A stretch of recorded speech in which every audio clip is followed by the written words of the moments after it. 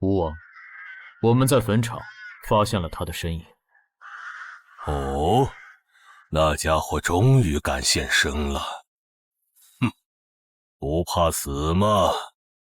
库罗德，那就不惜一切代价将他抓过来。遵命。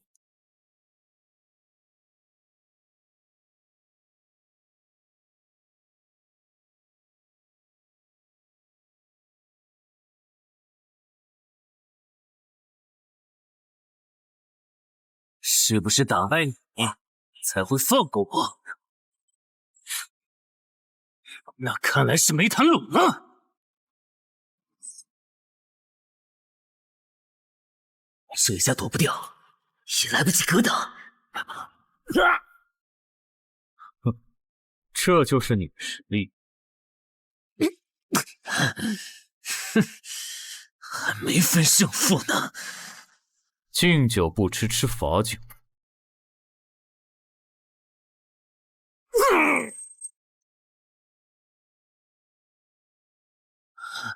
认输吧。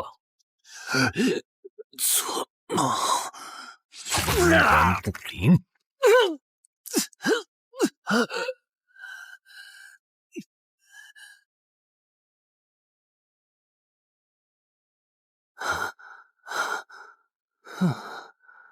还好只是梦啊！等等，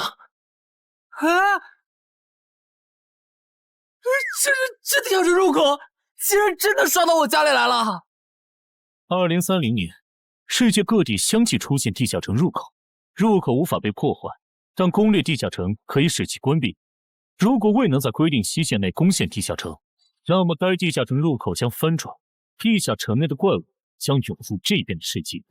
冒险者周刊报道显示，误入地下城并存活的人类将成为冒险者，人均千万富豪。对普通人来说，冒险者就是一步登天的门票。等于你过去3年的冒险家生涯，为你赚取了超5亿的财富。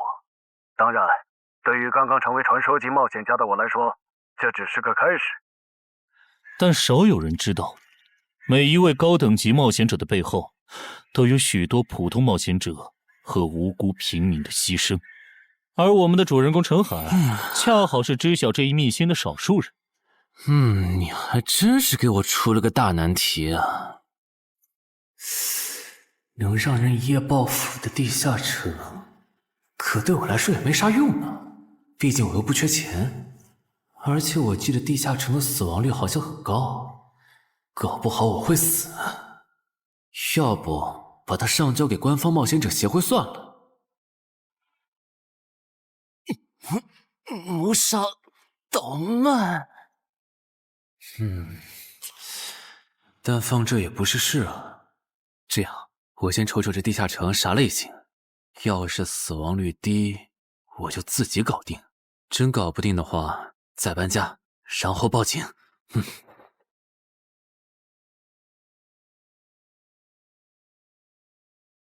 嘿，运气不错，是 Level 2的狩猎型入口。地下城入口的等级可以靠入口的规模判断。陈海家的入口太小，只能是入门级。你好，有您的快递。来了，是你的快递，在这签字。好的。说起来，小哥你该不会是发现了野生的地下城入口吧？不然为什么要网购俗子甲？完了，不会暴露了吧？我玩全甲格斗的，之前的防具换，打算换新的。怎么了？有问题吗？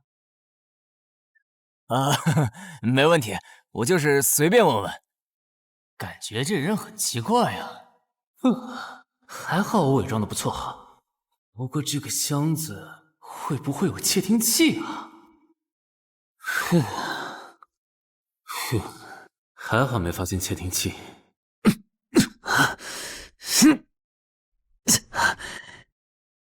有点重，还有胸口也有一点点闷。走起来倒是不影响，还行。那出发吧。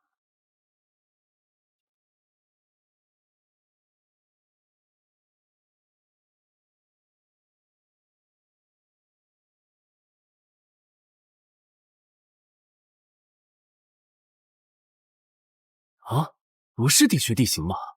那看来我的首战对手大概率是豺狼人了。好耶，这套锁子甲没白买。哼，说起来，新人进入地下城后会激活冒险者面板，我的呢？来了。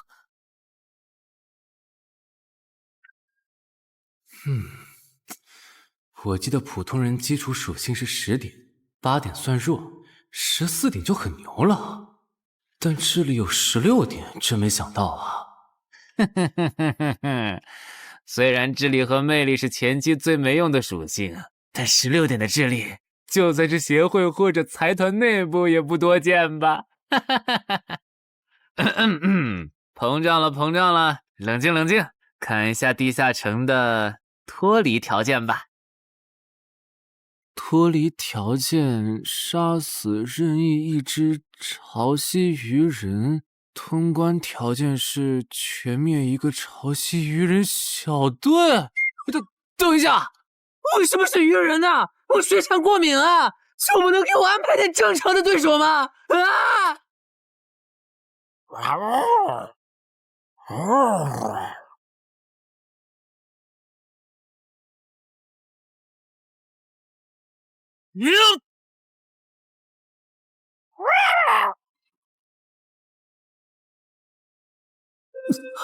不是吧，这都被躲过去了。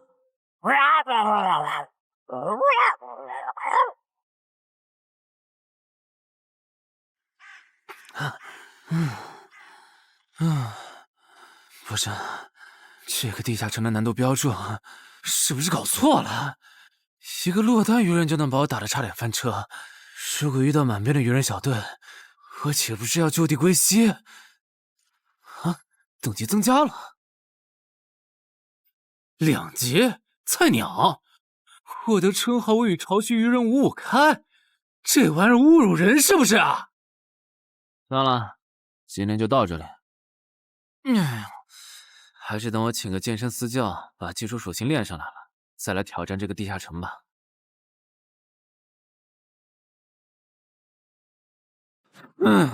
累死我了，半年的运动量都干出来了。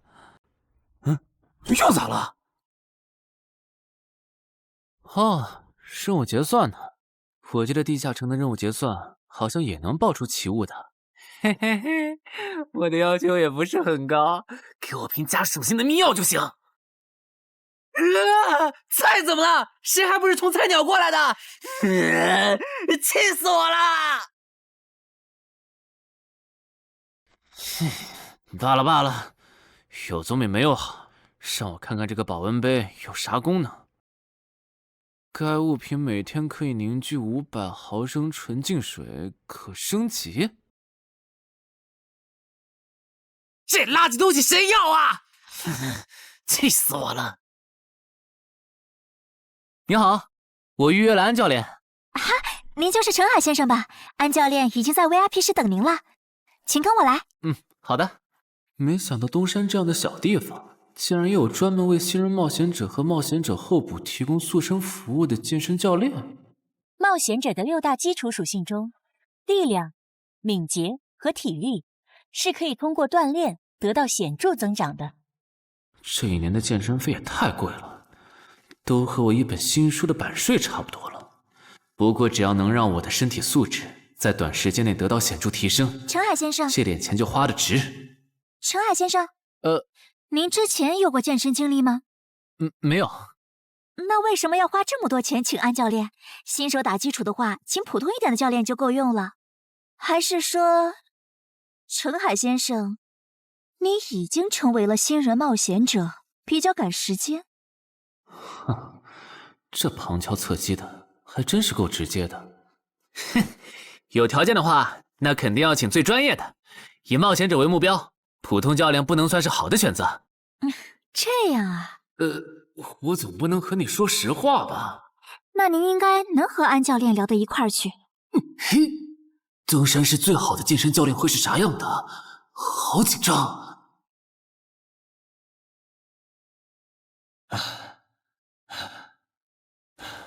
啊！和我预想的完全不一样。我还以为会是个肌肉兄弟，结果到头来，这不是个小白脸吗？我的课程这么贵，竟然也能预约得出去？开玩笑的吧？就是你想成为冒险者，跟我来吧。哼！3、4。我撑不住了，教练。 5。真的撑不住了。好，你到这里吧。作为健身小白，结合你目前的体重，你这个卧推成绩算是偏弱的。什么情况？虽然我知道我的身体能力低于平均线，但是这也太弱了吧？正常的老哥们不都是人均50公斤起步的吗？陈海先生的基础有点差呢。 35公斤的极限数值换算到冒险者面板上的力量属性，应该只有9吧？普通人的力量、体能和敏捷数值是相对平均的，不会偏差太多。他现在这个状况，要在1个月的时间里变成冒险者，几乎不可能。那一般要多久？这个看你，如果天天练的话，差不多1个季度就能达到3个11了。 就是比普通人略强，明白了。所以办卡吗？那就先办一个季卡吧。我去哪儿交钱？让给我就可以了。好耶，以后撸铁不孤单了。认识一下，我叫徐茂，是健身馆的签约冒险者，以后多多关照。哈，我叫陈海，畅销书作家，您也多关照。说起来。 一般只有家境很好或者跟协会签了长期合约的冒险者，才会找安教练这样的专业教练。因为我不缺钱呀，我写畅销书赚的钱在东山又花不完。既然以冒险者为目标，那肯定就要找最好的教练，打最牢固的基础。原来如此，我还以为你发现了野生的地下城入口，并且已经成为冒险者了呢。作为前辈。 我得教你一些冒险者之间才流通的基础常识，免得你以后被人坑了。冒险者首次下地下城时，表现好能得个称号，带不带都行。要是带了会有加成，但也会被其他冒险者拎着。有些专找低等级地下城入口的猎人，就爱顶着称号在可疑的人边上晃悠。要是被怀疑的人被称号吸引，表现不自然，那猎人就知道这人是冒险者了。 接着，只要跟着他，就能找到野生地下城入口。啊，这样吗？真是学到了。没啥反应，看来他真不是冒险者，就是个有点钱想当冒险者的弱鸡作家，那就没价值了。幸亏我先和抄袭任务5开这个称号太丢人了，没装上，不然今天肯定暴露了。安哥那边应该已经快拟完你的健身合同了。 咱们过去吧。好的。国内有名的畅销书作者，还是专门写冒险者题材的。怪不得他有财力和动机买我的课。而且他对课程的学期也没有明确要求，不像是发现了野生的地下城入口需要快速通关的样子。确实，陈海是冒险者，或者他发现了野生的地下城入口的概率确实很低。 这样，如果徐茂带着他回来的时候，他的注意力没有放在我的头顶，那就走正常流程吧。如果他有异常，那就别怪我了。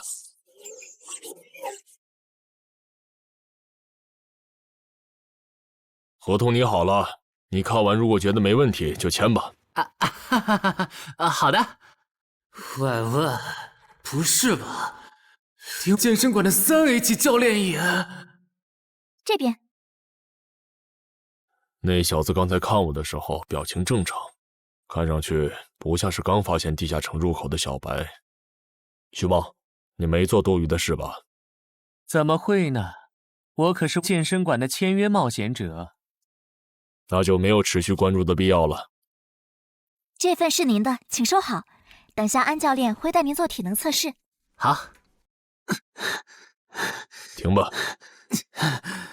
和我判断的差不多。 你的体能也偏弱。接下来的1周，我们主要做力量和体能塑造。明天上午10点来健身馆找我，早饭别吃太油的。没想到国内规模最大的健身机构，竟然会依靠对新人冒险者和冒险者候补的身体塑造业务来钓鱼。如果我今天的演技再差一点，就要被他们吃干抹净了。恐怕全国各地等等，这样看所有和冒险者沾边的服务应该都有坑，包括我买的锁子甲。还好我当时觉得在同一家店购买防具和兵器的行为有点不打自招，不然网购锁子甲的时候就暴露了。看来我还是低估了冒险者这个职业的潜在风险。得调整一下计划了。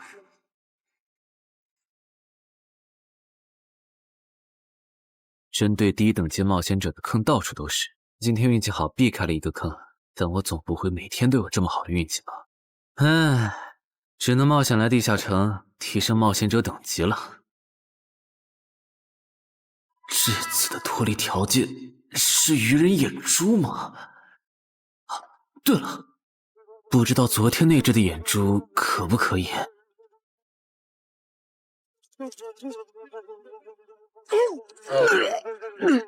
内脏都被啃光了呀！看来这附近有类似野狗的生物。不过好在眼珠还在。好耶！今天可以不用战斗了，等下只要记录一下这地下城的地形。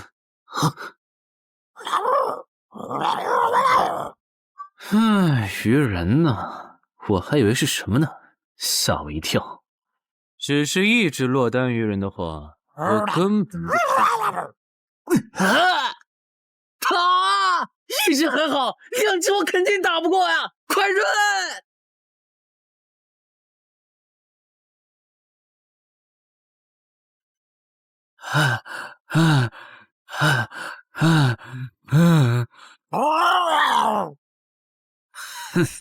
没发现吗？你和你的同伴跑散了。现在换我来进攻了。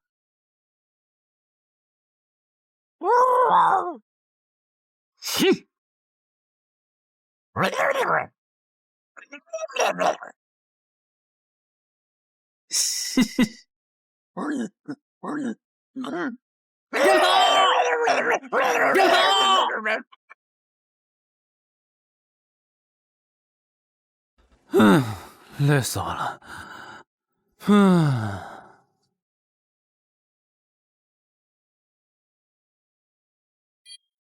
不是吧？这次的评分明明更高，为什么反而没奖励？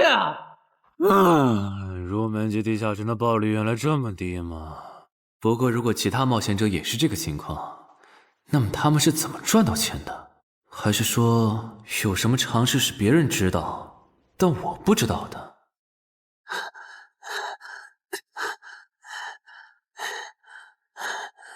我外出的这几天，他都是这个训练强度。对，如果他能一直保持1个季度下来，力量、敏捷和体质恐怕都能到12。说起来，教练你就没考虑过把他吸收进健身馆吗？你回来之前我就问过了，但被他拒绝了。他想通过黑市的路子成为冒险者，然后当独狼。陈海，你打算今年就成为冒险者？能尽早成为冒险者，肯定要尽早。拖久了，以我的财力恐怕就上不了车了。毕竟时间越往后，冒险者名额的价格也就越贵。倒也是。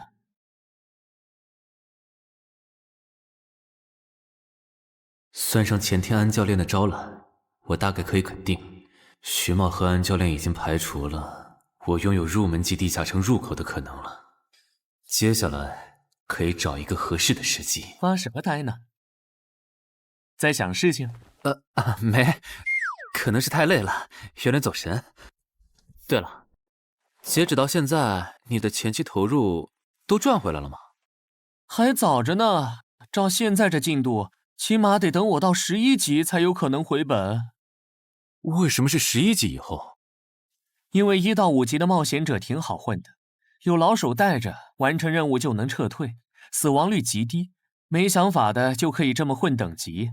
而6到10级后，任务变难了，怪物的情报就值钱了。上阶段的混子在这阶段就去收集情报，死亡率虽然变高了，但还能接着混。只有到了11级，地下城的难度提升到混都没法混的时候，才是我这种冒险者开始盈利的时候。这个阶段的冒险者对实力的提升最为迫切。装备、奇物、技能书，一切能提高生存率的东西都能卖出很高的价格。不是，我不明白，11级后的地下城那么危险，为啥6到10级的冒险者不提前准备？不提升有很多原因，一是官方不管民间冒险者攻略地下城的事，好多冒险者到11级就想退回去过正常日子了。二是地下城的东西只能让一小部分冒险者在精英地下城混下去。11到15级赚得多，但风险也大，而6到10级有人光靠收集情报和做后勤就能回本了，所以他们也就没必要冒着生命风险去11到15级这个阶段打拼了。原来如此，所以冒险者在6级，不，在更早前就已经完成分流了。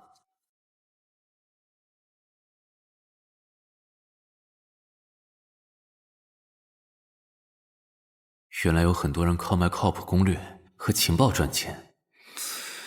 不过更让我惊讶的还是这件事。同一个地下城，冒险者就算反复刷脱离任务，也只能得到1次结算奖励。这样看，这个地下城入口能为我带来的价值，就只有通关奖励，以及将普通人转化为冒险者这2点了。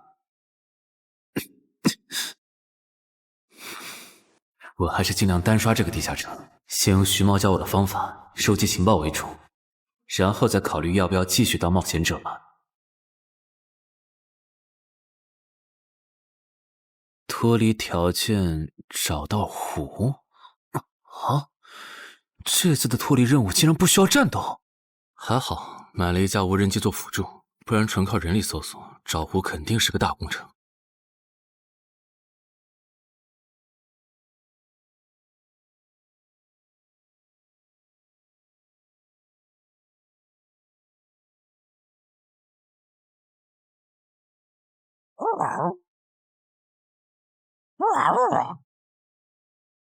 这是什么？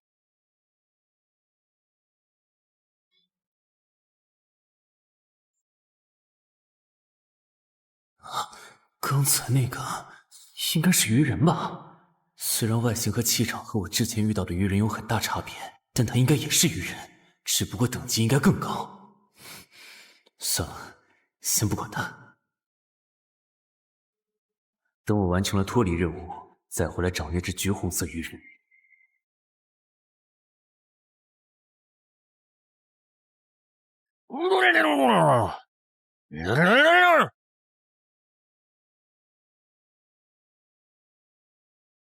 找到了！哼，怪不得森林地形的地下城会刷出鱼人这种怪物，原来森林深处藏着一个这么大的湖吗？嘿嘿，这样的话，脱离任务就算完成了，不用和鱼人接触可真好啊！接下来，是那只橘红色的特殊鱼人。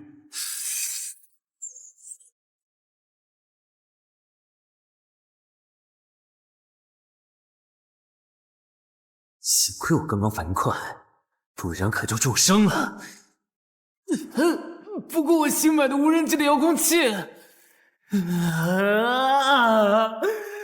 我的心在滴血啊！不对，现在不是想这些的时候。这只鱼人的速度太快了，我必须迅速对待。啊！1只、2只、3只、4……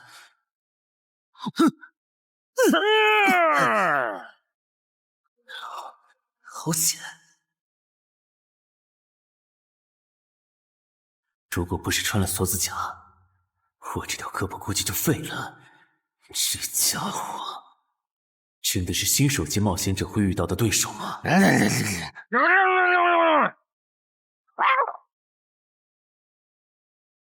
如果只是和这只橘红色鱼人单挑也就算了，关键我还得抽出一部分精力来处理身后这几只杂兵。不管怎么看，这个地下城的难度绝对超纲了呀！要么逃吧。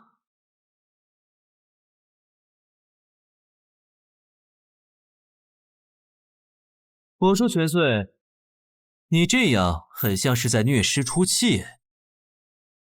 有吗？归根结底，还不是这只哥布林太弱了，扛不下我的拳头。能扛住才怪呢！你这样的怪物在入门级地下城里，怎么可能会遇到对手嘛？有的哦。如果我能遇到传说中的 bug， 只要能从他们手底下活下来，我就能拿到补偿奖励奇物升级券。到时候我成为传说级冒险者，就更有戏了。奇物升级券和它的获取方式，无论怎么看，都只是博人眼球的谣言吧。脱离通关任务重置了，在高战力异常鱼人个体的追杀下活过3分钟，任务完成后将得到额外补偿，奇物升级券。不是吧？我都准备逃命了，你给我整这个，要玩死我吗？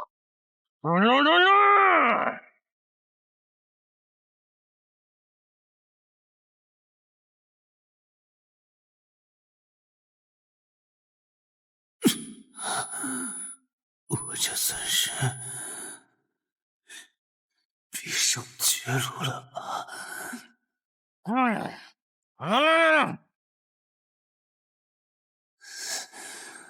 早知道当初就不该成为冒险者，好好当个畅销书作家不好吗？是的，虽然我怕死，人怂又不能打，但我的冒险人生也不该止步于此。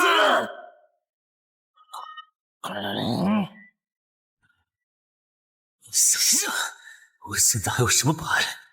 我现在还能打出什么牌？啊！使用称号，我与潮汐鱼人五五开！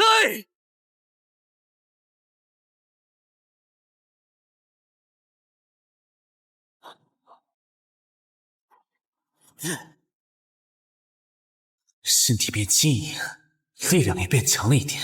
不止如此，这些鱼人的动作也变得迟缓了许多。我的动态视力也加强了吗？能行，现在的我能行。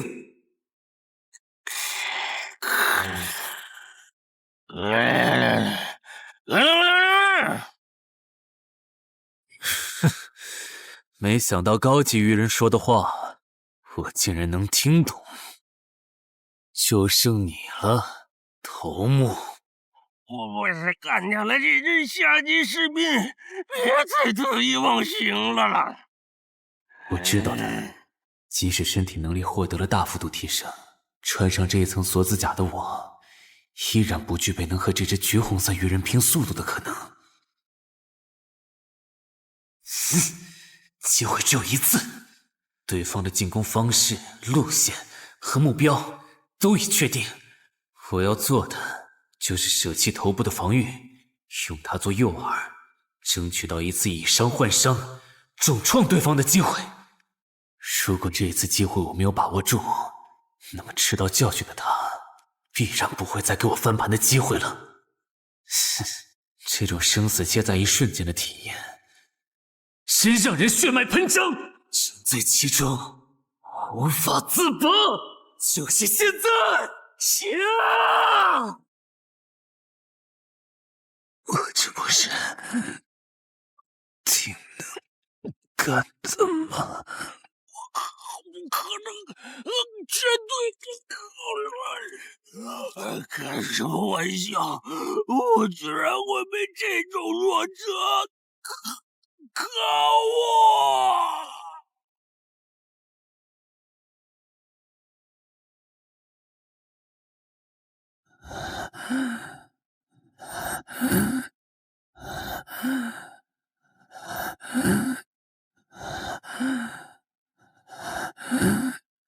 这下总不能还判定我是菜鸟了吧？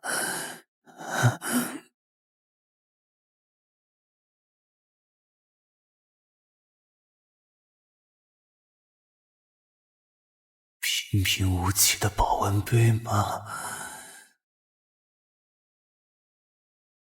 对，平平无奇保温杯，使用起雾升级券。啊！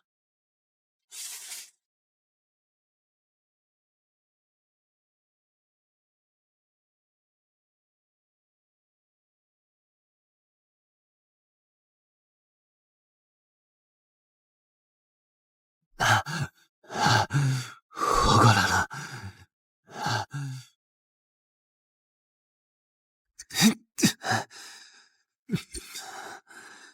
已经愈合了。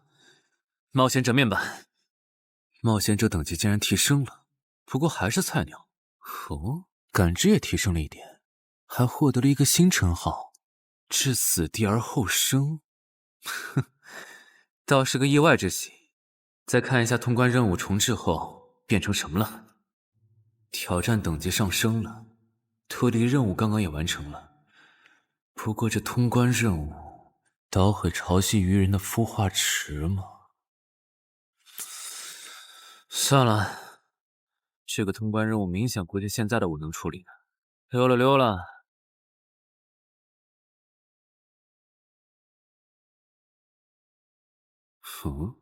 是错觉吗？怎么感觉这个地下城入口变大了？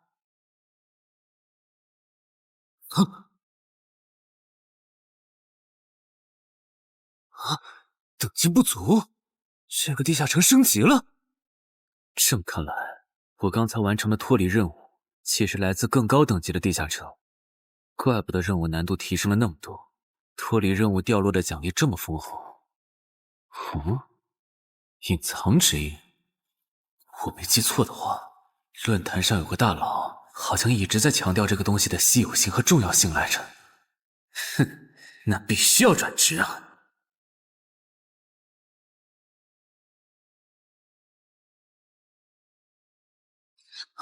什么情况？感知竟然提升了，死亡行者也算是新职业了。越接近死亡的话，属性点提升就越大，可以1至4。刚刚是啥玩意儿？我家，这就是感知16以后的世界吗？即使闭上双眼，我的大脑依旧能够准确勾勒出客厅每一角。真不敢想象，20点感知的人类眼中的世界又会是什么样子。说起来，我与潮汐鱼人555开这个称号的效果，刚刚在地下城已经体验过了。这个至死地而后生的称号，效果又会是什么呢？被逼入绝境以后，就能得到力量、敏捷、感知，每个加4点的加成。这个称号的触发条件和死亡行者的触发条件差不多哎。等等，也就是说，死亡行者搭配至死地而后生，极端条件下可以给我带来8力量、8敏捷、9感知的提升。哈哈哈哈，这也太超模了吧！胆子再大一点，以后遇到打不过的敌人，我完全可以靠自残触发效果让属性提升。等干掉敌人以后，再用稀奇古怪的回血药水把状态拉回来。而且回血药水的用处也不止于此，有了它，我再也不用担心健身过度肌肉拉伤了。反正每天都能回1次血，完全可以想怎么练就怎么练。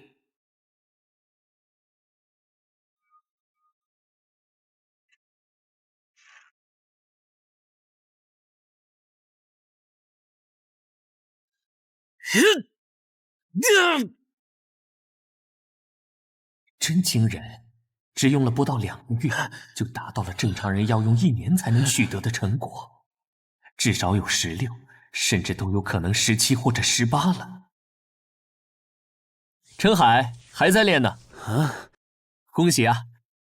你现在的力量、敏捷应该已经到达12点了。以你现在的身体素质，准备充分的话，是完全有能力完成新手级地下城的脱离任务的。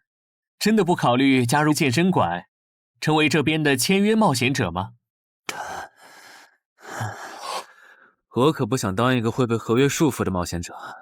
那真是太可惜了，我还以为能和你成为同事，以后一起攻略地下城呢。不是同事，也能一起攻略地下城啊。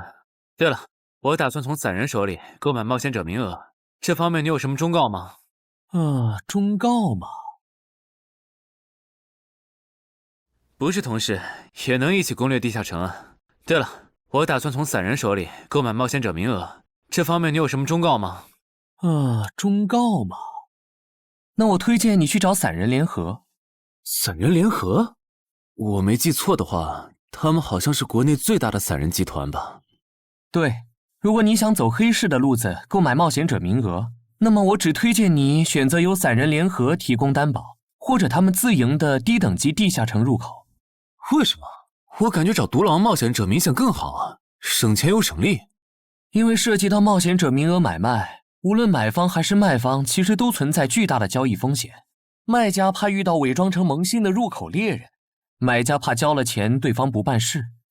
但有散人联合的介入就不一样了，虽然他们的佣金很高，但是作为冒险者资格、地下城相关产出生意的龙头，他们为买卖双方提供的契约书还是很值得信赖的。原来如此。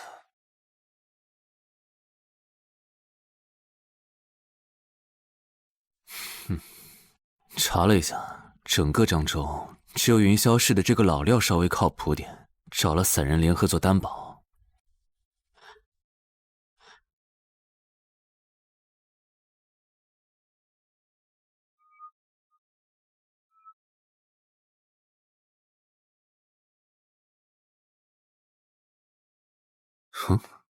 这边，云霄老司机，没错，你就是爱写作的东山市民吧？你好，就差你了，快跟我来！签完契约书以后，我好带你们去地下城。好了，契约的内容分3项：一，交易完成前尾款将由我方承担；二，双方都不能做出违反安全协议的行为；3，不能向任何人暴露此地下城入口的具体位置。诸位对契约内容有疑问吗？没有。没有。没有。那么契约成立。手臂在发光哎！哟，好神奇啊！好了，我的工作完成了，希望以后还有机会为诸位服务。等下大家再跟我走一段路，我带你们去地下城入口。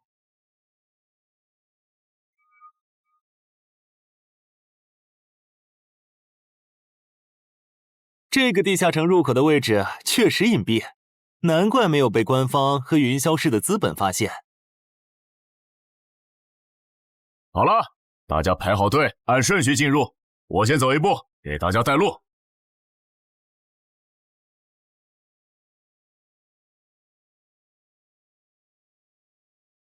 这批新人怎么样？太酷了！我也是冒险者了，真好。还行，没有看起来像刺头的。那就好，等会儿记得我们之前说的。卖家原来有2位吗？好了，大伙儿看向我这里，学着我的样子对空气喊：冒险者面板！冒险者面板！大家可以在冒险者面板的个人信息栏查看到自己的基础属性，往下滑动，可以在任务栏查询任务。不是吧？我的基础属性原来这么低的吗？冒险者面板上的内容只有冒险者本人才能看到，所以不用担心个人信息暴露的问题哈。麻烦大家把你们的脱离任务报一下，我这边做一个整理。任务吗？女妖？这个物种，论坛的入门级地下城怪物图鉴里好像没有。这个地下城有问题。这个地下城该不会和我家里的那个一样，存在某种致命的设定吧？基于幸存者偏差，如果一个入门级地下城的怪物没有被收录进论坛的新手常见怪物图鉴，那只有2种可能：要么它确实很罕见，要么就是遇到它的冒险者基本都死在地下城里了。警告！警告！此人违反了安全条例，未说出正确的脱离任务。那个眼镜男说谎了？不是吧？这才哪儿到哪儿啊？就有人触发安全条例了？你听我解释，肯定是他出 bug 了。契约师的契约当然不是绝对的，但对你这样的菜鸟来说，它是不会出问题的。你的脱离任务绝对不是采集高价值草药，你骗了我们。他刚进冒险者圈子，不懂规矩，做错事也情有可原。您大人有大量，再给次机会嘛，是不是啊？对，再给我次机会吧。下不为例。大家再说一遍自己的脱离任务哈，这次别搞错了。我的任务是找到湖中女妖，我是聆听女妖之声。我的是凝视女妖10秒。我的也是找到女妖。接下来我会带大家去女妖出没的林中湖泊，大家跟紧一点，别掉队哈。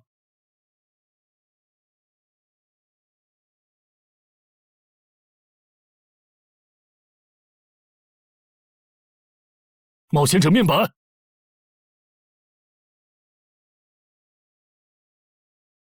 哎，他在干嘛？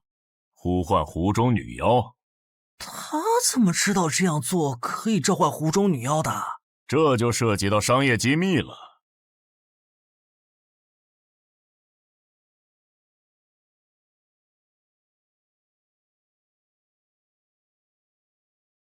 女妖出来了！我的脱离任务完成了，我的也完成了。8、9、10。大家把耳塞戴一下，女妖马上就要唱歌了。不戴的话会怎么样？女妖的歌声会破坏你的大脑。刚成为冒险者的 Level 1萌新，一整首听下来，大概会当场暴毙吧。什么？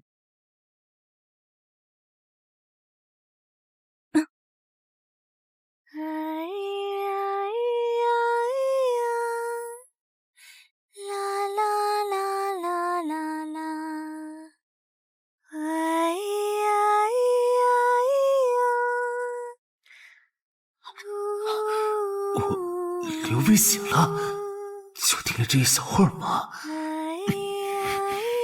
还好我戴了耳塞，歌声听得不真切，不然恐怕已经死掉了。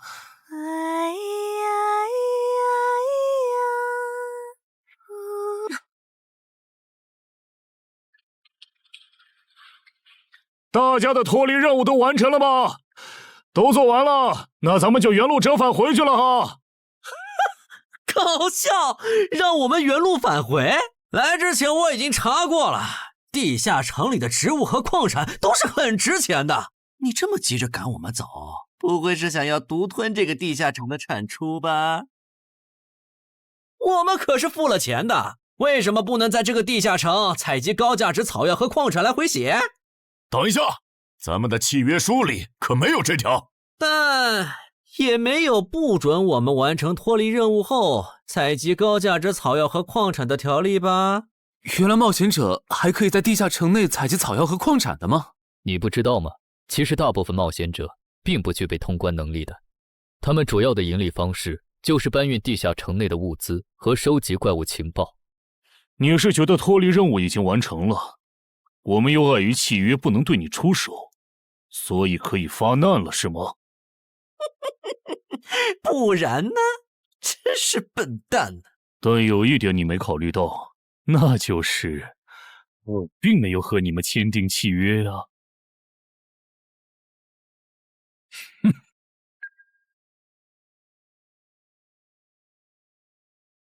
你们两个什么意思？没什么，单纯看不惯而已。我觉得这位朋友的理由其实挺合理的，只是一些药草和矿产，没必要那么计较吧。但是基于契约文书第1条的话，如果有人死亡，我们就拿不到尾款。你可以保护我们，作为回报，我们可以将采集到的一部分物资分给你。不好意思，我们并不想冒这个风险。真的只是因为不想冒这个风险吗？难道不是因为这个地下城藏着别的秘密，你们怕我们发现它吗？我明白了，你不是新人冒险者，你是奔着通关任务来的。老六，你应该能感受到吧？咱们之间谁更强？可恶！地下城让给他们，我们走。啥？你等等我呀！他们为什么就这样走了？这不很明显吗？这2位帮我们说话的朋友，其实是比那2个人更强的冒险者呀。过奖，其实强的不是我，是我的这位朋友。等等，不太对，3人联合的契约师不会蠢到让假装萌新的冒险者轻松找到契约书漏洞，这不符合逻辑。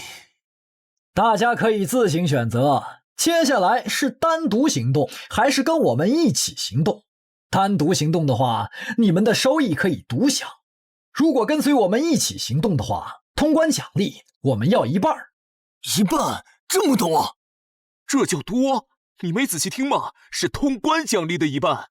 这2位资深冒险者的目标是通关。新人冒险者的通关率一般只有10%，甚至更少。就算分出去1半，我们也领先了90%的新人冒险者。大叔，你别得了便宜还叫委屈啊！所以这个地下城没来错，其实是好事。对新人来说，第1次通关时间是重要分水岭。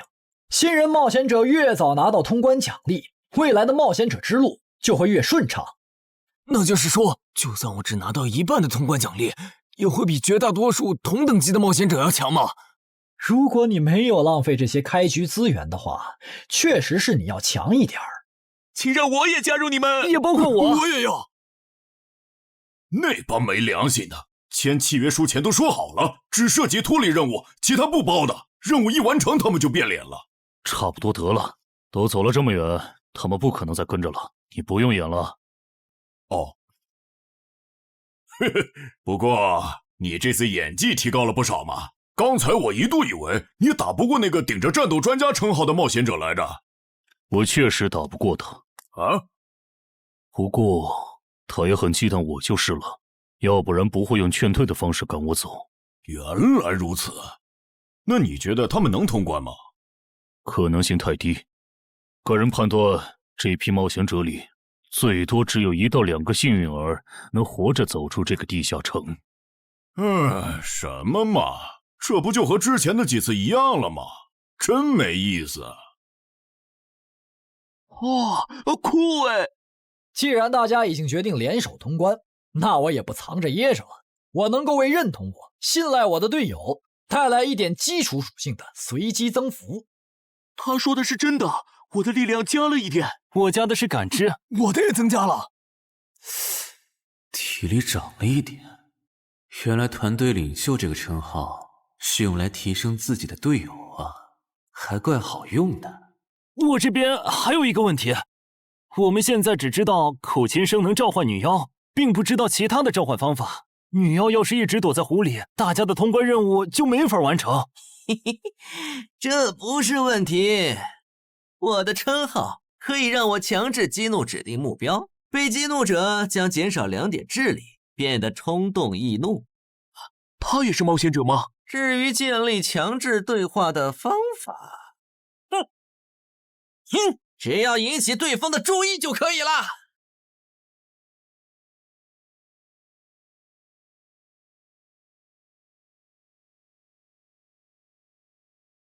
蠢货，你过来呀！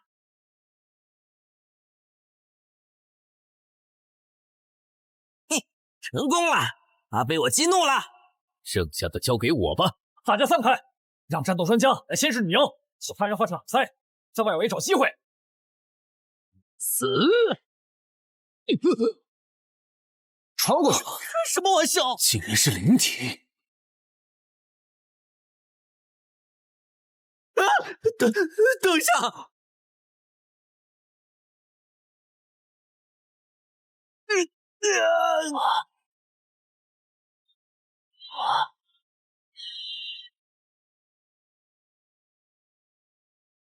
还好有2-3，只是鼻子出血。不是吧？这个女妖原来是个幽魂！娘，有把握吗？有，但是会比较费时间。上一个地下城刷出来的僧侣之拳应该会有效，但熟练度还没上去，打起来会很慢。慢就慢了，这只女妖应该没有其他攻击手段，对我们的威胁很小。我有预感，这个地下城的通关奖励会非常丰厚。哼，愚蠢的选择。等等，你先别走。不是吧？10万个人里都不一定能出一个的感知16点的人，竟然让我……你为什么觉得他们的选择是有问题的？使用称号，他们当我不存在。真晦气！喂，你搁这对空气自言自语什么呢？不是，我刚才不是没人吗？幻觉吗？有东西过来了！什么东西？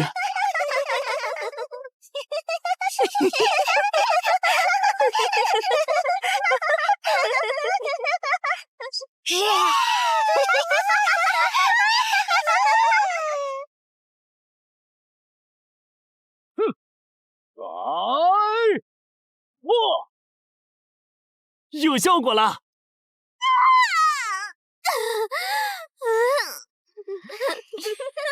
什么声音？我们搞错了，这个地下城不止一个女妖，那2个卖家没安好心。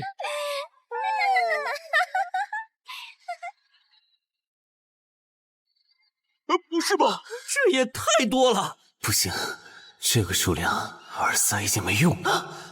还傻站着干什么？跑啊！为什么总是让我遇到这种事？天河子爷那时候是，现在还是。看在你老婆和女儿的份上，我觉得应该放过你。谁叫我最喜欢看别人抱憾终身，活在憎恨和痛苦中的样子呢？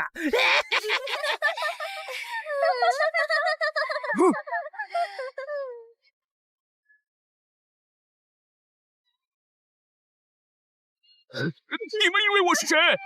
给我滚开！妈妈，我错了。来呀，也不怕你们！来呀！被摆了一道啊！怪不得那2个入口持有者的契约没限制3级以上冒险者进来，原来是想引4到5级的冒险者来通关。等我们团灭后，就进来捡我们的通关奖励，真是好算计。关于如何杀死这些女妖，你有建议吗？这声音，有建议就赶紧说。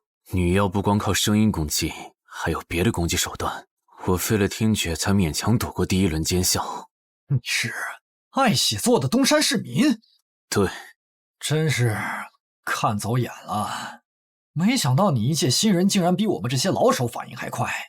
但是你不是听觉被废了吗？怎么还能听到我说话？哦，我感知16，可以读唇。原来如此，这个地下城我认为是无解的。那些女妖能免疫一切物理攻击，老实说，这根本就不是正常4到5级的冒险者小队能处理的。哦，所以你也没有办法。还有一个办法，除了僧侣之拳，阿良还有1名被僧侣祝福过的神油，涂抹长剑后，应该也能伤到那些女妖。不过，这也就给你能伤到他们的力量。我不信新手冒险者能从这么多幽灵的围攻里杀出去，但总不能坐以待毙吧？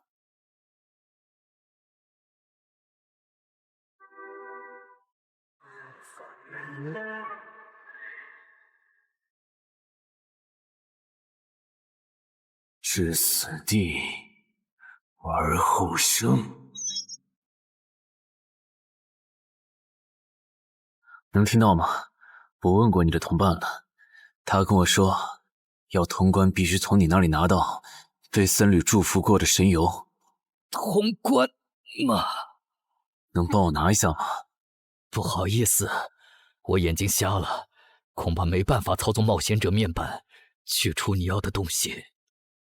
这样啊？不过我还有一个办法可以让你得到它。什么办法？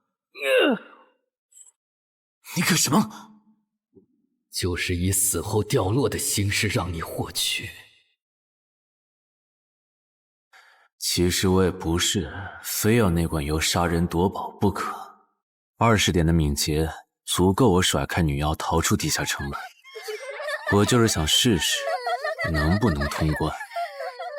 虽然无论怎样，你都不可能活下来。喂，真的很吵啊！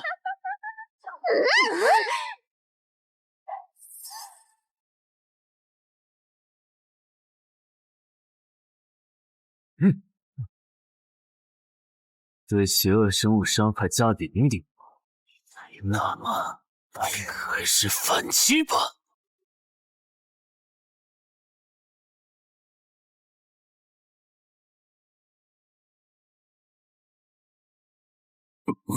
好像有人从里面走出来了。哪有人啊？你看错了吧？不是，我真感觉到了。果然，他们那不能攻略的地下城设陷阱，引同等级冒险者来做通关任务，把人坑死在里面，接着捡掉落的东西，或者等冒险者重伤出来就杀人夺宝。户主的儿子应该就是这么被害死的。石斧秃鹫是指利用高难度地下城坑杀同等级冒险者，然后拾取对方掉落的堕落冒险者。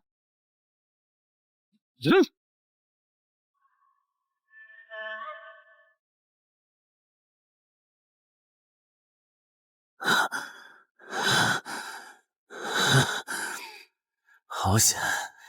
如果再多几只女妖，我恐怕就要被逼出回血药水这个底牌了。啊！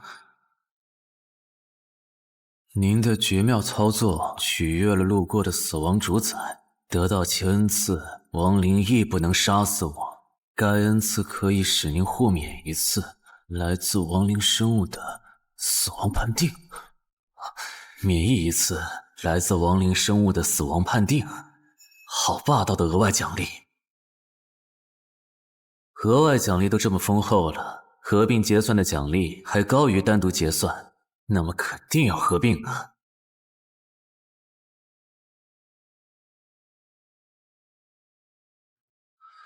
哼，果然，除了稀有级奇物和新称号以外，还给我报了2个专属技能。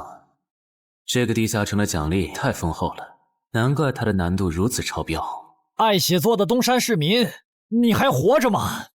怎么没声音了？哼，差点把他给忘了。你现在感觉如何？能站起来吗？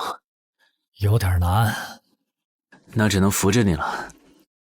其他人是不是都死了？胖子、四眼、大叔，还有你的2位同伴，都死了。你应该不是第一次进入地下城吧？哼，我还以为你不会主动说破呢。如果我说我能保守秘密，并将我得到的奖励作为酬劳全部送给你，你能不能不灭我的口？但你死了，同样可以保守秘密。那你就得不到我的通关结算了。而且云霄老司机和他的同伴肯定在地下城入口附近蹲幸存者，我可以帮你吸引他们的注意力。相信我，让我活着走出地下城，对你来说是最有利的选择。看到了吗？这才是真有人出来了。哎呀，刚才那次算我看错，行了吧？等等，地下城在坍缩，他们通关了。不对，小溪右边的冒险者，他绝对不简单，肯定是……狼。先干掉一个弱的，接下来到你了。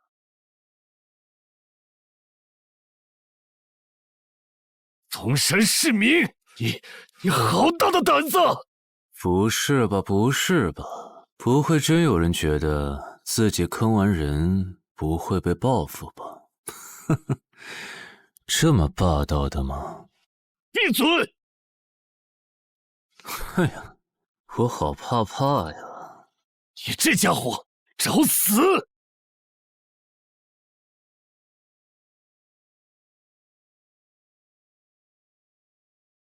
这俩人相互厮杀的程度，有些7级甚至8级的冒险者都没这么夸张的速度。不可能！戴上这个称号以后，我的速度竟然还是没你快，真是离谱他妈给离谱开门，离谱到家了！你的敏捷难不成有17，甚至18？可，你猜？冒险者面板！哼，不比速度了。不比了。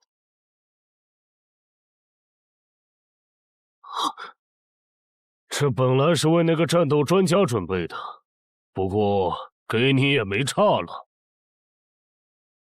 来，好好感受一下我从黑市高价购买的变种蜘蛛毒素吧！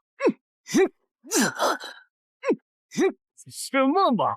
你这毒抗完全不行啊，比普通人还差！连反击的力气都没有了吗？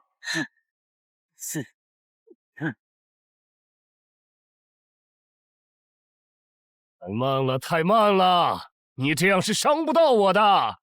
哼，蜘蛛毒，这就是你为我们准备的手段？怎么样，喜欢吗？作为7级地下城蜘蛛滴血的特殊产出，可以极大的削弱低等级冒险者的力量、速度和体力。迄今为止，因为他而败在我手上的5级冒险者已经有4个了，而你将会是第5个。然后呢？你应该不只准备了这点手段吧？全都亮出来吧！哼，不会吧？难道这就是你的全部了？当然不止这些。佩戴了毒素携带者称号的我，呼出去的气体、身上的汗液和血管里的血都是带毒的。和我僵持的越久，你中的毒就越深。这战术太吓人了，在6级以下几乎是无解的。我明白了。是我高看你了，我还以为你藏着什么大招呢。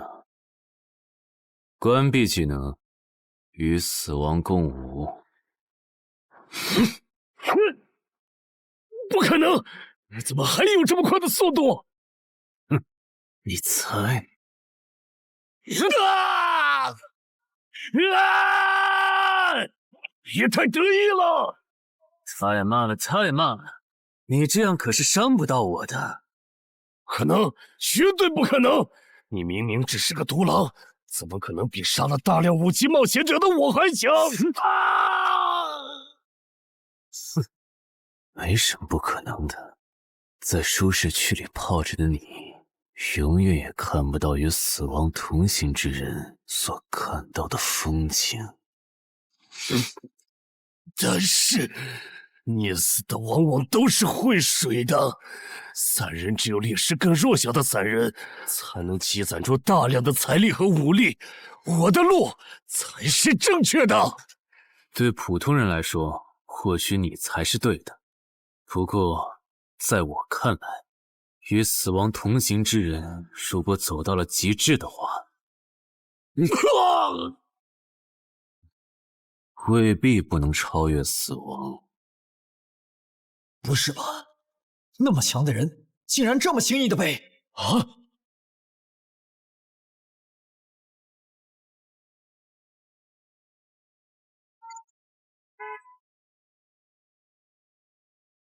你这运气也太差了吧！徐茂，你怎么来了？来看你啊！第一次进地下城就遇到了能免疫物理攻击的怪物，好不容易通了关，还被石斧秃鹫堵门。不过也多亏了这次经历，让我得到了置死地而后生这个称号。也是，还算幸运。那些传说级冒险者，哪个没在5级以前越级挑战过对手呢？对了，个人建议不要让别人知道你的主要称号，情报泄露是很致命的。冒险者要防的不只是地下城的怪物。原来如此，学到了。虽然女妖之森的入口持有者，官方说是被另一个幸存者杀了，但我查过，那人主要称号侧重团体战斗，单人作战能力没强到能杀掉2个石斧秃鹫，所以，怎么了？我脸上有什么东西吗？没什么，我只是突然想起来，高教练月底就要回东山了。你这边养好伤以后，记得回健身馆报到。关于你的塑身计划，要进入第2阶段了。好的。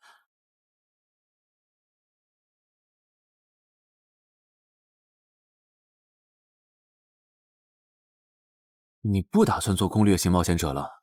没错，这次地下城经历让我明白，我没当传说级冒险者的本事。与其在这阶段的地下城拼命，还不如到6到10级的地下城多弄点钱，然后就隐退。哎，不过你和我不一样，你有成为传说级冒险者的潜力，但前提是你得改掉独狼的习惯。为什么这么说？独狼玩法在10级前的地下城能提高任务结算评分，多拿奇物、称号和技能，但11级到15级的地下城难度大增，光靠个人根本过不去。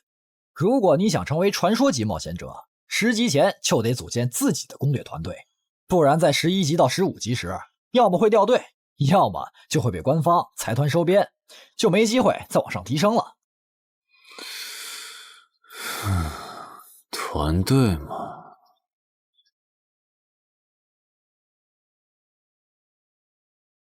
害死我儿子的秃鹫们已经死了，杀死他们的人就在这2名幸存者之间。你认为谁才是帮我儿子报仇的恩人？他。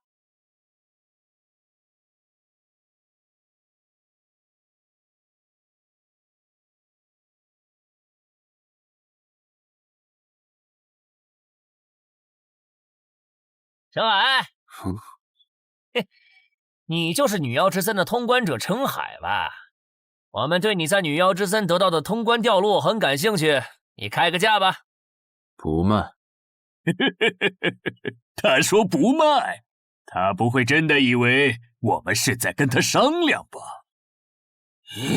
那我换种说法，把你在女妖之森得到的东西交出来，立刻马上，不然有你好看。你们在干什么？不许骚扰我们医院的病人，走开！烦人的家伙来了，哥，我们走。切，真晦气。下次他们再来骚扰你，你就来找我。我哥哥是10级冒险者，他们不敢惹我。谢谢。不，该说谢谢的人是我。我的好朋友死在了女妖之森。银河王先生攻略了这个地下城，还铲除了用它钓鱼害人的秃鹫。原来还有这么一层关系啊！护送我死去朋友的家园，总算感激你。总之，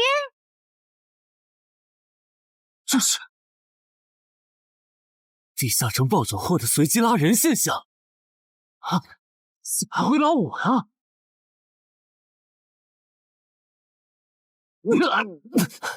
突！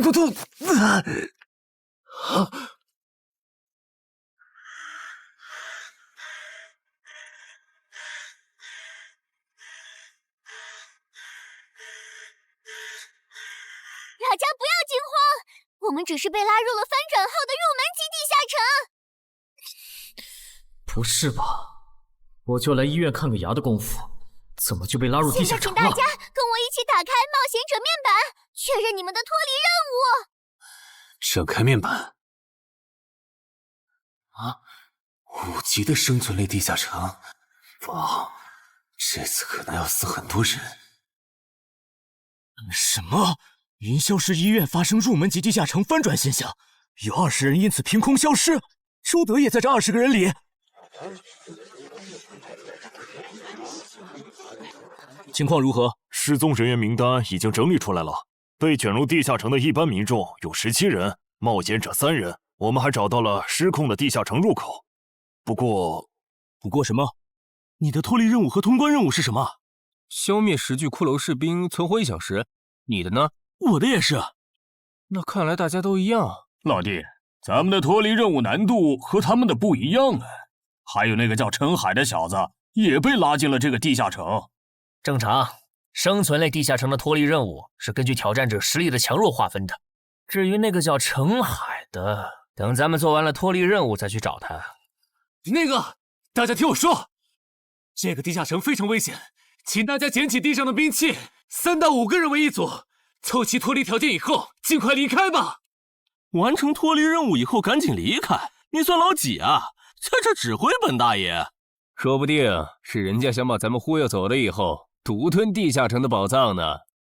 不是，这个地下城真的很危险。这俩蠢货脑子有坑吧？对地下城的危险没有认知也就算了，还在这带节奏。这位先生是非常强大的冒险者，他前几天刚通关了一个难度非常高的地下城，还和同伴联手除掉了10府秃鹫。真的假的？就是锦城家园那栋烂尾楼，听说害死了好几10人。哦，想起来了，请大家相信他的判断。这个护士干嘛一直夸我呀？好烦呐！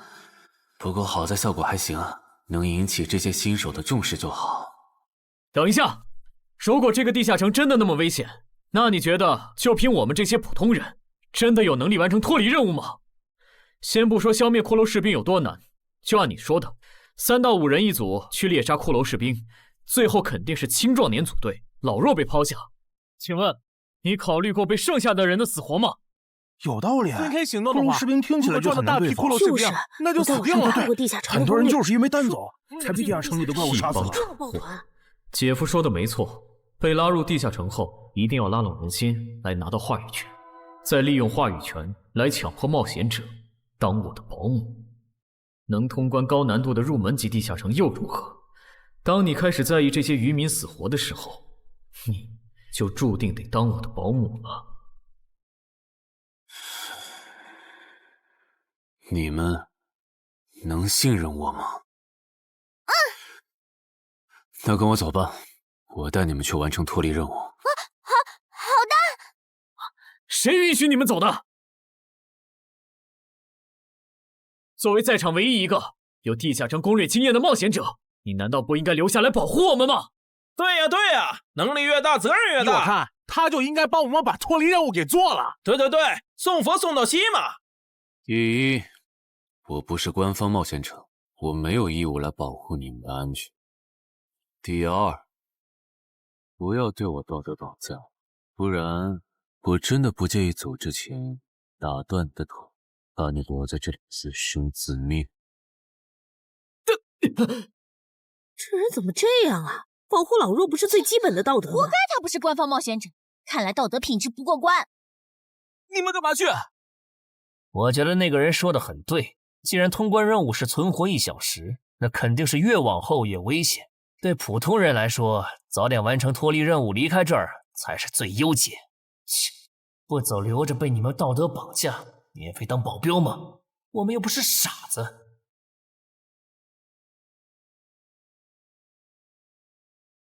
怎么是他？这个地下城有什么问题吗，尚科长？这个地下城最大的问题在于，接下来的1个小时，能有几个人活着走出来？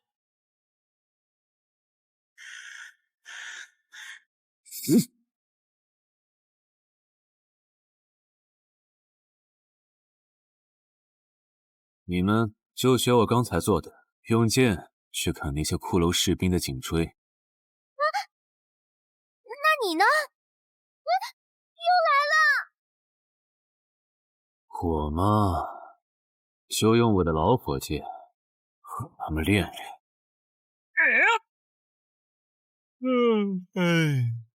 打完这批记得换班啊，老哥。好嘞。骷髅士兵不刷新了，看来并不是无限的。好消息是新人的压力小了，坏消息是我这样的老手完成任务更难了。这周围的骷髅士兵被咱们刷光了，换地方吧。受伤的人往后退，剩下的2人一组，交替清理从地里爬出来的骷髅士兵。再战40分钟，大家就可以回家了。好。亏我之前以为当冒险者有多难，结果就这儿啊！是啊，这些骷髅根本就没有那个老手渲染的那么危险。等这次结束，我也是个有名的冒险者。这些骷髅虽然弱，可不代表这地下城难度低。正相反，骷髅越弱，越说明地下城有极厉害的 BOSS。更让我烦的是，这地下城怪物也太少了。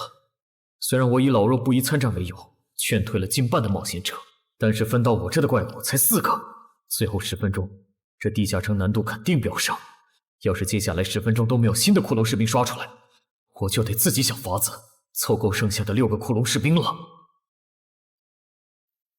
脱离任务做完了。嗯。你呢？还差几个？8个。把机会都让给他了吗？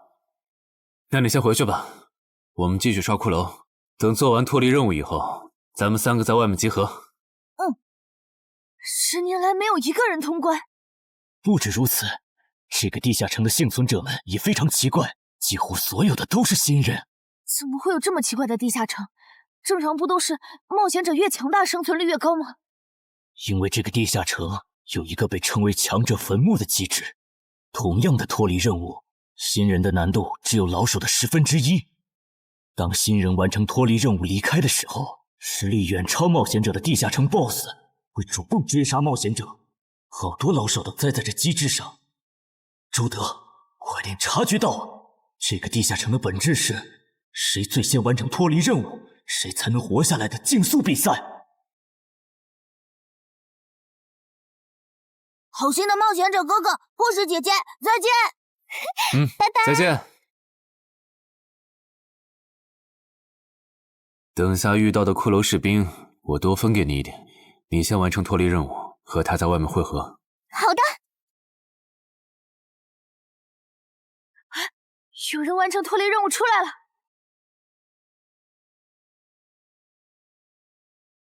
怎么是小孩子？有人离开这个地下城了？这个第2阶段是什么意思？原来是这么回事吗？这个地下城的本质是竞速。吕明、王志勇，你们2个跟我来。老弟，有个人完成脱离任务离开了，是不是那个叫陈海的人呢？不可能，先不说他还带着2个累赘，光冒险者们要杀的100个骷髅士兵就不好找。那会是谁呢？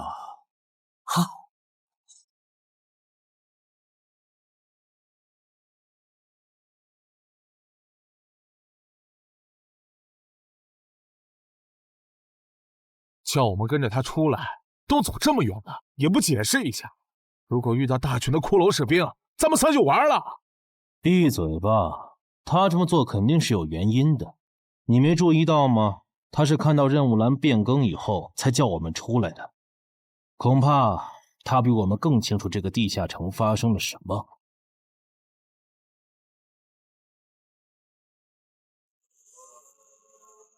准备战斗！他们3怎么走得这么久还没回来？周德当初就不该气走那个冒险者。脱离了。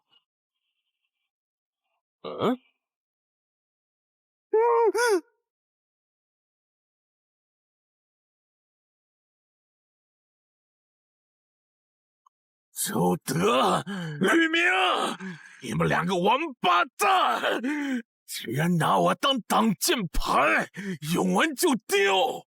我们这2个小人！你还差几个？3个。那快了，我们再找些小股的骷髅士兵杀，应该能赶上。等等，不对劲，幸存者的数量在减少，营地那边出事了。说什么？陈海哥，这阶段是什么意思啊？哼，可能是难度提升，接下来会出现更强的怪物的意思吧。这个你别管，你的脱离任务做到哪儿了？我看看啊，陈海哥出事了，其他人都死了，现在只剩4个幸存者了。什么？左二，右二，去左。都说了，是这个地下城的 BOSS 降临了，要想活命，必须就地折返，在 BOSS 找到我们之前，完成脱离任务。别开玩笑了，就咱们2个人，怎么可能在那么多骷髅士兵的围攻下完成脱离任务？王之勇在的时候都做不到。听不懂人话吗？我们已经没有时间去找骷髅士兵了。还差右二。剑锋，救我！你好了吗？马上！陈海哥，好了。常先留下，你先走。可是，退下！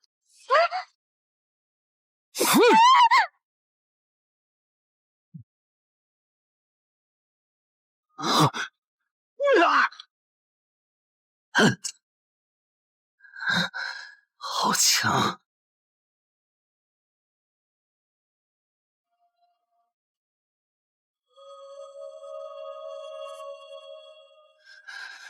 明白了吗？你留下来只会碍事。我知道了，我去外面等你，你一定要活下来。好了，现在只剩下咱们2个，我猜你是不会放我走的，对吧？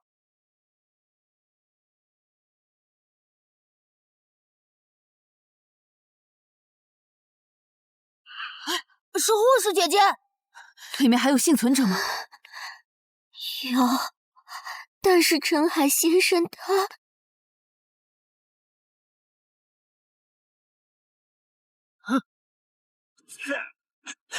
好强，这样下去不行，速度和力量我都不是他的对手，就算能大概猜出他下一步动作，可因为一直忙着抵挡，一次出错的话就得死。要走！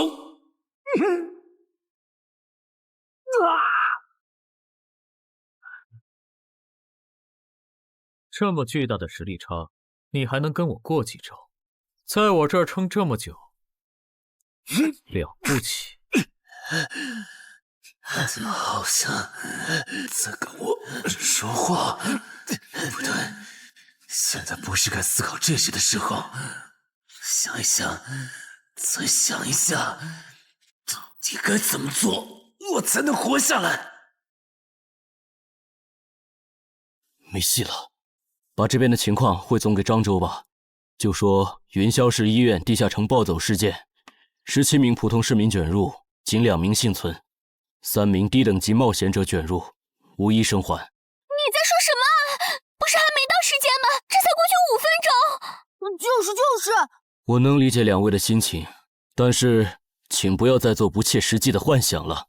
这个地下城里的 BOSS， 就算是9级的我，也没有把握面对他能存活15分钟。你要等的人，哪怕是5级冒险者中的佼佼者，最多也就能坚持5分钟。你从地下城出来到现在都过去5分钟了，他还是没有脱离地下城，这意味着什么？你应该清楚吧？怎么这样？如果不是因为我们拖累了他的进度，护士姐姐，陈海先生肯定能活着离开这个地下城。都是因为我们。是啊，全都是因为你们。如果没有那个多管闲事的冒险者帮你俩完成脱离任务，周德才是最有可能活着离开这个地下城的人。我出去冷静一下，这2个新人的登记工作交给你了。那这个地下城入口怎么办？人都死光后，入口会在半小时内关闭，接着随机出现在世界某个地方。当然，如果你实在不放心，也可以盯到最后。好吧。哼，你合格了。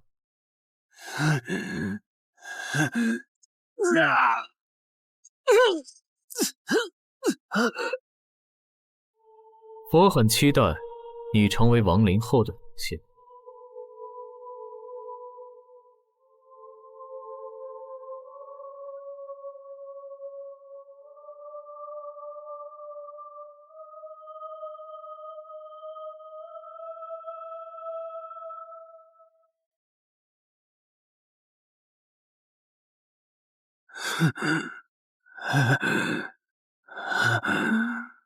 都赢了。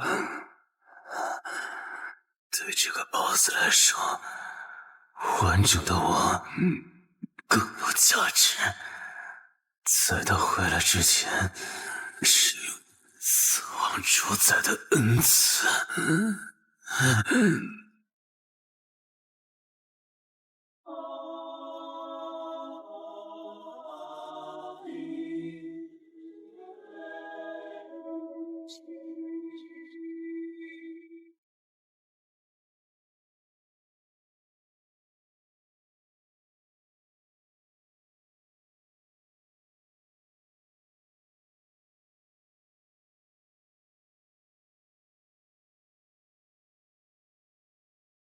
库罗德，你不是被大军派去坟场征兵了吗？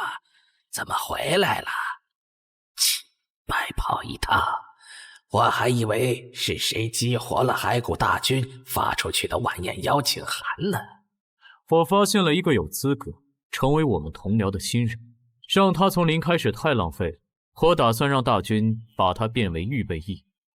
同僚，坟场的冒险者最高才5级，这阶段的新人连合适的职业和称号都没确定，你就肯定他能跟咱一样成为传奇？他已经找到了合适他的职业和称号。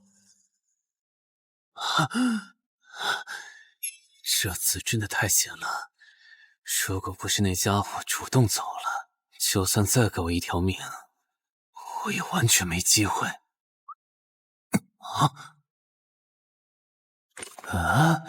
通关任务都显示完成了，为什么没有弹出来脱离选项？不会是必须完成脱离条件以后，我才能离开吧？在那个怪物意识到我没死之前，那得抓紧了。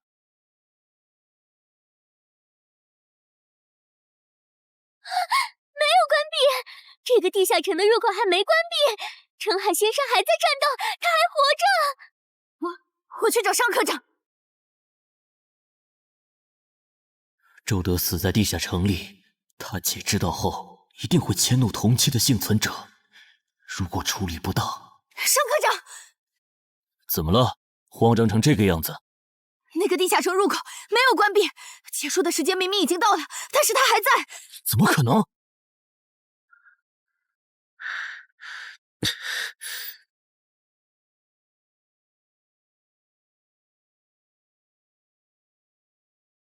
合并结算。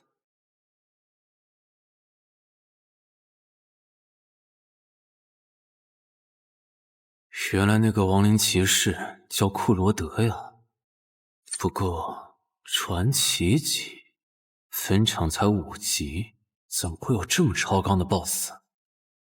说起来，这个地下城的 BOSS 强度这么高，以前真的有人通关过吗？哼！尚科长，你看，尚科长，这地下城暴走后，超过关停时间仍然存在，怎么会这样呢？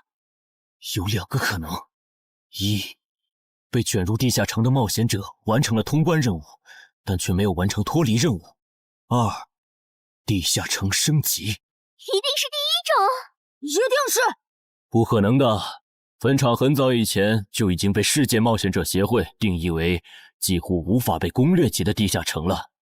相比有人通关，我更相信是地下城内部发生了什么变化，导致地下城升级。有人出来了！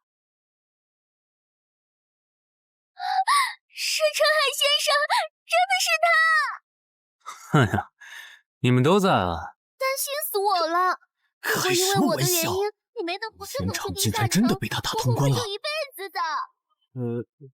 没那么严重吧？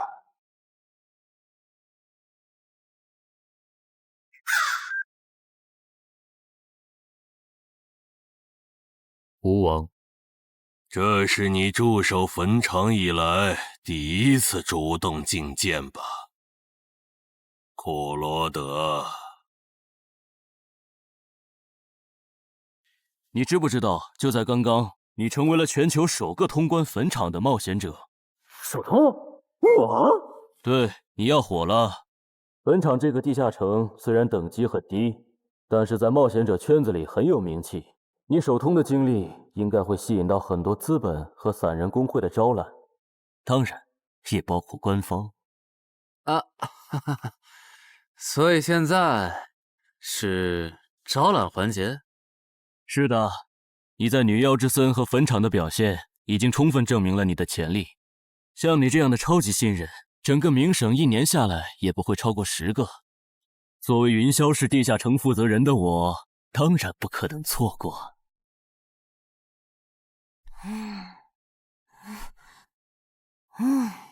恩姐，你说那个叫商礼的，是不是想抢走陈海哥的通关奖励啊？要不然他为啥要拉着陈海哥单独谈话？应该不至于吧？我可不会那么没品。而且5级地下城的通关奖励，我根本看不上，好吗？哼，那可不好说。你不需要，不代表你家亲戚不想要。这死小鬼！别乱说。我们在里面聊的久，是因为在谈加入冒险者协会以后的待遇问题。不是吧，陈海哥，你要当公务员？感觉你好像对冒险者协会意见蛮大的。那倒没有，我就是觉得像陈海哥你这样强的人，完全可以像王自健那样自立门户，没必要受协会的规章制度束缚。王自健是谁？是不死冒险者里的男主。不会吧？你明明是个冒险者，竟然没看过这个吗？我是冒险者，和我看这书有什么必要联系吗？这个死小鬼！要不要告诉他们这本书其实是我写的？你是陈海啊！你真的是不死冒险者的作者陈海？不会吧，不会吧，不会吧！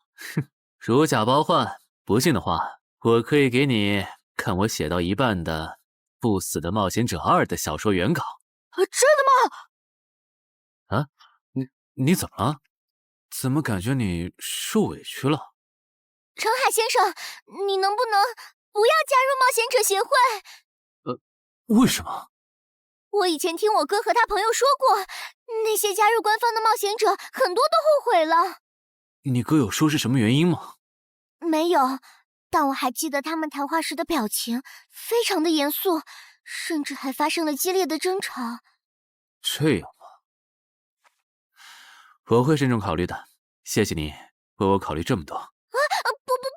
不，我才应该道谢。那个杀千刀的对我弟弟见死不救，你还把他放进来？商礼，你是不是成了云霄市的负责人以后飘了，忘了自己是怎么上位的了？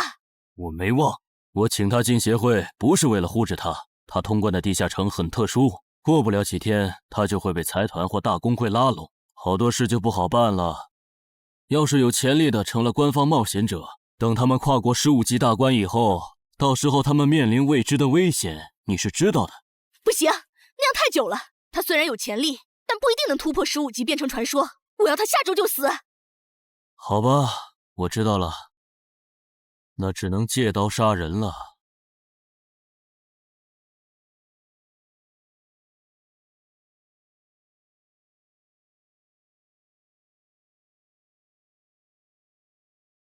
坟场，这个地下城的情报不是早就挖无可挖了吗？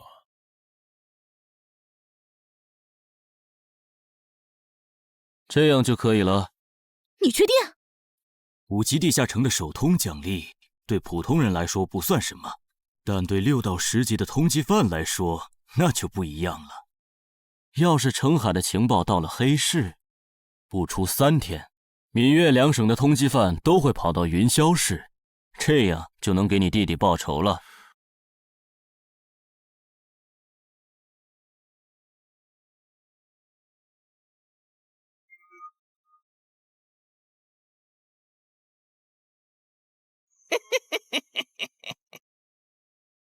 我的个人信息要3天后才能录入官方的冒险者系统吗？是的，我记得程先生你是东山人吧？要不我这边先给你安排一下暂住的酒店，这样你这几天就不用两边跑再折腾了。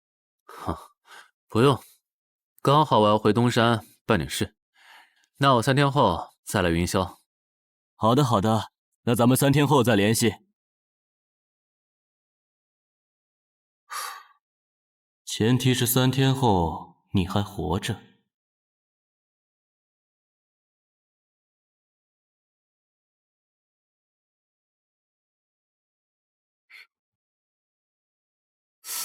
几天没见，怎么感觉这个地下城入口变得更大了？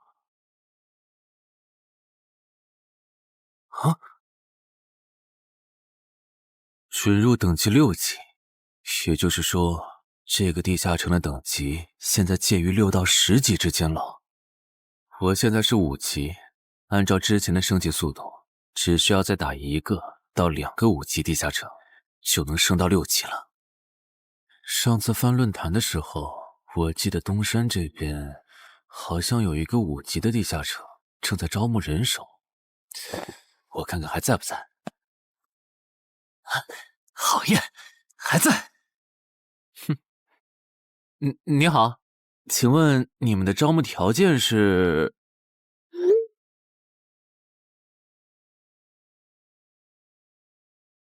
黑市金币？你问这个干嘛？我闲着没事翻论坛，发现论坛上的冒险者彼此之间做交易时使用的货币不是现金。冒险者之间做交易，除了用地下城入口和掉落物，就是用黑市金币当货币。黑市金币有什么特殊之处吗？为什么不能用现金交易？黑市金币是挑战10级以上地下城的主要收获。我以前问过安教练，他说这东西10级后有大用处，可具体咋用没跟我细说。原来如此。对了，等级没到10级的冒险者一般是从哪儿弄到黑市金币的？我也想搞一些。新手的话，你可以试试把不用的掉落物拿到鬼市去卖。你要卖吗？要的话，我晚上可以带你去东山的鬼市。要，谢谢徐哥。东山这边的鬼市只有每周一的凌晨2点到4点有。你别看这边人很多，实际上只有1/10是冒险者，甚至更少。这些摊贩也是卖的东西真真假假，很容易上当受骗。听起来有点像古玩市场。差不多吧。总而言之，东西先别急着卖，多转转，弄清楚物价后再卖东西。我这边还有点事，就不陪你继续逛了。好的。看不出他这人还怪好的。好了，到我来扫荡了。小哥，来看看这些，可都是宝贝啊！瞧一瞧，看一看喽！精品装备仅此一天，价高者得。小哥，来看看我的矿石啊！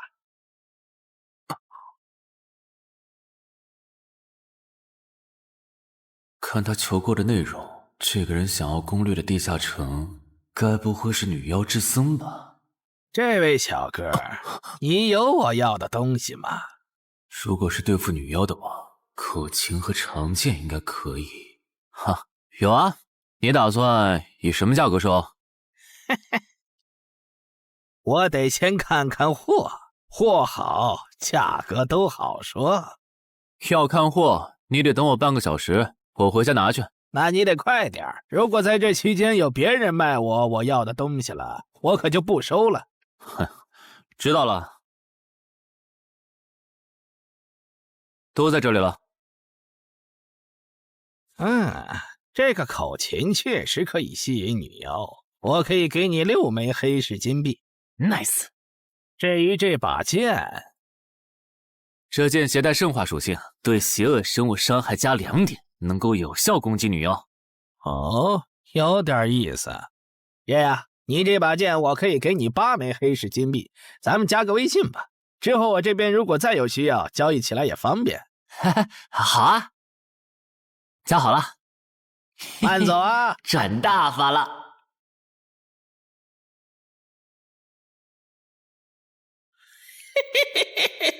疏于防范了哟，坟场通关新人。唉，都过去1个多小时了，那个叫四海为家的怎么还没来？算了，不等了。各位新老朋友，大家好，我是5级哥布林地穴地下城的入口拥有者搬砖小 C。我左手边这位是协会冒险者林女士。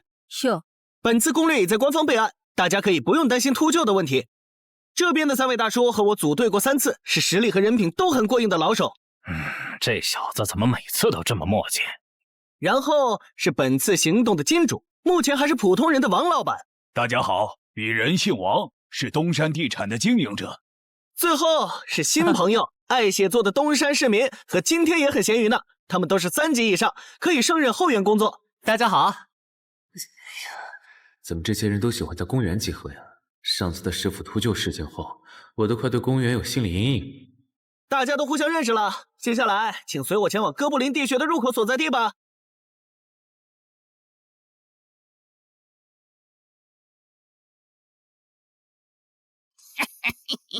我就知道他没用黑市金币购买装备，一定是用来换东山这边的低等级地下城的攻略门票啦。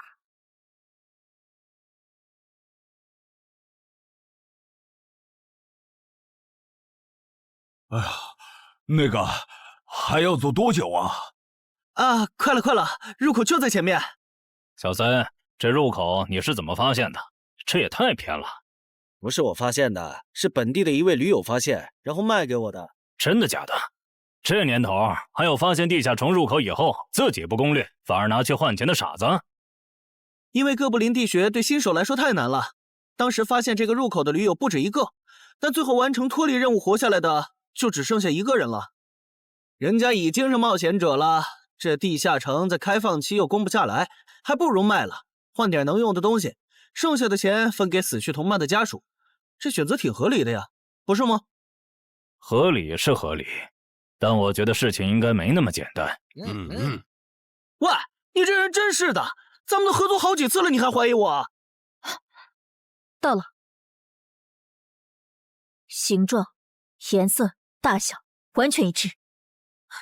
没错，这个就是5级的地下城，风险评估过了，可以进。好耶！这一下你放心了吧？哦，喂，我再跟你们说一遍啊，进了地下城，里面的哥布林归我们管，你们就负责保护王先生，都没意见吧？我这200斤肉就交给2位了。脱离任务呢？通关任务大家都一样，但如果我的脱离任务是狩猎哥布林，那我们会优先满足你的脱离任务，然后再考虑通关。这么容易就能拿到通关奖励，那我更没意见了。我也是。你们脱离任务是什么？杀死2只哥布林。哦，我的也是。看来咱们的任务类型都一样，只是数量上有差异。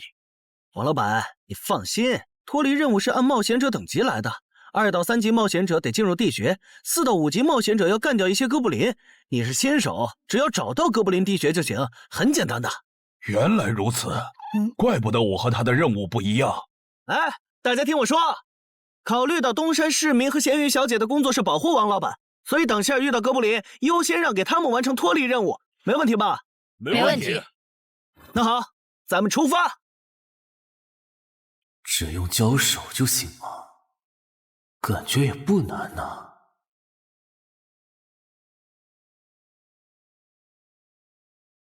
这个你不要吗？不要，你杀了吧。这就是5级地下城里的怪物吗？感觉也没多强啊。那是因为现在遇到的都是小怪，真正难搞的 BOSS 得深入地穴以后才能遇到。一般情况下，哥布林地穴的 BOSS 哥布林勇士得3、5个老手一起上才能干掉。哦，原来如此。那如果这个地穴里有2只甚至更多的哥布林勇士，咱们能对付得了吗？那肯定是对付不了的。不过一个哥布林部落只会诞生1只哥布林勇士，目前全球就1对冒险者遇过双胞胎哥布林勇士，这种小概率事件咱们肯定碰不上。那我就放心了。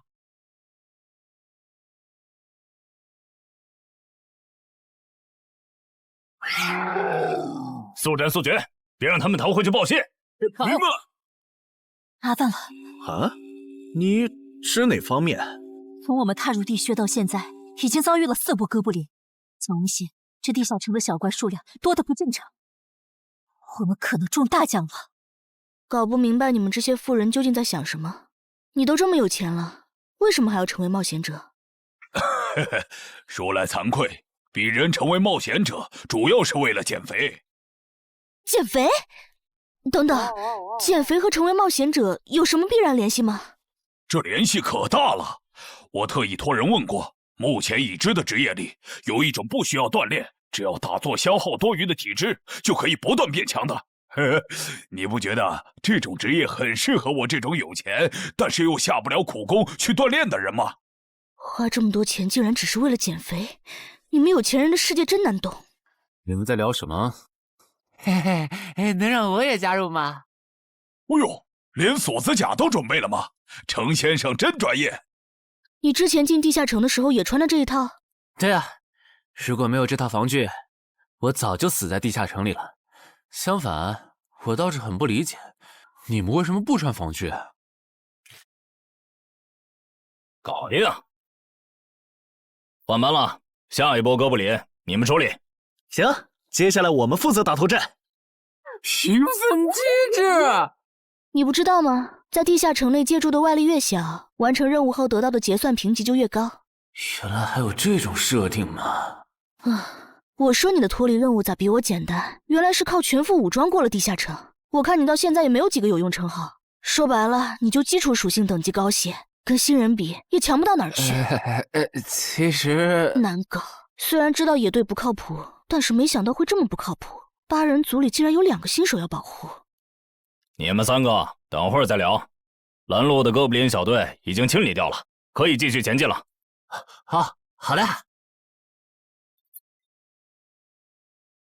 怎么有3个岔路？正常的5级地穴不是最多只有2个吗？看来我之前的担忧没错，咱们遇到了 bug。这是还不能透露给大众的地下城情报。平均每50个低等级地下城就会有一次实际挑战难度比当前等级高，甚至高很多的特殊情况，也就是 bug。bug 主要分3种情况，第一种是小怪数量的提升，第2种是 BOSS 数量的提升，第3种是 BOSS 强度的提升。比如我们现在遇到的按照他这个说法，就很接近第一种。我之前经历的地下城好像多多少少都有点问题。请问，出现 bug 的地下城结算奖励会比平时多吗？这个要看地下城的实际攻略难度提升了多少。听说运气好能出14、15级冒险者都眼馋的宝贝。所以我们如果继续深入，可能会遭遇更多的哥布林。是的。听起来有点危险呢。要不这次就算了，咱们回去吧。反正我也成为冒险者了。不能回。这个地穴的哥布林数量虽然变多了，但 BOSS 的强度没变化呀。我们只要把 BOSS 解决了不就行了？只要速战速决，在大多数哥布林发现我们之前，找到并杀死这个地下城的 BOSS， 其实和正常通关没多大区别。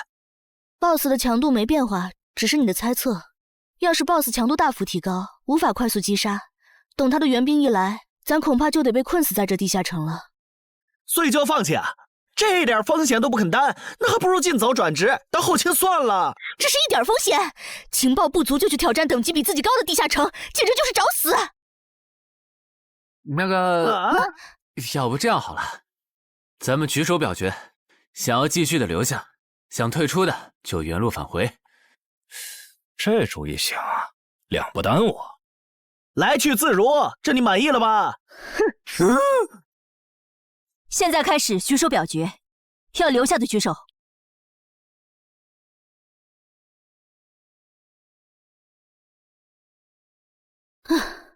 所以说野队就是野队，完全没有风控意识。不是，你有毛病吗？他们等级高，想拼一下我能理解，你实力还不如我呢，你凑什么热闹？但我还是想试试。既然大家已经做出选择了，那就在这里分道扬镳吧。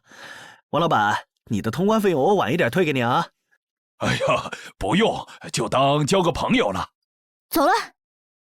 哎呀，你等等我！一定要走左边吗？我觉得右边更好啊。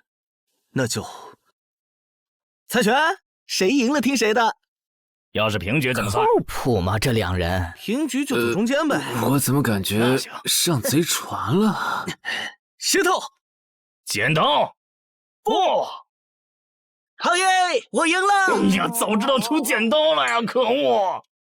等下 BOSS 出来了，你不用上，你就负责清小怪，别让哥布林打扰我施法。没问题。那个，你为什么那么不看好他们呀？这个地下城真的有那么危险吗？你怎么知道我不看好他们的？啊，我毕竟是做生意的嘛，基本的察言观色还是会的，所以我选择退出主要是因为这个称号，它的效果是为佩戴者指出前方的危险。之前的地穴，我就靠它发现地穴深处有俩能要我命的家伙。我听了官方冒险者给的消息，我认为这个入门级地下城是少见的双 BOSS 地下城。一般单 BOSS 地下城要3到5个同等级冒险者才能打通，那双 BOSS 的话，咱们这点人肯定不行。你信不信？我要是跟他们把话说开了，明天情报商人那儿就会有我和我这称号的情报。为啥要我牺牲自己的利益去拦着他们作死？大家又不熟。再说了，作为临时队友，我在保证自己安全的情况下，都尽力劝他们了。不听那是他们的事。那你为什么肯和我说这些？你不用担心，我不会害你。你又不在冒险者这行混，没必要为点情报费招惹我这种有潜力的人。说出来也没啥。哦，这样啊。怎么了？不能再继续前进了，外面有更致命的危险。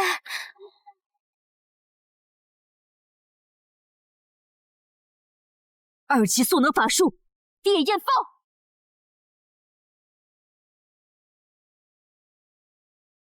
原来林开战前套给我的元素护甲是干这个用的呀！不愧是官方冒险者，虽然同为5级，但他的称号、职业、技能和装备都已经毕业了，而且还是最难凑齐的一套法系职业。干得漂亮！换班，下一波哥布林你们来处理。好的。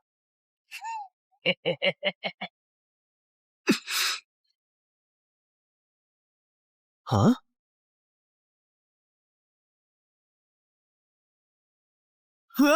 你们看，那是不是 BOSS 啊？怎么感觉有点不太一样啊？应该不是吧？这么矮，和哥布林勇士完全不沾边啊！等等，这是，大家小心，这确实是 BOSS， 只不过不是哥布林勇士，是哥布林萨满。给我冲！大家速战速决，在哥布林勇士出现以前结束战斗，不然我们就危险了。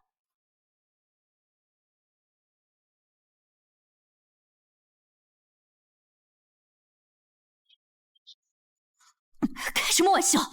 哥布林怎么也开始讲战术了？这地下城到底发生了什么？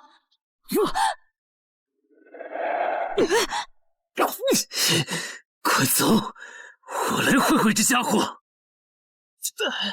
林那边好像遇到麻烦了，你们出个人去帮忙。你在开玩笑吗？这么多哥布林，我们哪抽得出人手？快去帮他们呀！这边我一个人能行。可是，走啊！你待在这儿，影响我发挥。我会尽快解决掉哥布林萨满，然后来帮你。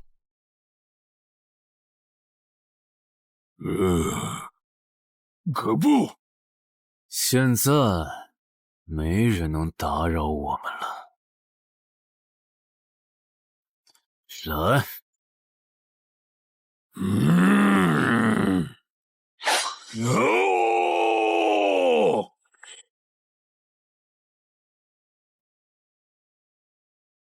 这个 BOSS 力量惊人，但太笨拙了。就算不用一步一杀，我应该也能躲过他的大部分攻击。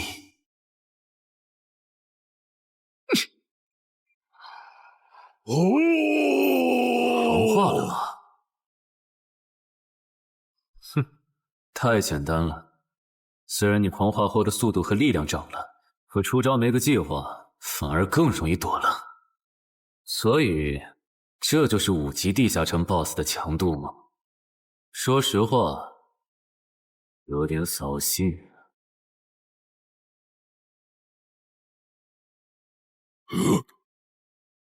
你这种程度，连当我的开胃前菜都不配。可不！可不！连死战到底的勇气都没有吗？这样看，我以后不用对5级地下城抱有期待了。这个地区到底还有多少哥布林啊？再这样下去，我可顶不住了！林，再用一次那个火焰魔法！你以为我不想吗？那个哥布林萨满一直在用低级法术干扰我施法。啊！等一下，通关任务怎么完成了？哎，我的也是。石洞山市民解决掉了哥布林勇士。大家再撑一下，他等下应该会来支援我们。我看不见他。他既然已经完成了通关任务，就没有理由再回来冒险。那咱们也撤吧，反正通关任务已经完成了。不行，如果我们不能一鼓作气杀死哥布林萨满，那撤退的路上我们会被他们耗到死的。您说的对，现在还不能撤，大家顶住！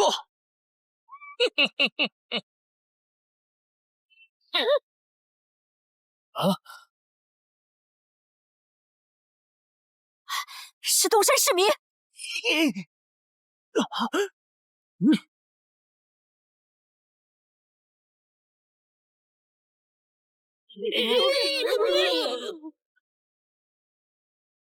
你从哪儿找来的大佬啊？双 BOSS 地下城就被他一个人打穿了？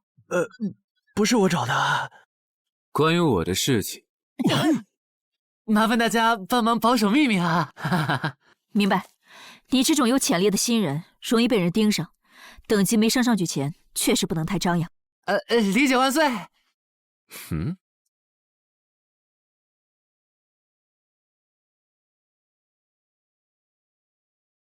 不能出去，外面有更致命的危险。啊，更致命的危险？就是有一个危险程度远比双 BOSS 大的冒险者守在外面，我们出去就会被杀。那怎么办？回去找其他人，说服他们一起抱团冲出去。啊！你们竟然把2个 BOSS 都杀了！这俩可都是他一个人干掉的，我们都没出多少力。怎么是他？我之前明明用称号确认过，他威胁不到我。等等，你怎么知道这个地下城有2个 BOSS 的？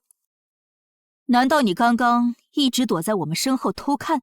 那倒没有，在你们遇到 BOSS 以前，我们就已经走到出口了。之所以知道这个地下城里有2个 BOSS，是因为我的这个称号，他能帮我找出前面对我有威胁的存在。我就是靠他才知道这地下城有俩 BOSS 的。不是吧？你有这么好用的称号，你之前不提醒我们？我是没有直接提醒，但我有劝过你们不要继续深入地穴吧。那你为什么又折返回来？因为出口那边有一个比双 BOSS 更强、敌意更浓的高等级冒险者在堵门。啊！外面有高等级冒险者在堵门，你确定？确定。先是地下城难度超标，再是高等级冒险者堵门，可疑的地方太多了。说，是不是你搞的鬼？不是我，不信咱们签单向契约确认。等等，堵门的高等级冒险者，不会是那个爽约没来的四海为家吧？那个，我想问一下，你的称号可以预知危险，那如果我对你流露出杀意，你能判断我和堵门的人谁更强吗？能。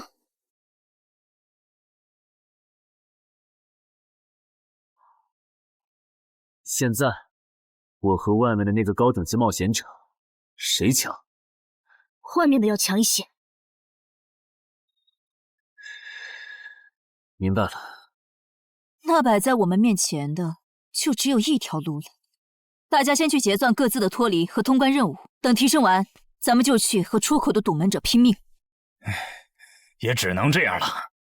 早知道买这个地下城会出这么多事，我当时就不该手贱。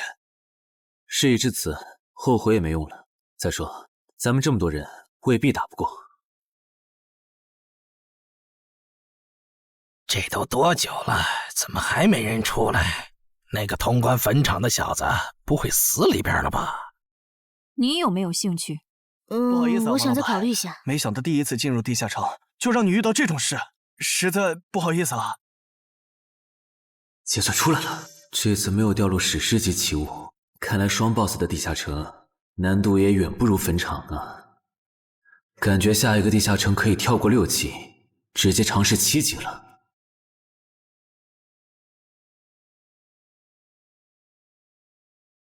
不算置死地而后生的话，能在一会的战斗中派上用场的，应该就只有扮猪吃老虎、奇迹生还者与传奇过招、自适应、暗行艺术和守护者。与传奇过招这技能比置死地而后生差点，能让我状态拉满，但要扣4力量、4敏捷、2感知。至于暗行艺术，应该适合扮猪吃老虎搭配，靠扮猪吃老虎走到目标的视野盲区，然后换暗行艺术逐渐接近目标，最后再切到置死地而后生，从而打出完美的偷袭。至于守护者，最合理的应该是依靠与传奇过招的感知加2，提前确定目标的下一步动静。要是目标跑去攻击别人，就切换称号守护者去阻拦他。围绕这2个称号展开的战术，感觉都还可以，但如果硬要选一个，还真不太好选。先瞅瞅新得的职业技能和奇物有啥效果，再决定下一步吧。这个向死而生不错呀，就凭它能够提升步伐和身体柔韧性这点，搭配一步一杀的技能效果，我以后就可以在闪躲的同时攻击敌方要害。好技能啊！还有这个假死技能，考虑到在现实世界冒险者死后是不会产生掉落的，我完全可以利用这个技能装死，然后找机会偷袭反杀，兵不厌诈。只要那个堵门的不是脑子有毛病，非得跟尸体较劲，我就能狠狠地阴他一把。当然，这是万不得已的选择。要是可以的话，我肯定想光明正大的赢。哇，这次掉落的东西都很棒啊！骨笛、萨满旗帜和传承之书，以后去地下城就能有个哥布林跟班了。而且这个哥布林的秘药搭配上骨笛，运气好的话，能拉来一只哥布林勇士当打手。保险起见，我就不继续囤升级券了，先把战斗力拉到最高再说。我目前持有的奇物中，等级最高的就是这家伙了。把奇物升级券用在他身上，肯定是最优解。就这样，对传奇亡灵库罗德的头盔使用奇物升级券。只能升到史诗级。那算了，先用装备熔炼炉把这几个用不上的给熔炼了，看能出什么好东西，再决定奇物升级券用在哪儿。不是装备型的奇物不能熔炼，那我手里没用的装备，估计也熔不出啥好东西。没办法了，用奇物升级券提升被污染的名剑吧。使用奇物升级券。好酷的剑！头盔和武器确定了，那装备祈愿券就用在防具上吧，正好替换掉我买的锁子甲。厉害！这套铠甲穿起来比我之前用的锁子甲还轻便。东山市民，你那边完事了吗？差不多吧，你们整理完了吗？完事了，再给你们上一轮 buff，就可以出发了。你的装备好酷啊！这些都是你在这个地下城那再等我一做的吗？下，我招个怪物随从。啊！喂，别无视我呀！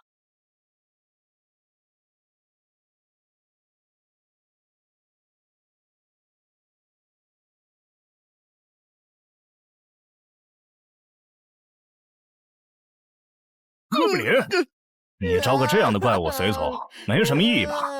这小东西连半个战力都算不上，不帮倒忙就不错了。别急，我还没完事。接着，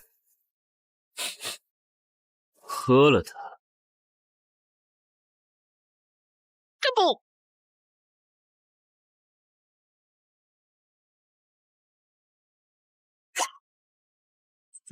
妈呀！你在这喝啥了？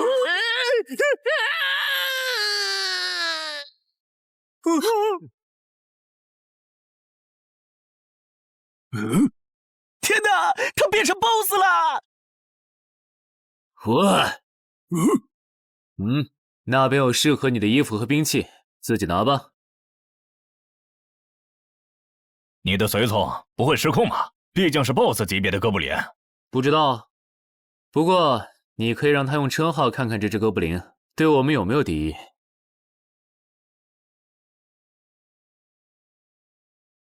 看了，他对我们没有恶意。那就好。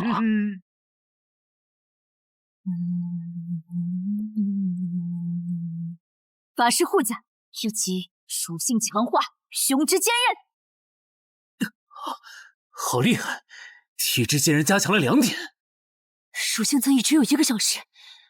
法师护甲能给没穿护甲的地方加点防护，虽说比不上你身上这套的防护力，不过有总比没有强。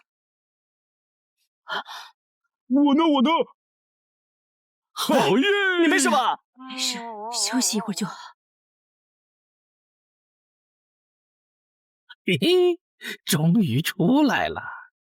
啊，怎么还混进去了一只哥布林勇士？说好的有人在出口堵门呢，这也没有啊。估计是藏起来了，你用称号看一下他在哪儿。好。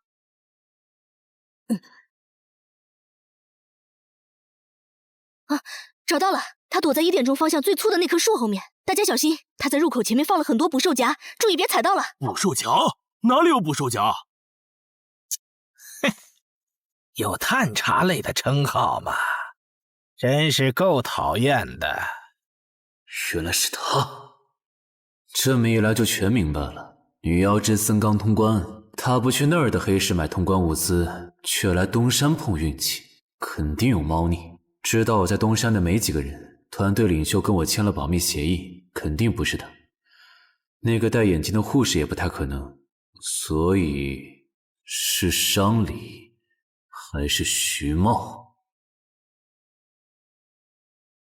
这个人好像有点眼熟啊！等等，你是高成勇啊？对方很有名吗？何止有名，他可是明广一带最臭名昭著的通缉犯。别看他只有7级，死在他手上的冒险者，光是已确认的就有上百号人了。他不光是想抢别人的通关调度，还想刷出针对人类的称号，说不定现在已经刷出过量杀戮人类这个称号了。看来你很了解我吧？是协会的官方冒险者吗？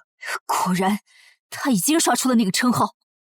这样吧，我们做个交易，那小子留下，你带其他人走。这条件可以啊，要不咱们……别信他！协会的档案里，高成勇有放过目标然后再猎杀的记录。要是你们真的信了他的瞎话，等他干掉陈海，再用追踪手段把你们一个个找出来，你们连还手的机会都没有。没错，虽然他嘴上说放过我们，但对我们的恶意一直没有降低。他在说谎。切，连恶意也能侦测吗？这样好了，既然他的目标是我，那就由我和哥布林勇士主攻，你们看时机牵制。大家都是一根绳上的蚂蚱，这种时候就别心存侥幸了。当然，如果你们中有人实在怕死，那就赶紧滚，别拖我后腿。我们会做好辅助工作的。看不出来你人还挺好的，要是我绝对逼着他们一起上。打你，我们俩足够了。哼，我就知道你们这些走大运拿了 S 级评价的新人，就会自命清高，觉得别人都是你们成长的垫脚石。但现实可不是这样的哟。新人在1到5级时很难搞到成体系的称号、职业、技能和装备。你的武器和铠甲这么豪华，我猜大多是装备吧。不巧哦，我的技能偏克你这类新人。可是出迟缓术。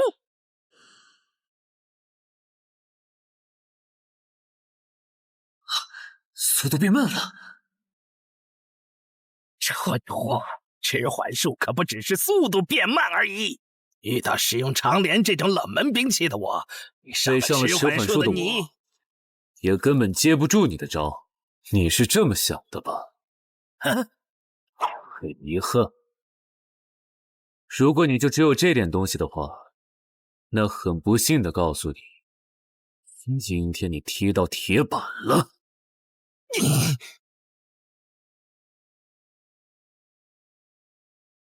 开什么玩笑？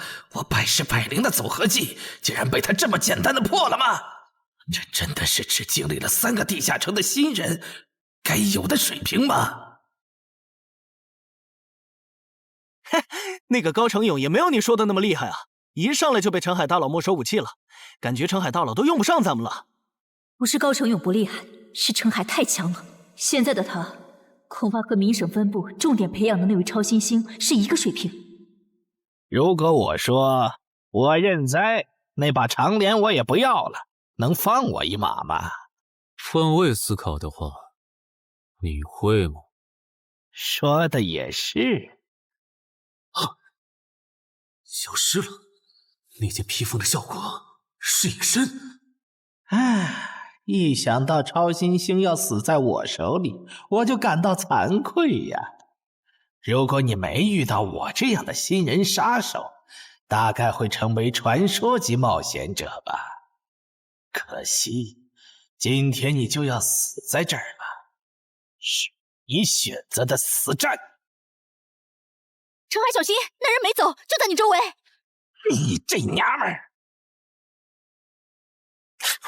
你在看哪儿呢？你不可能！你怎么知道我在这里的？因为我感知20，你的一举一动在我这儿都是明白。蛮感知吗？这个人你来上。好嘞。老天，真是不公平！我想问一下，3人冒险者如果要加入协会，录入个人信息大概要多久？工作日的话，半天。这么看来，就是云霄市协会泄露消息的。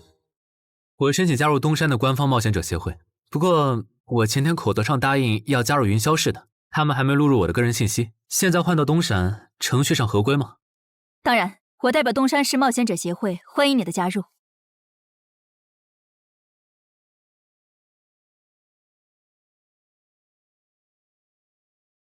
喂，我考虑了一下，还是决定不成为云霄市的官方冒险者了。为什么？你的个人信息明天就能录入进系统了，怎么又变卦了？因为我刚刚除掉了一个 A 级通缉犯，叫高成勇。东山的冒险者协会知道后，邀请我成为本地的官方冒险者。这样吗？也挺好，成为家乡的官方冒险者，做事会更方便一些。对，我也是这样想的。那我挂了。以后常联系。废物，都是废物！你那边说完了？说完了。哎，你怎么还没走？因为林姐也邀请我加入东山的冒险者协会了，等下要和你一起录入个人信息。这样啊？说实在的，你也被协会邀请加入，我都有点怀疑官方冒险者头衔的含金量了。我不就是在地下城的时候嘴了你几句吗？至于这么阴阳怪气吗？小心眼。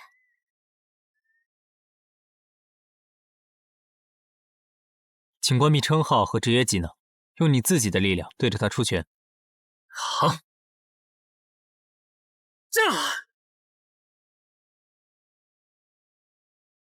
不愧是官方，测基础属性的工具比健身馆的强太多了。12点，那我呢？他们测完了吗？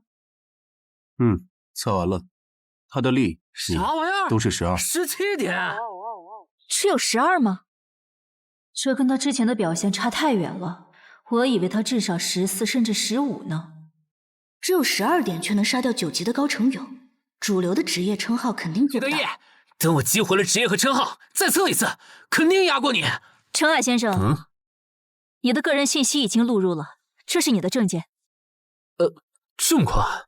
特事特办，你可是以一己之力打穿了双 BOSS 地下城，还单枪匹马完胜高成勇。另外，6到10级官方冒险者每年得通关2次协会指定的同级地下城，不然就得从攻略组调走去情报或资源采集组，把时间花在身体塑造和实战训练上，半年通关1个地下城就行。没问题。还有就是总部时不时会有借调任务，借调时你表现出色就有奖励，奖励能换协会里的称号线索、转职证书和奇物。不过一般只有9级以上的冒险者才会被借调，你暂时不用考虑这些。有一个问题。你说。称号线索是什么？称号线索是总结好的称号获得办法，你回去用证件 UID 登内网，看看协会称号图鉴里有没有你喜欢的。要是手里有没用的奇物或图鉴里没有的称号线索，就卖给协会，换自己想要的东西。了解。对了，你打算什么时候遣散你的随从？不能在这边养吗？我这只哥布林骨笛是随机召唤哥布林啊，送回去的话，下次召来的可能就不是这只了，那我不就亏了一瓶秘药吗？这你不用担心，除非你的哥布林勇士在那边的世界战死，或者你打算随机召唤别的哥布林。原来如此。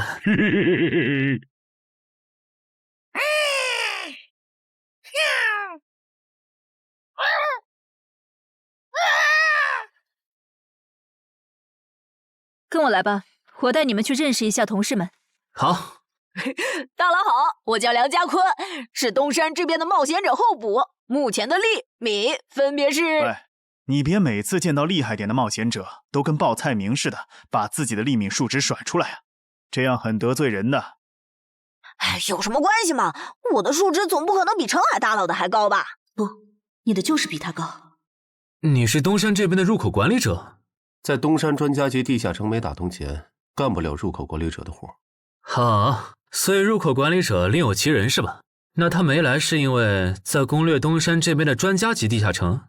那倒没有，他没来是因为在处理昨天突然涌入东山的通缉犯。据说好像是因为东山市出现了坟场的通关者，那些人都是奔着他来的。这样吗？坟场那个老手坟墓啊，哟，那可是出了名的 bug 级地下城，能产出奇物升级券。啊！你们这样看我干什么？我说错话了吗？你还没意识到吗？意识到什么？那个，我就是坟场的通关者。什么？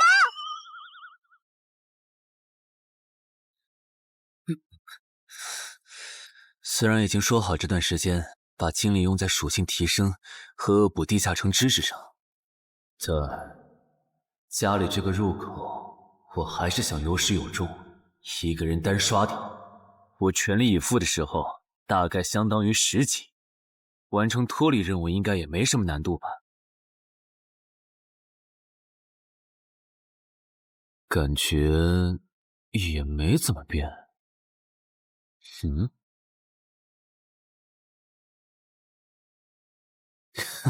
原来冒险者面板还能升级吗？那是不是等11到16级的时候，我的面板还会有变化？怎么感觉升到6级后的限制反而变多了？等升到11级，不会还来一些新的限制吧？就先这样，搞定。账号弄完了，让我看看这次的脱离任务是什么。脱离任务从单选变成2选1了，这对不打算通关的冒险者来说倒是个好消息。不过，豺狼人，原来这片森林除了鱼人以外，还有别的怪物吗？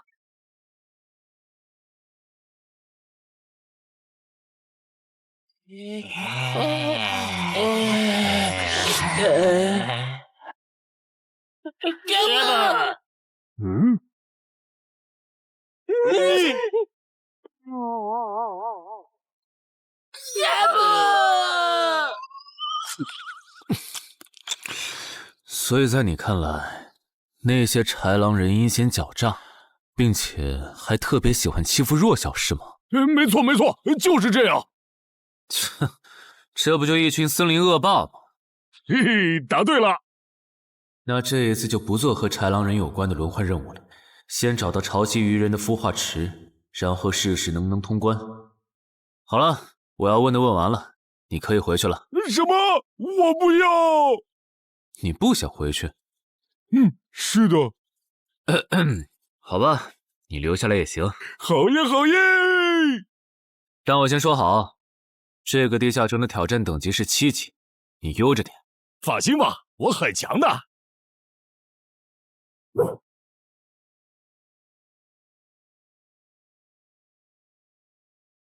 结果你还真组了个野队，让人家带你通关。嘿，还是5级的地下城，你这胆子够大的。嘿嘿，其实还好啦，虽然中间出了一些意外，但也因祸得福，认识了2位很有潜力的冒险者。你这就是幸存者偏差。那些散人如果靠谱，我儿几就不会死在地下城里。我知道，所以我是确认有官方冒险者兜底以后，才决定下去的。说起来，前几天的新闻我看了，你儿子的死好像不是意外。怎么可能是意外？我儿子下去之前，我给他准备了2件保命的奇物，可他还是死了。那2个弱鸡入口拥有者却活着，开什么玩笑？可惜那2个杀千刀的没撑到我出手，就栽在别人手上了。不然，我一定要让他们后悔来到这世上。那这人也算间接为你儿子报仇了，咱得报答他呀。他叫什么名字？叫陈海。我这次来东山，就是要当面感谢他。陈海？你认识？我组的临时野队里也有一个姓陈的，可能就是他。什么？科长！都打起精神来！那些豺狼人斥候说不定就藏在附近的灌木丛里，你们这样懒散很危险的。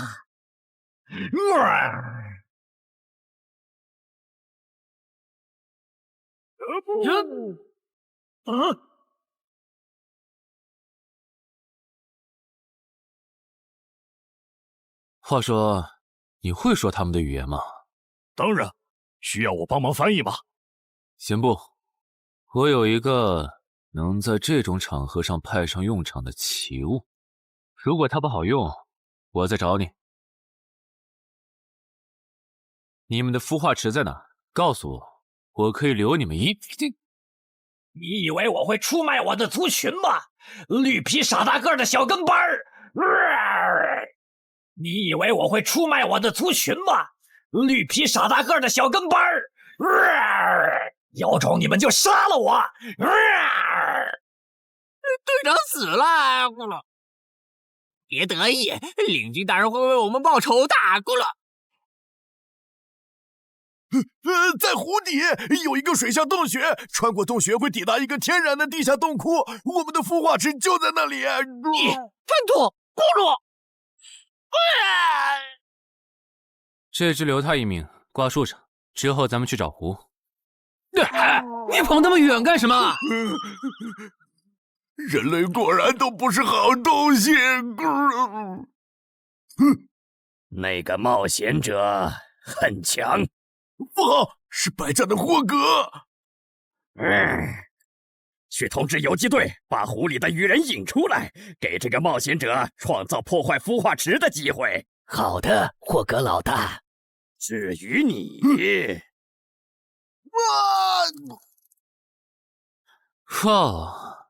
这湖比之前用无人机航拍的时候感觉还大。得先找到水下洞穴，然后游好久才能到孵化池。就这要求，能把99%的冒险者都给淘汰掉。不过好在我有海之炎能水下呼吸，虽然不会游泳，但头盔里有库罗德水下战斗的经验。老大，我不会游泳，我可不可以先回去啊？你不会游泳？行吧，那我先送你回去。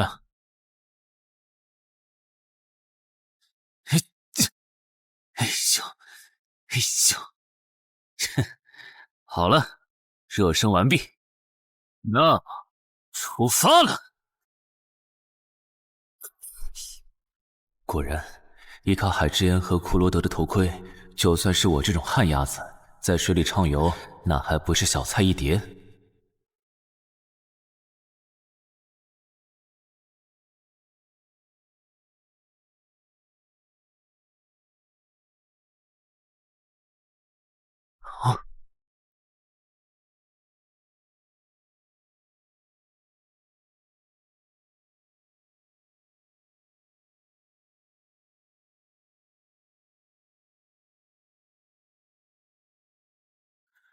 常驻脱离任务完成了，看来这里就是鱼人的孵化池了。但是，怎么没看到守卫？算了，不管出于什么原因，现在是通关的最好机会，这一点不会错。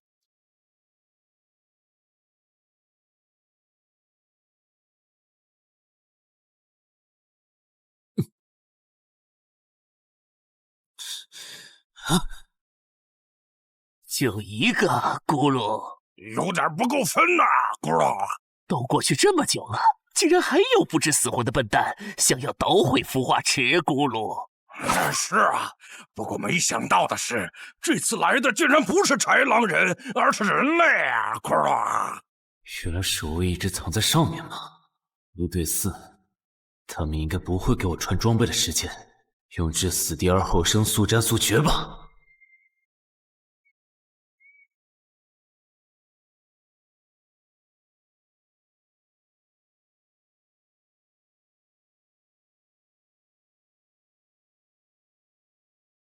有人类闯入孵化池！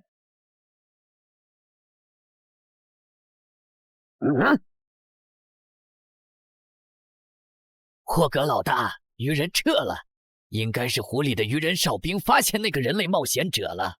派个机灵点的去湖边盯着，如果那个人类冒险者逃出来了，就通知我。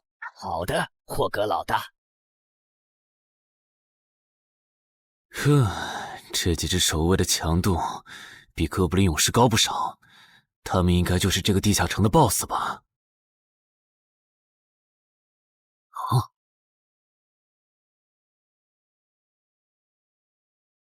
？6到10级这个阶段的地下城 BOSS， 通常可以划分为团队增益型和个体高战型2类。前者实力一般，但可以为同种族个体提升综合实力。独狼面对这种类型的 BOSS， 几乎很难靠一己之力通关。每次上我的课，你不是翘课就是打哈欠，怎么？我的课有那么无聊吗？但你今天讲的内容之前不是讲过吗？你要是说点11级以后的常识，我说不定会认真听。你以为我喜欢讲这些？还不是因为你们这些莽夫！CJ 的超新星不自大，不单人去调高等级地下城，就不会被 BOSS 弄死。公司也不会把我临时叫过来跟你们突击补课了。什么？顺朕死了？是啊，你这几天没上论坛吗？大家都吵翻天了，说他的死浪费了 CJ 对他的投资。这我还真不知道，到底怎么回事？你快和我说说。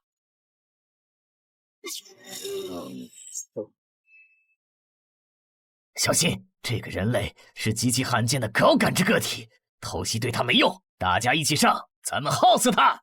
那个鱼人 BOSS 什么情况？都被我杀了这么多精英鱼人了，他怎么还在旁边观望？难道这些实力比哥布林勇士还强的鱼人，在他眼里都是小喽啰吗？这个人类的实力和霍格好像差不多，好在他是一个人来的，可以用数量耗死他。这种的杀戮速度，等精英怪把他体力耗得差不多，剩下的精英种恐怕也没多少了。到那时，霍格如果察觉到我方兵力空虚的话，恐怕……算了，还是冒一点险吧。终于感到心疼，要亲自出马了吗？奇迹生还者，等这一刻很久了。领军大人小心，这个人类冒险者和霍格一样强。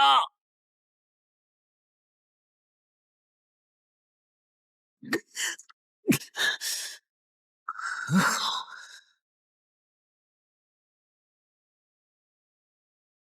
领军大人，别管我，他伤得更重，还不擅长水下作战。就算没我帮忙，你们也能轻松杀掉他。把脑袋给我带回来。是，领军大人。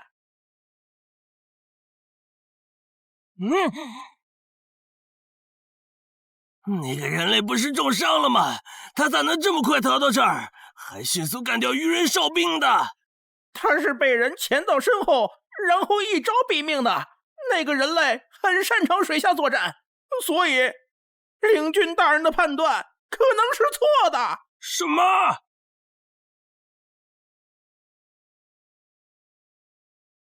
该死，总算活着逃出来了，多亏了这个奇迹生还者呀，不然我就得交代在这儿了。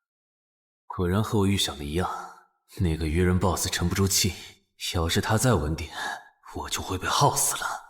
怪不得团长说，独狼到了更高级的地下城会越来越吃力。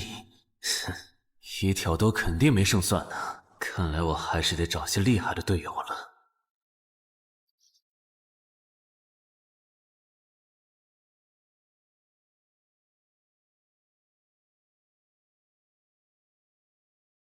那个人类冒险者活着回来了，他现在是什么状态？我不敢靠得太近，怕被发现，但可以确定他伤得很重。嘿嘿，重伤的冒险者嘛。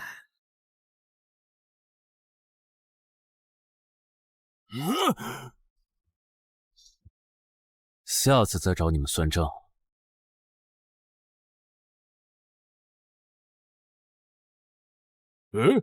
已经结束了。失败了，孵化池里的鱼人太多了，我一个人杀不完。我刚才翻了下你们的传承之书，如果你的战斗累积到一定场次，会升阶为更高等级的百战哥布林。以后你就用这把剑斩杀和你实力差不多的地下城怪物。等你成为了百战哥布林，这剑对你没啥用的时候再还给我。那您用什么？哼，我用这个。啊，对了，你以后得练一下游泳了，后面我还要再打一次这个地下城，到时你得出力。好吧。这一定是豺狼人干的。激活技能，与死亡共舞。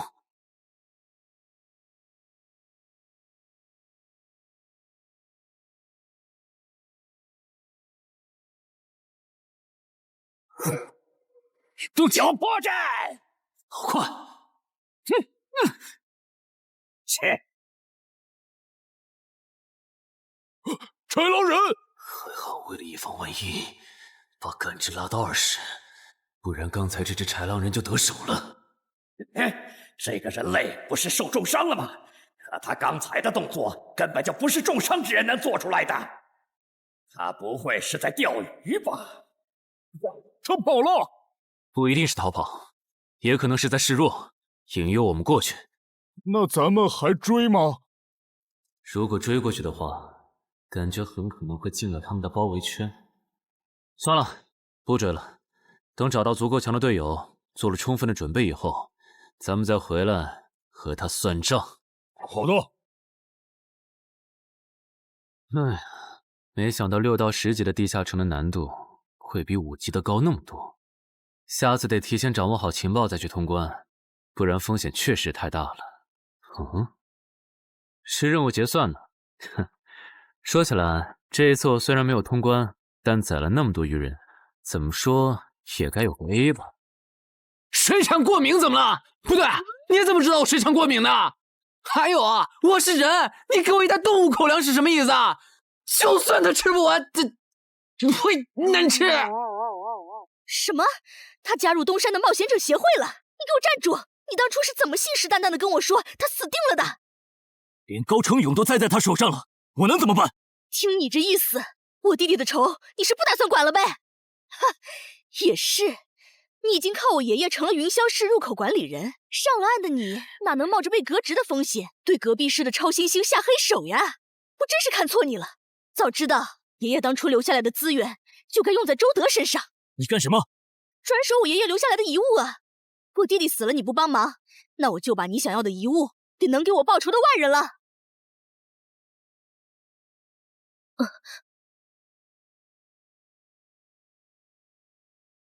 361、362、363。安然，黑市上出现了个你可能会感兴趣的悬赏。说内容。有人用传说级冒险者的遗物作为奖品，悬赏东山市某位超新星的命。徐茂又惹到谁了？不是徐茂，但这个人咱们都认识。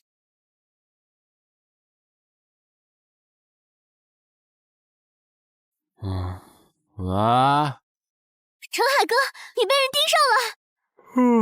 我知道呀，这问题不是已经解决了吗？这次不一样，有人在网络黑市高价买你的命。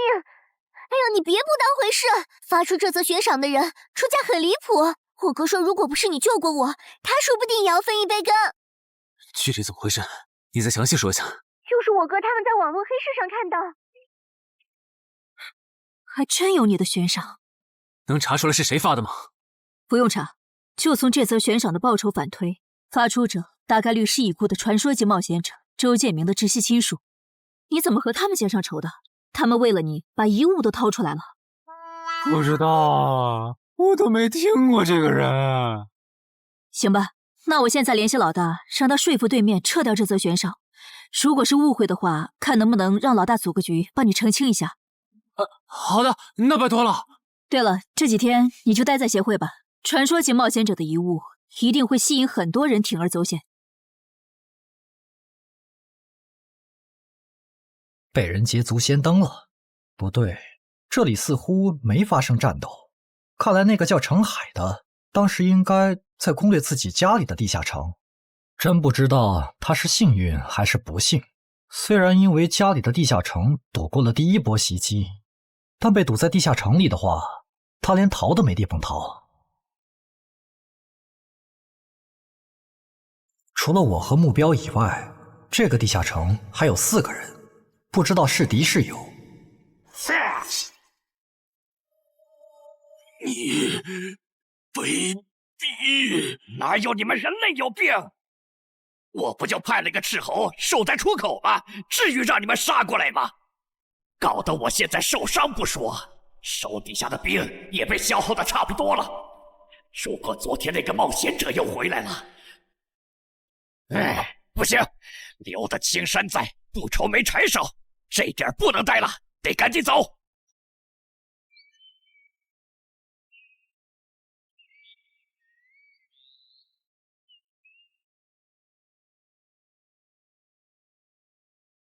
3个猎人，也就是说，目标那边顶多只有1个同伴吗？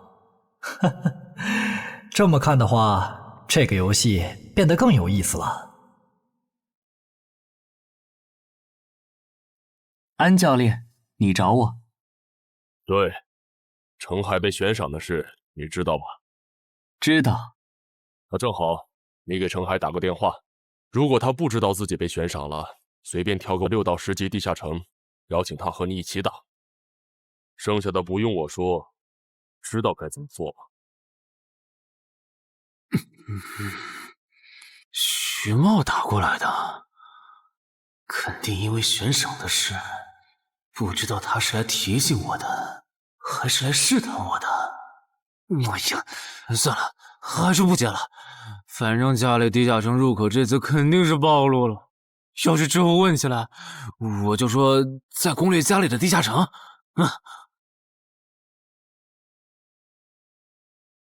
咱们来晚了，那个叫程海的应该是被前面的人逼进这个地下城里了。我们还进去吗？进。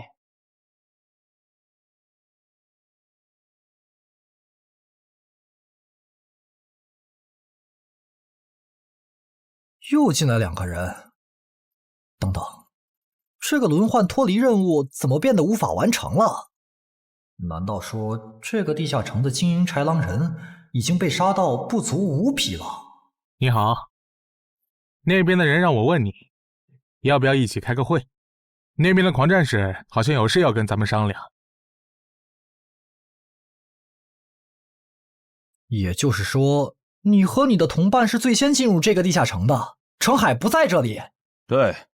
那我不明白了，你们没堵到人，为什么不离开，反而在这儿扎堆守着湖呢？因为我同伴的主职业是海兽祭司，他因为职业特性的原因，发现这个地下城刚刚诞生了一只英雄级鱼人，他想趁着对方还未成长起来，和他签订主仆契约。那你们呢？你们为什么不去做轮换脱离任务？因为我们进入地下城用无人机找程海的时候，只发现了守在湖边的他。等我们赶过来以后，他既不承认程海在湖里，又不肯交代他守在湖边不走的理由，那我们能怎么办？只能陪他在湖边耗喽。这不能怪我呀，我总不能说我的同伴下水了，但我不会游泳，只能在岸上等他吧。你这家伙！啊，我怎么了？先等一下，你们的事情我大概了解了，但这应该没有商量的必要吧？有必要。刚刚同伴死了。啊？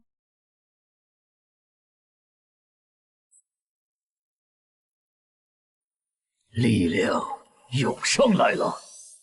这样的食物外面有很多吗？除了偶尔出现的人类冒险者，附近的森林里还有一批豺狼人。很好，把他们带过来。现在恐怕不行，因为昨天和今天的冒险者已经把我们的兵力削弱到无法和豺狼人抗衡了。那需要多久？50个日升和日落。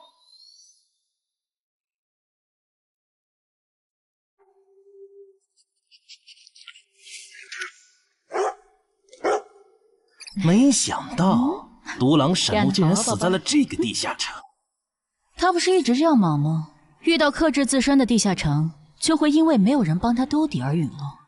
是这个道理，但这白痴为了断其他人的后路，单独猎杀豺狼人，结果把自己给玩死，是我没想到的。那我们之后怎么办？鱼人的孵化池大概率在水中，我们的职业和奇物都不适合在水下作战。完不成脱离任务的话，我们会被困在这个地下城的。这个地下城的最大挑战者数是15，除了我们和这个白痴以外，还有12个名额。只有其中有擅长水下作战或者能帮助我们完成脱离任务的，我们就能脱离。所以，回出口。我都说多少遍了，我的同伴是海兽祭司啊！这个职业的水下作战能力很强，以他的实力，不可能连逃回来都做不到。这个地下城绝对不正常。关键是现在要离开这个地下城，只能靠常驻脱离任务，这下麻烦了呀！回出口吧，排除掉那个搞崩了轮换任务的王八蛋，这个地下城还能再进7个人，说不定其他人里面就有能帮助我们完成脱离任务的。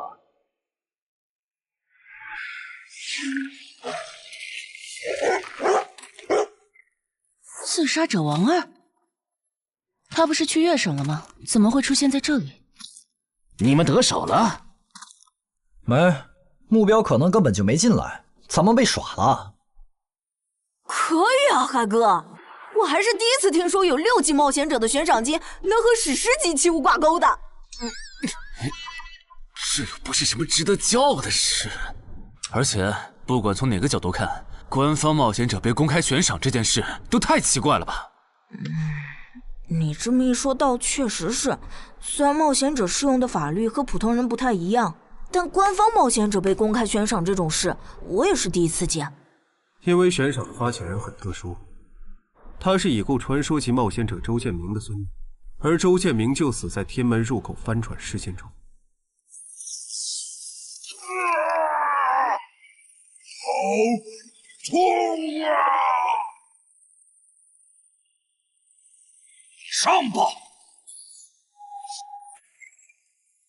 所以，战死在天门的周建明的后人才会继承遗物，拥有诸多特权。对，又因为周建明的孙子死在了坟场，而你又救出了2个本不可能活着的一般士兵，堵死了他弟弟的生路，所以周建明的孙女才会迁怒于你，想要你死的。照你这说法，我们的矛盾岂不是化解不开了？那倒不至于，老大已经约了闽省负责人，也就是周建明的旧友，还有发布者，一起谈这件事情了。快的话，下午就能谈出个结果了。我们没来晚吧？没，刚刚好。那就好。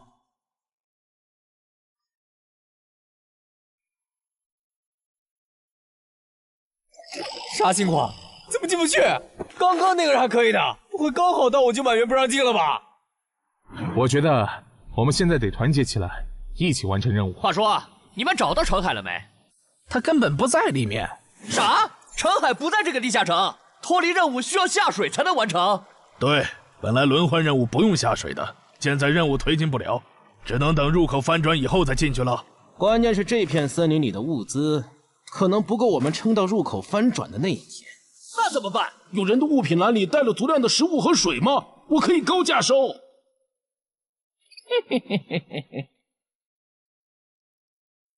本来也没抱多少希望，不过没想到连刺杀者王二那样的高手都被困在这个地下城里。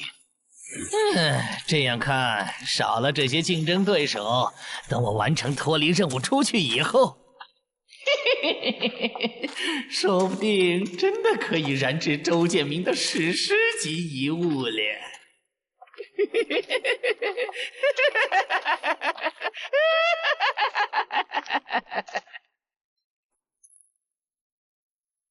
什么？有远方的愚人部落派使者来拜访我们？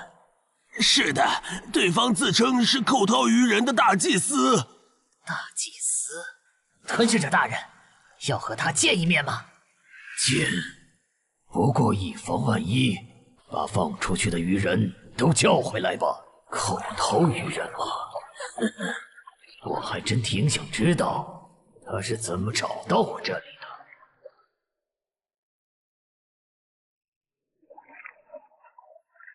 领军大人答应见你了，跟我来吧。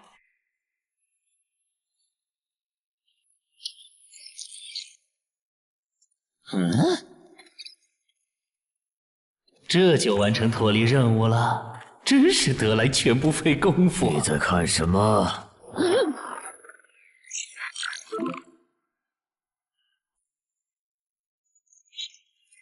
英雄级单位，7级地下城怎么会有英雄级单位？你在发什么呆？吞噬者大人问你话呢。别慌，他们看不到我的任务面板，只要找个理由搪塞过去。理由有了。本祭司拜访过很多愚人部落，但像你们这样能把孵化池放在地表生物完全无法到达的部落，我还是第一次见，一时有些惊讶。这样啊，那不怪你，毕竟不是哪一只愚人都能找到这样的风水宝地。嘿嘿，不对，他有问题。天赋不会说谎，打他出现在我视野里的那一刻开始，我的天赋就一直在提醒我，吃掉他，我还能再升一级。我的天赋是不会对同种族的愚人同胞生效的，他根本就不是愚人。如果不是那个叫程海的圣母心泛滥，我弟弟才是最有可能完成脱离的人。官方冒险者应急预案操作手册第4条，被卷入生存类地下城翻转拉人事件，需优先帮助弱势群体完成脱离任务。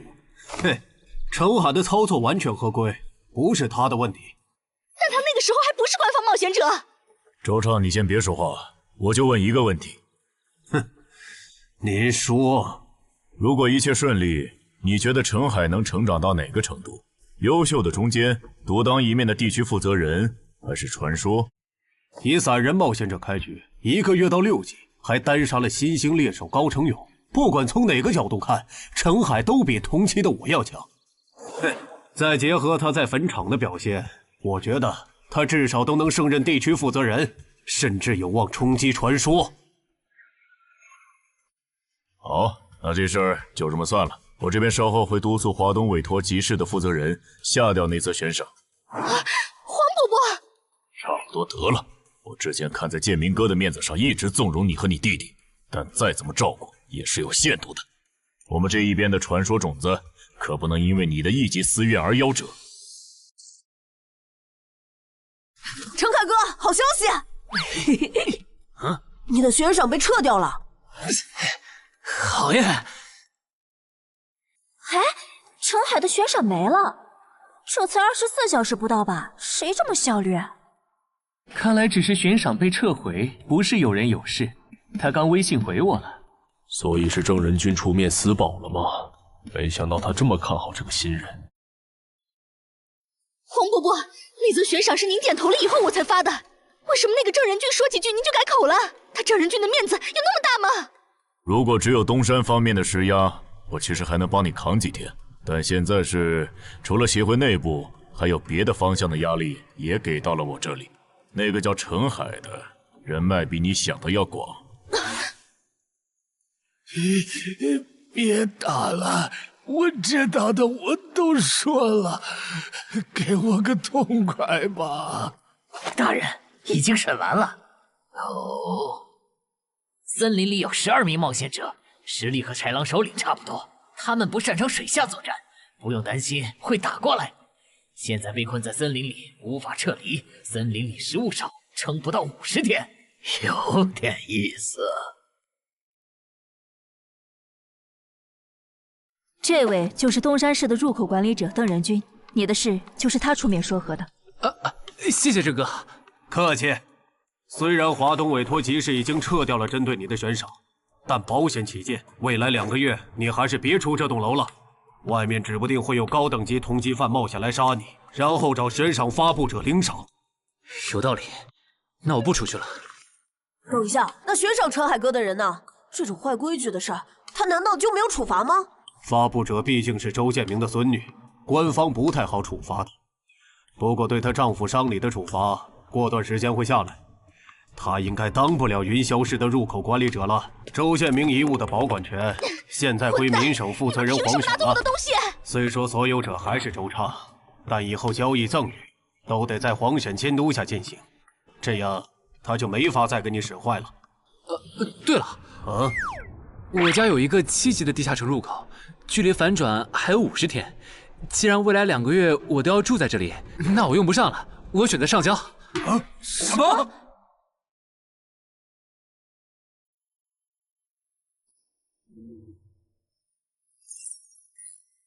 确实是6级到10级地下城，而且挑战人数已达上限，现在进不去了。哼，有意思。让后勤部过来安装几个微型摄像头，之后如果有人从这个地下城脱离，你就通知我。那程海呢？按规章制度来。你隐瞒了地下城入口，违反官方冒险者的规定。不过念在你中途才进协会，又没培训过，就从轻发落。等你到9级时，多接一次协会例行任务就行。对于这个处罚标准，你能接受吗？能。还有就是，从明天开始，你要和常经川、梁家宽一起上地下城相关的常识课，早上8点，别迟到了。好。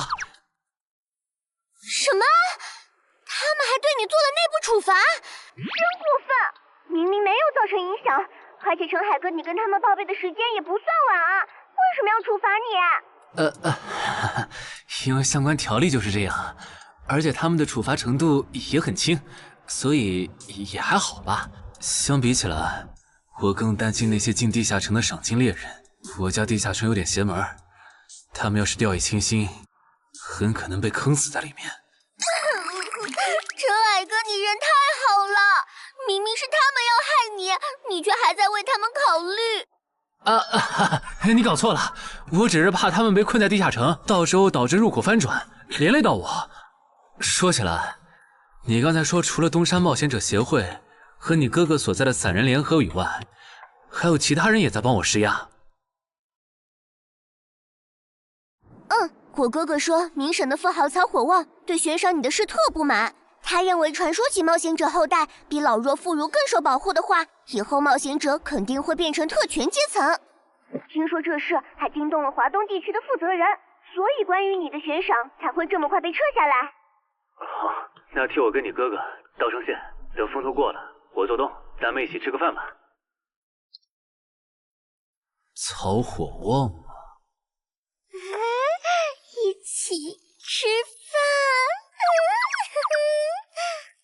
饭。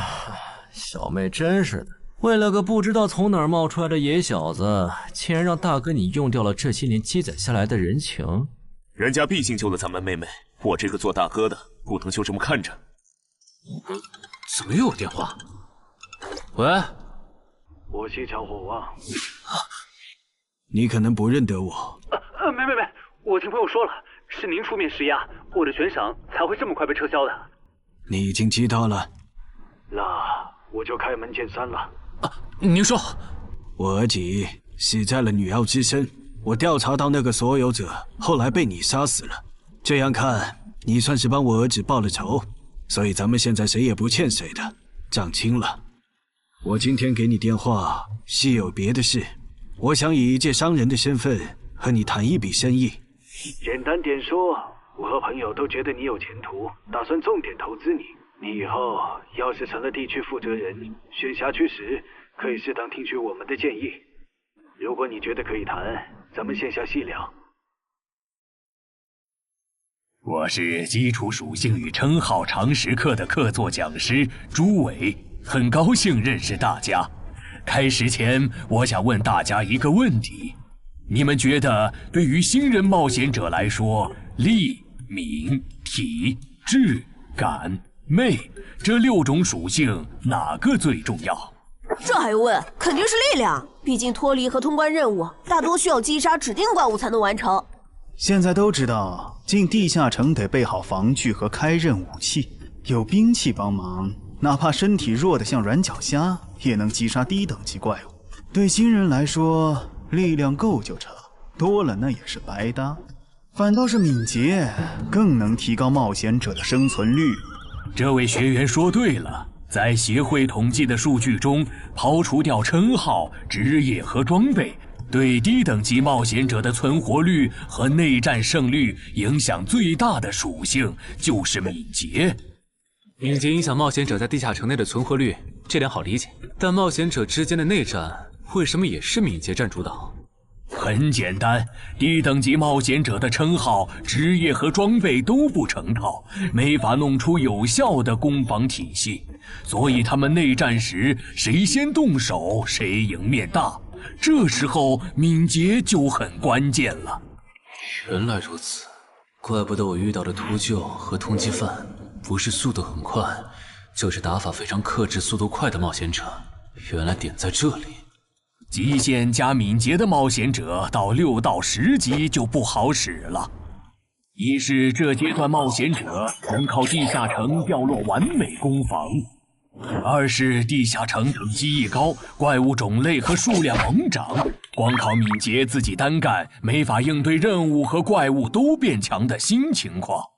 那6到10级这个阶段，哪种属性收益最大？6级之后，除了必定作为攻略组核心的超新星以外，其他冒险者都得按团队需求调整自己。这时候别管啥属性收益高，得看团队要你咋发展。原来如此。但不同属性之间多少会有一个模糊的价值差吧？比如同样是1点属性，加在感知和加在力量上，谁更划算？这个确实有，目前公认的排序是魅力大于感知，大于智力，大于体质，大于敏捷，大于力量。魅力最高，为什么？我也不知道，不过这个排序是传说们公认的。作为金字塔最顶层的冒险者，他们的判断必定有其缘由。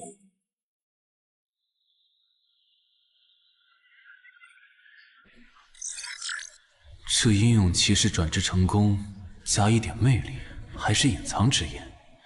可我主职业就是近战，副职业再选同类，会不会最后效果1+1小于2啊？想什么呢？没什么。不想说就算了。对了，林姐让我问你，下午的冰击课你来吗？啊？这次好像有粤省来的武术大师指导我们。停！第7局，长经川胜。强度优势这么大吗？算上达人绷带的效果，我等于是被14比0了。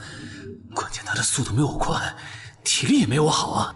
你已经连输7把了，还打吗？咋了？我还没累呢。你呢？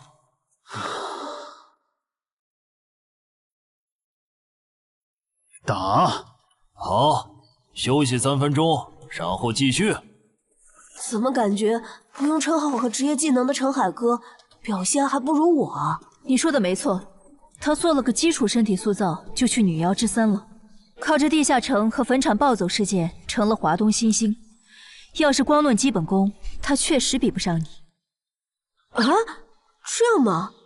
哼，不过作为冰姬的门外汉，他的表现已经足够出色了。他现在已经能一步步跟上常经川的节奏了。我估计5局之后，他应该就会开始赢了。行，第8局常经川胜。开什么玩笑？这才10局不到，他就变得比梁家坤强了。他的智力到底有多高？这不是打法的问题。如果我的爆发力再强一点，刚才那一局说不定能赢。陈海，啊，下一局你用称号和职业技能吧。你确定？哼，确定。我想更直观的感受我和超新星的差距。常经川亮称号了。什么？他们好像要来真的。行吧，老爷爷，您往旁边站一点，我怕待会儿打起来会碰到您。不用顾及我。好吧，那我尽量快点结束。置死地而后生，看起来好像是增加爆发力的称号。我准备好了，你先攻吗？不用。好。来吧，让我领教一下超新星的含金量。那你不要眨眼哦，现在的我比之前快多了。好快，我出手更快。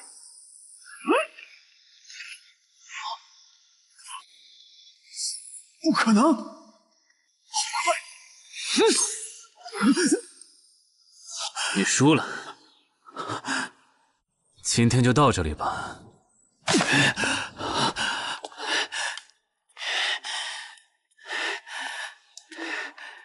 喂，我完事了，换班换班。我和他的差距原来这么大吗？其实你枪练得不错，出手的那一下，就算是我年轻那会儿，也不见得能躲掉。别灰心，你只是运气不好。遇到了能阅读你下一步动向的特例。阅读下一步？展开来说就是，人在出招时破绽最大，能抓住这个瞬间的人，轻松就能无招胜有招。使用者必须要在对手出招前阅读到对方的下一步动作。有这份眼力的武术家呀，还在世的不超过5个人，所以你输得不远。陈海哥，你刚才那招叫啥？好酷啊！没想到一个没练过武的门外汉，竟然也能掌握这一招。他真的只是个普通的冒险者吗？陈海哥，你也太牛了吧！你是没看到，败给你以后，常经川的臭屁男的脸色有多……臭屁男？常经川，我可以坐在这里吗？当然可以。其实，我原本是把你当做我的竞争对手的，但现在看来是我没眼力见了。以你的实力和潜力，东山这种小地方根本就留不下你。这不明摆着吗？坟场那种全球公认的 bug 级地下城都被陈海哥打通了，他肯定不会自降身份来跟咱抢下任东山市入口管理者的位子呀。说不定到那个时候，他已经是1手负责人了。喂，等一下，你说他以后能成为传说级冒险者，我不反对，但1手负责人，这俩人真吵啊！你问我副职业怎么选？哎，对，我这不是6级了吗？之前探索地下城的时候，发现冒险者面板升级了，除了在用的职业以外，我还可以再激活一个副职业。但我不知道副职业该怎么选，所以来问问你。这个在主副职业常识课上会讲。不过你既然问了，那我就简单说下。一般来说，冒险者主职业分常见和隐藏2种。常见职业很多，进阶方法也大都搞清楚了。你的主职业要是常见的，去内网一搜，就知道和哪个副职业最配了。那如果主职业是隐藏职业呢？果然，你是隐藏职业。隐藏职业因其获取难度，目前协会只掌握了个别职业的最优路径，其余的就只能凭感觉来了。啊？凭感觉？那如果选错了，后续不就完蛋了？谁也打不过了呀？不一定。毕竟常规职业冒险者，就算是成为传说，实力也只能排到中等偏下这样。如果你真是隐藏职业，只要没选和主职业互拖后腿的副职业，那上限就不会低。说起来，有一些隐藏职业，甚至不需要副职业就能直指传说，甚至还是上位传说。这样吗？不过这种，就算在隐藏职业里也是非常稀有的，就像巴门的士。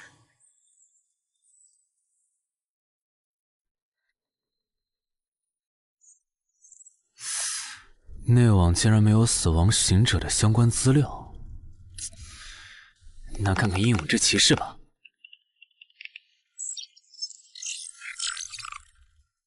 没想到我手通坟场得到的转职道具，竟然在全球冒险者圈子里被无数人追逐。看他们的评论，这个转职徽章除了挑战难度高的离谱以外，没有别的缺点，而且挑战次数也没有限制。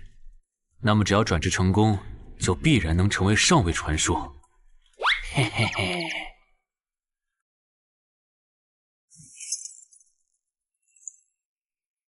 使用英勇之骑士试炼徽章。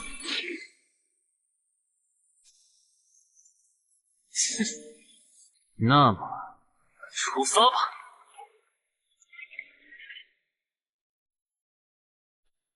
啊？不是吧？让我挑战他？啊？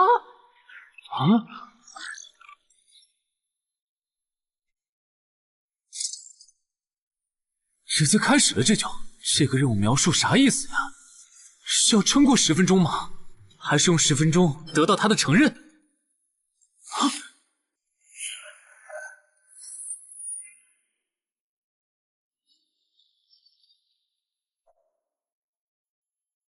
这家伙该不会比库罗德还强吧？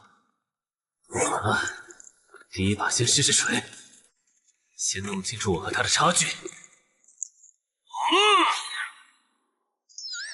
这谁能撑过10分钟啊？我这种配置都3分钟嗝屁，10级以下，我不信有人能完成试炼。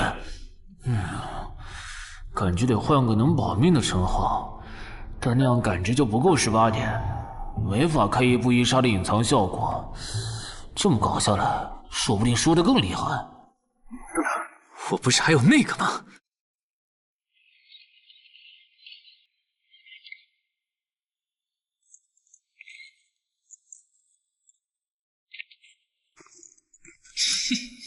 讨厌，这个傻大个的弱点是感知，他看不到穿了隐身衣的我。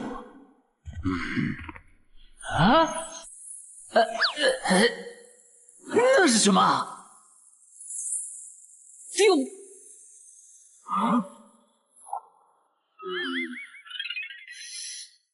他怎么能有看破隐形到位的技能啊？不行，我就不信邪了。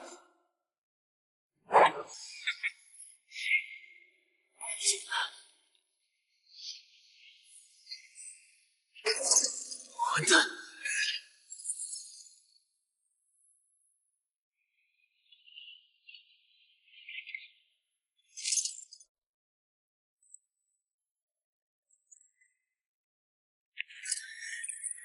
再来！啊！那些冒险者还在我家？对，虽说不知道发生了啥，可要是时限到了，这些冒险者还不出来，那咱就得掌握更多这地下城的情报，这样以后入口翻转的时候才能处理好。换个地方聊吧。还是没找到乔敏吗？没有啊，周围都找遍了，没有他的痕迹。那看来他不是下湖了，就是去更远的地方找豺狼人了。希望是后者，不然我们的麻烦就大了。我希望他是去找豺狼人了。远期那边应该也发现了，这地下城难度会越拖越高。等孵化池孵出大量的鱼人后，都会死在这儿。你说什么？你家地下城的通关任务是捣毁潮汐鱼人的孵化池？对啊，怎么了？我先冷静一下，李，你来给他解释。好，目前官方已公布的地下城翻转规则，你都知道哪些？基本上都知道。入口翻转后，攻方守方位置互换，我们这儿会变成鱼人需要攻略的地下城。没错。那你知道来咱们这边的地下城土著也需要满足指定条件才能回到他们的世界吗？什么？你的意思是那些土著也会有脱离和通关任务？是的，而且绝大多数情况下，两边的脱离和通关任务会很接近。比如捣毁潮汐鱼人的孵化池，换算到咱们这边，恐怕是破坏人类的重要设施。快，你再听吧。这下摊上大事了。他已经吓傻了。你说东山市下个月会有一个7级地下城翻转？对，地下城的土著是鱼人和豺狼人，类型是探索，通关任务是捣毁鱼人的孵化池。所以他们想要征调咱们的徐茂。是的，报酬是官方掌握的同等级地下城的随队通关名额。等等，郑哥不是14级的冒险者吗？处理一个7级的地下城不是很简单吗？因为你家的入口翻转后，我就没法随意出手了。啊？你不知道正常，这涉及到未公开的地下城翻转规则。当入口翻转后，我们的世界就会变成鱼人眼中的地下城。因为入口翻转前后规模不变的铁律，所以在有鱼人完成脱离任务之前，等级高的正人军不能动手。原来如此，怪不得坟场明明只是5级地下城，但却存在传奇个体。怪不得小鬼头脱离后，坟场就立刻进入到第2阶段，这样就解释得通了。这个规则不是强制性的，我不能出手，主要还是因为有人曾经尝试过这样做，结果导致入口等级提升，对面的高等级个体也能来到我们的世界。简单说，用同等级处理同等级翻转问题，是各国冒险者协会试过好多回后得出的最优方案。那军队呢？郑哥这样的不方便出手我理解，但军队和热武器明显更靠谱吧？用军队和热武器对付入口翻转，攻略地下城确实最效率，但过去10年来，所有这么做的国家，最后都后悔了。为什么？因为那意味着 bug 要出现了。军队和热武器要是掺和进来，地下城的实际挑战难度就会远超它本来的等级。如果军方很快镇压了翻转的地下城，那后面入口的挑战难度会接着涨，一直涨到跟这片区域守方的战斗力正好对上为止。再说了，从11级地下城开始，枪就不咋管用了。再往上，16到20级的地下城，里面有些怪物甚至得用核弹才能干掉。总结一下，军队插手，问题只是被推迟了，并没有真的解决。等到问题彻底爆发的那一刻，我们得直面那些能跟最厉害热武器硬刚的人。现在你明白了吧？不是我们不能用军队来解决地下城翻转问题，而是那代价对于人口众多的我国来说，有些过于沉重了。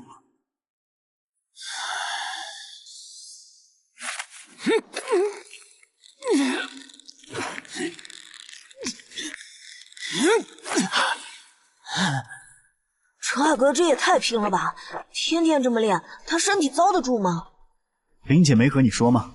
说什么？陈海家的地下城下个月要翻转了。什么？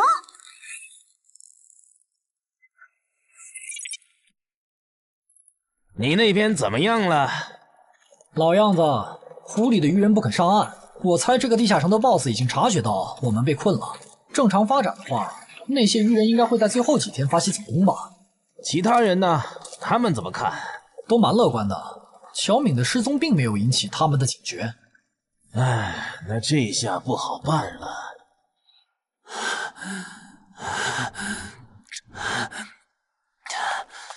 给。啊，今天周4，你不用上学吗？上啊，谁让有些人闯祸，把地下城入口给搞翻转了呢？想上都上不了。应东山市入口管理人的要求，原定课程现在换成入口翻转规则普及课。因为本节课还有大量未准许披露给民间的内容，所以开讲前需要大家签署这份保密契约书。谁先来？我，我签完了，下一个谁来？给我吧。然后给我。那我收尾。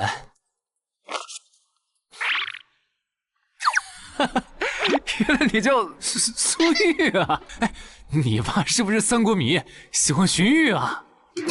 闭嘴，快点签！最后重复一遍，我接下来讲的内容，你们不可以透露给协会外的人。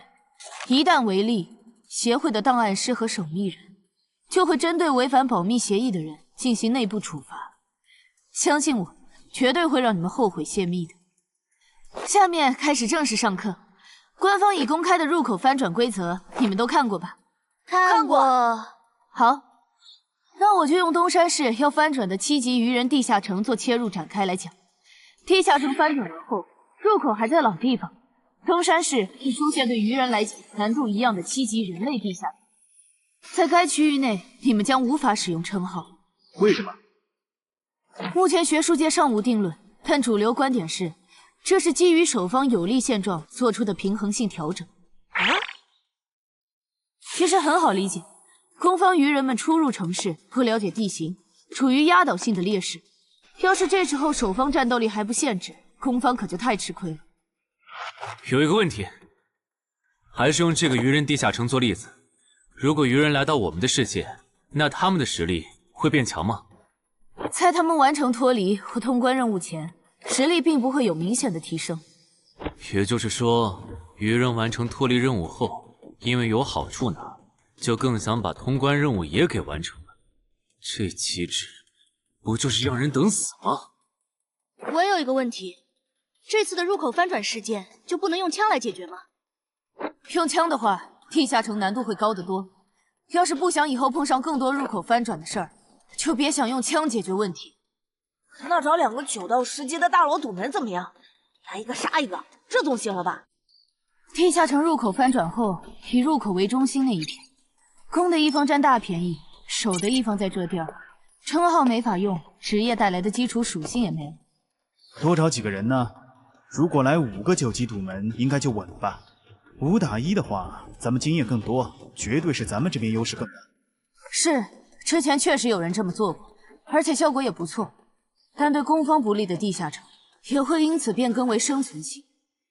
按照镜像法则，要是咱们守着的地下城变成生存型，这世上某个地方就会出现同样等级区间的生存型地下城入口，来和它平衡。比较典型的就是坟场和恐惧之墓。所以，至少在我们国家，现在是尽量避免这样做的。好恶心啊！这里不允许，那里又有限制的。难道入口翻转，我们就只能安排附近居民撤离，然后一波接一波的处理跑来咱们这边的愚人吗？倒也不是，其实我们已经快找到可以快速解决地下城翻转事件的办法。哦，是什么？只要入侵我方世界的同批次地城土著里，有人被我们捕获，且在该地下城入口时间归零前，我们一直保住他的命，那就不会再有下一批次的入侵者。这次喊大家过来，是想和大家一起讨论我们最后几天的安全问题。能有啥安全问题？不就是个靠机制恶心人的7级地下城吗？要不是我的职业不适合水下作战，他早被我攻陷了。不懂就闭嘴，好好听。这个地下城没你想的那么简单。啊？搞得你好像很懂的样子。你懂你说呗，我洗耳恭听。你没看这个地下城的名字和任务内容吗？摧毁潮汐愚人孵化池，这么明显的暗示你都没反应过来，我真是服了。照现在这样下去，最后几天活里的愚人能多到数不过来。如果他们的 BOSS 是团队增益型的，那某些不抱团的蠢货绝对死定了。骂谁呢？所以召集我们过来，是要商讨最后几天愚人上岸时咱们怎么自保吗？对。上个月我去粤省处理当地10级地下城翻转的事，知道了一些不能透露给民间的情报。官方察觉到翻转后的地下城有个对攻方有利的规则，以入口为圆心的特定范围里，守方的战力会被严重限制。所以我认为现在这个地下城作为守方的鱼人们，应该也存在类似的规则。具体点呢？会限制到什么程度？以我们为例，鱼人作为守方，我猜就算他们的 BOSS 是团队增益型，进入我们攻方有利的区域，这个增益效果也会被压制。称号不能有也就算了，连职业带来的基础属性加成也会被抵消吗？这限制未免也太大了吧！我原本还想着，如果称号不能用，就选一个感知加2的副职业，凑出一步一杀第2个效果，未来式的最低要求。但现在肯定没戏了，算了，到入口翻转前，我先用英勇之骑士来适应没有未来式的战斗吧，看看实力会折损多少。早啊，骑士。啊？不是吧？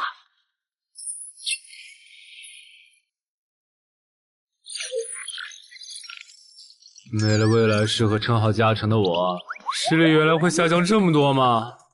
这么看的话，我还是得找个能加感知的副职业，至少要把未来式点出来。你找姚文忠？对，我想找一个能加2点感知的副职业，想问他有没有推荐。还有，协会内部是可以用贡献点兑换副职业的转职道具的吧？能是能，但这种和智、感、魅有关的副职业转职道具，所需要的贡献点有点多。你除掉高成勇得到的贡献点肯定不够。我知道，我来之前已经查过了。我有2个称号未被收录进官方的称号图鉴，我可以提交他们的获得线索来换取贡献点。行，那我叫姚文忠帮你整理一下。你现在就要定副职业，不再等等吗？距离你被强制征召进地下城还有半年呢，没准过几个月，新隐藏职业的最佳升级路线就能搞清楚了。不等了，我家地下城翻转后，我主职业的核心技能就会没了称号加成，得再加2点感知才能开启。这2点属性对接下来的我是刚需。行吧。这是协会掌握的能加2点及以上感知的副职业，你看一下吧。寻物师，你确定就要这个？不改了？啊，就它了，寻物师。行吧，那我现在就去联系福州的冒险者协会，让他们派评估师来东山看一下你手里的称号值多少贡献。如果价值大于寻物师的职业证书，我就向总部打申请。那麻烦姚哥了。您就是陈海先生吧？你可以叫我蔡吉，我的副职业是评估师。接下来由我为您评估至死地而后生和与传奇过招这2个称号的价值。好的。算完了，这2个称号虽然效果惊人，但他们的获取难度和激活所需要的前置条件太苛刻了，所以价值相比于同等级称号会有很大的折损。具体会折损到什么程度？请你放心，足够您兑换寻物师的转职证书了。和上次一样，别用称号和职业技能，对这个设备来一拳。好。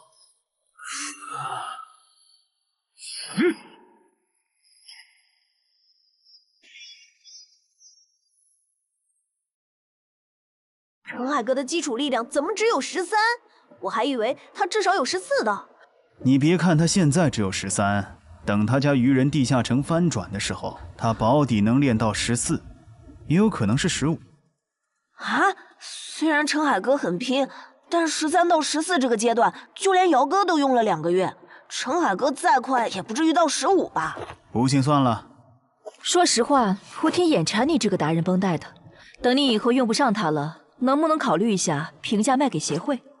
可以啊，不过那得等我的力敏双16以后。原来你们在做力量测试啊！我说怎么找不到你们？陈海，你的副职业转职证书到了。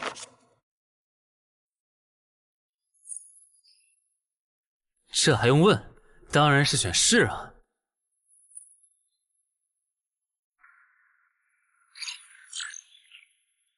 等等，不会吧，不会吧！蒙对了，死亡行者的最佳搭配竟然是寻物师。我原以为死亡行者的效果1和效果2已经够超模了，没想到他的效果3更加离谱。考虑到大多数人靠锻炼得到的粒米的极限数值是16至17，如果到达极限以后再去挑战这8项试炼的话，发了，这下发了！明天不，我现在就去健身房撸铁，以后只要练不死就往死里练。至于英勇骑士那边就暂时不去了，反正我现在也完不成那个转职任务。有没有搞错？东山市的地下城翻转事件，为什么要拉我这个云霄市入口管理者去帮忙？因为你老婆在我这边的人情已经用光了，还有你下个月就不是云霄市的入口管理者了。身为官方冒险者，被附近的协会征召，不是很平常的事吗？而且别告诉我你不知道，东山市的愚人地下城是因为谁才闹到要翻转这一步？11121、11122、11123。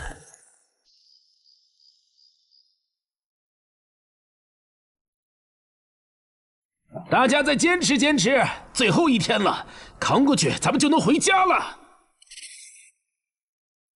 曼哈努斯大人，巢穴现在有守卫24只，精英鱼人69只，哨兵队长和士兵共800。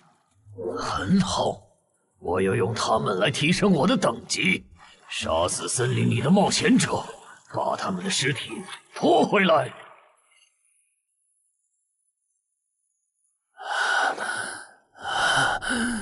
冒险者面板。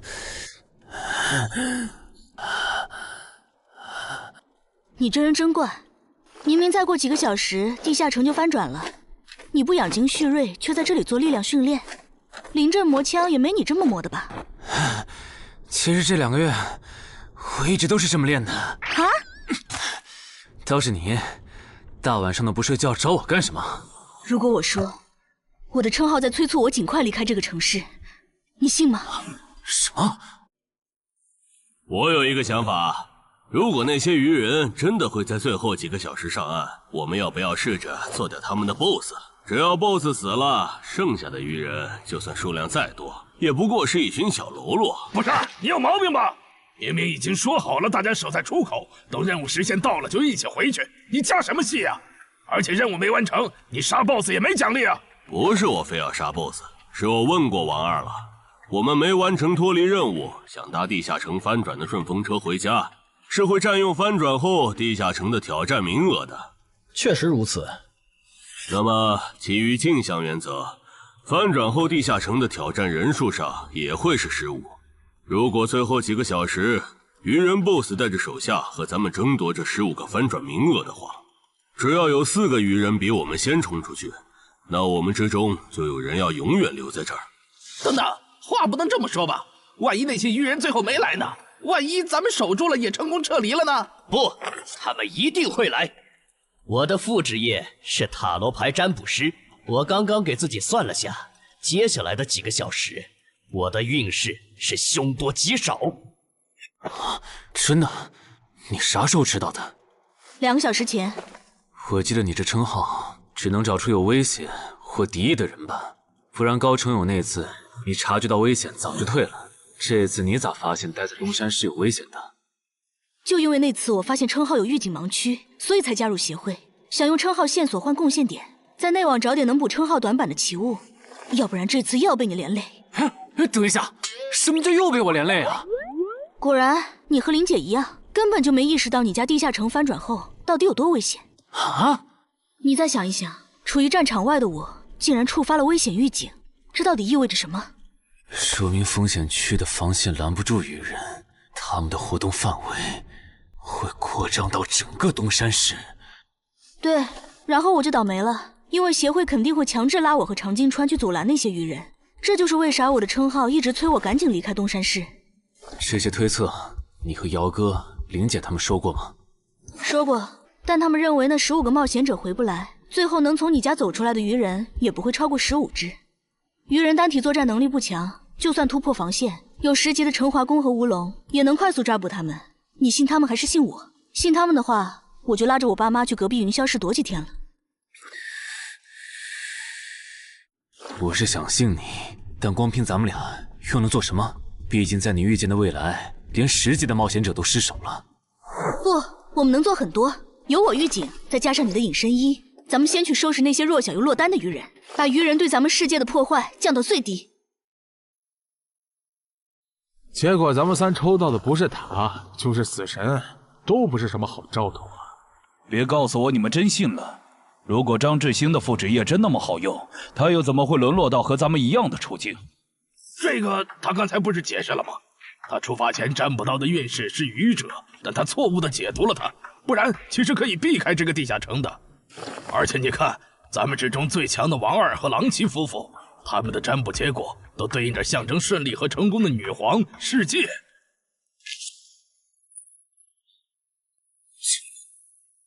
我抽到的牌和你一样，也就是说，如果我保持现状，最后下场也会和你差不多，对吧？对，咱们很有可能走不出这个地下城。那你再占卜一下，如果按我的计划，大家合力干掉 BOSS， 把剩下的鱼人赶回湖里，我的运势会不会好转？行，等一下，先别占卜。你的计划还有完善的空间。这地下城里的鱼人现在估计已经繁殖到好几百甚至上千了。如果他们的 BOSS 是团队增益型的，那我们和他们贸然开战，绝对会死很多人。所以你的意思是，咱们干脆什么也不做，就在这儿等他们打过来喽？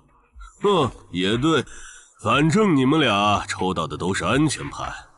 哦，你理解错了。我的意思是，普通 BOSS 按你说的来，团队增益型 BOSS 就得先引走大部分鱼人，再集中精锐力量斩掉 BOSS。前期侦查、辨别 BOSS 和发射信号弹也得有人做。侦查部分最好由我来负责，我有潜行技能。没问题，这样就可以提前确认 BOSS 的类型，然后按照事先准备的预案来执行了。感觉朗奇的方案要更可靠些，我按他说的占卜吧。可以。这么做确实能低风险的解决掉一部分落单鱼人，但如果可以的话，我还是不想让失控之事发生。我打算再劝一下姚哥，但这需要你配合。你能和我一起去我家，用称号确认一下入口对面危险鱼人的数量和质量吗？没问题。没事的，我们大家都在呢，最后肯定都能出去。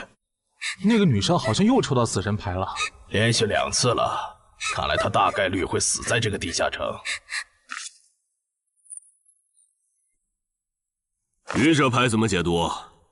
眼下这个情况，抽到他，意味着你将利用你和你身边的力量来达成你的目的。目的嘛？大家听我说，占卜的结果出来了，除了个别人抽到死神、塔牌，大家整体的运势其实是变好了的。这说明主动出击会带来好的转变。既然这是让大多数人都受益的决策，那我的建议是执行。至于抽到死神和塔牌的，就麻烦身边的人分精力照顾一下了。王二，了解，我现在就出发。要是这 BOSS 是团队增益型，咱就得派一半人去当诱饵，让其他人找机会干掉 BOSS。有人自愿去诱饵组不？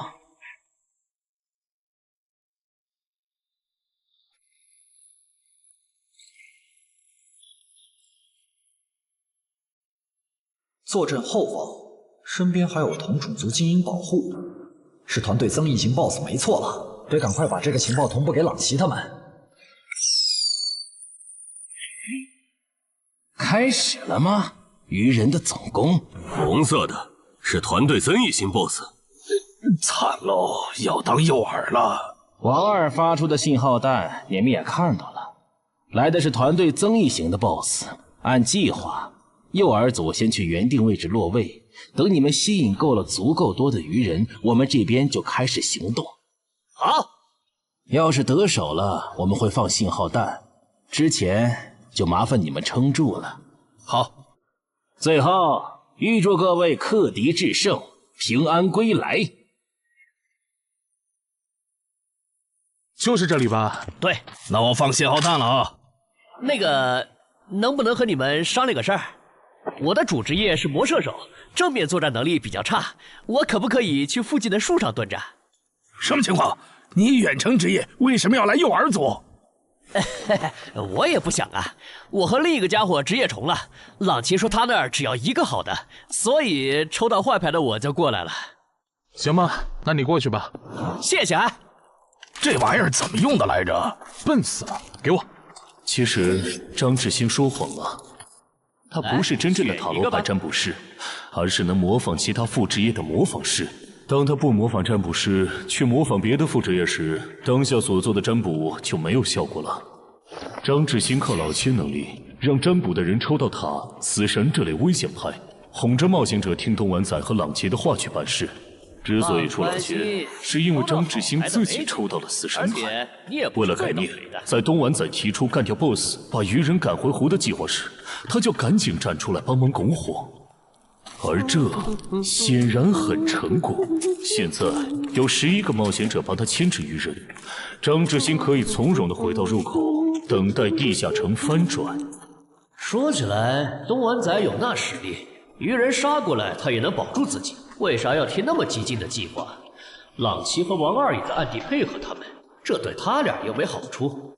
哎，算了，不管他们干啥，都跟我没关系了。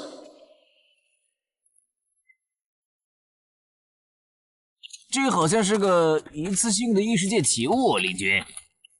这个就是刚才发送红色的发光物的武器，其作用八成是提醒他的同伴们我们上岸了。领军大人，你看天上，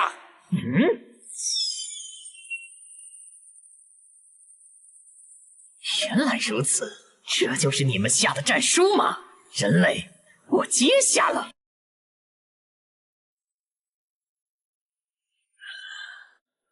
过去这么久了，怎么还没有冒险者的尸体被带回来？可能是因为那些冒险者藏得很深，领军大人光是找到他们就要费一番功夫。您再等一下嘛。那就再等一下，如果还是没有，我就亲自上岸狩猎。鱼人怎么还没来？你说他们会不会没看到我们发出的信号弹呢？应该不至于吧，毕竟这玩意儿这么显眼。护住我身后，鱼人来了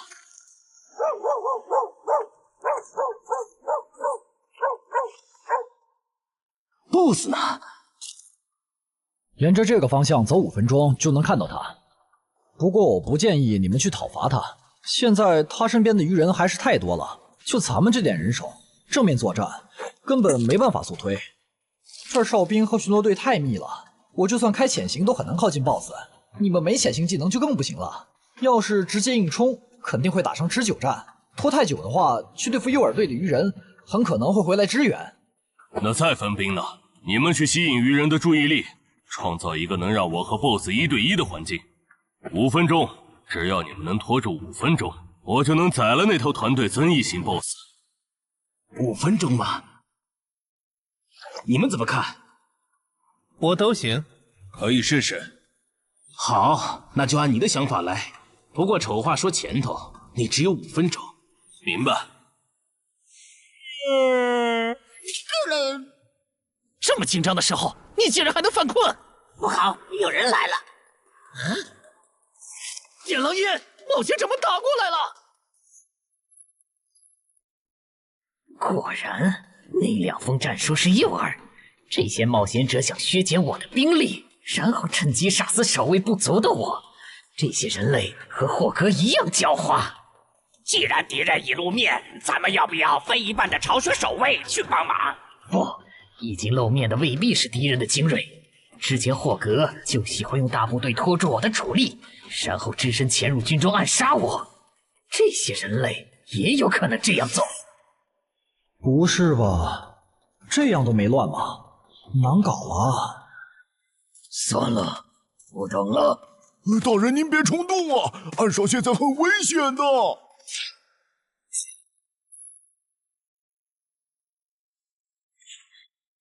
危险？难道你认为我不如那些冒险者吗？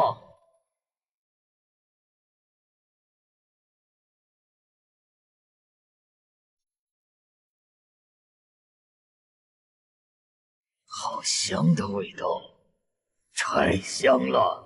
我的，都是我的，这些美味都是我的。不知道东莞仔那边咋样啊？不过和我同组的那2个傻帽肯定是死定了。等朗奇、王二他们回来，我就说我们遇到的鱼人实在太多了，队友死后独木难支，只能回撤。嘿，这样应该可以应付过去。死神牌又如何？还不是被我找到机会改命了。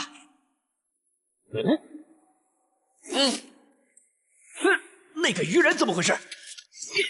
绝不能放他活着离开，至少在地下城翻转前，不能让鱼人知道入口位置。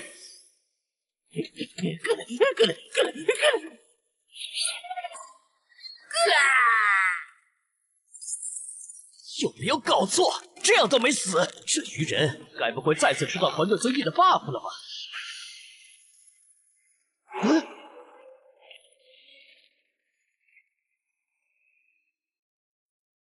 靠北呀！你干什么 ？BOSS 身边的护卫可还没有被引走呢。无所谓，大不了一起杀了。雷军，不用提醒，我看得出来，他很强。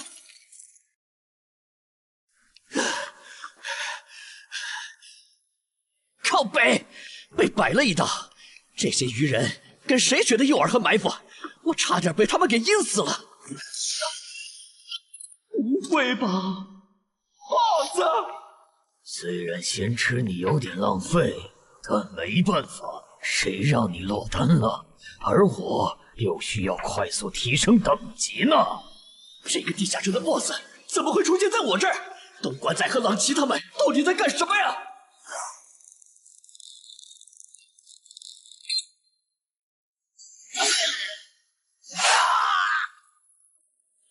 开什么玩笑！堂堂8级魔射手，竟然会栽在一只低等的鱼人的手上！是嘞。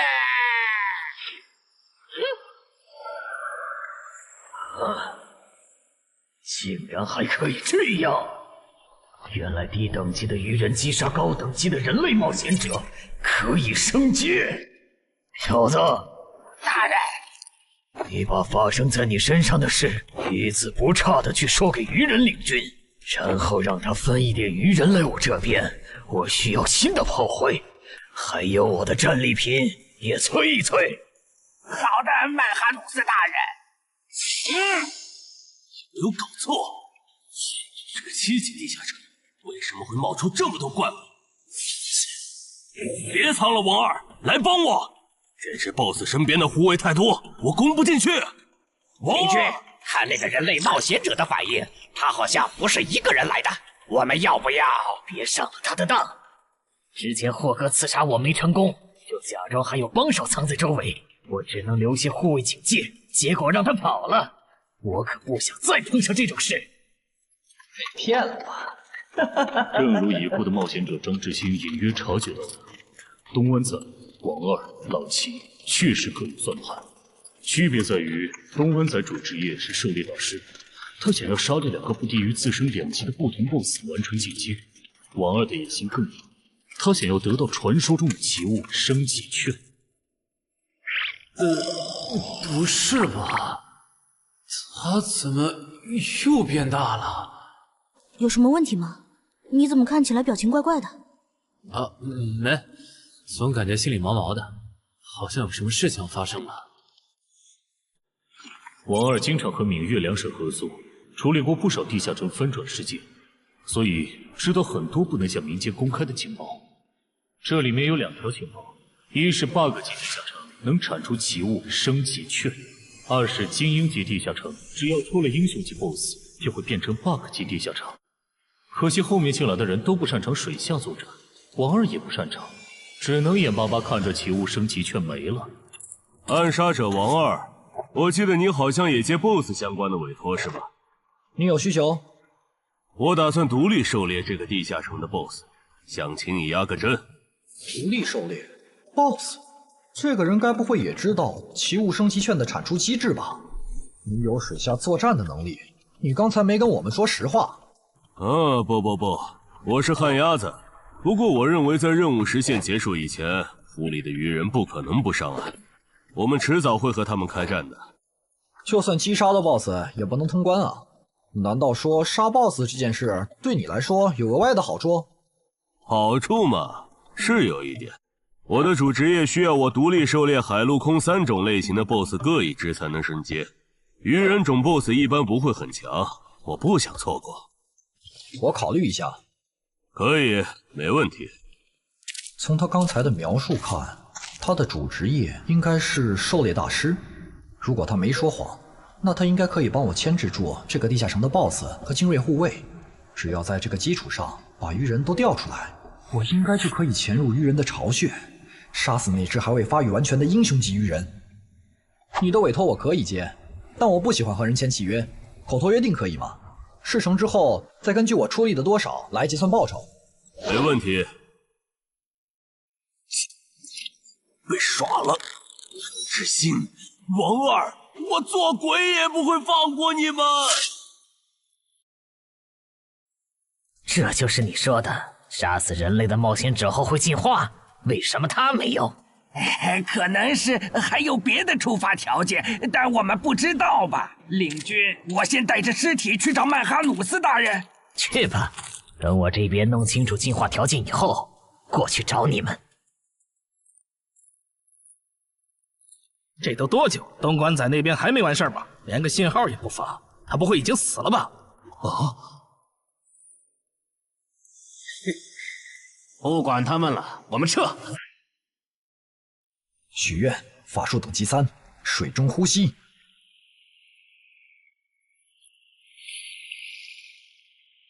啊！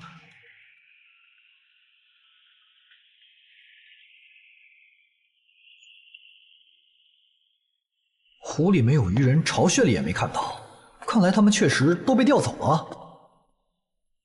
啊！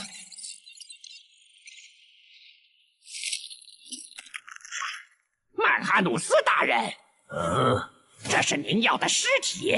可以，但我要的炮灰呢？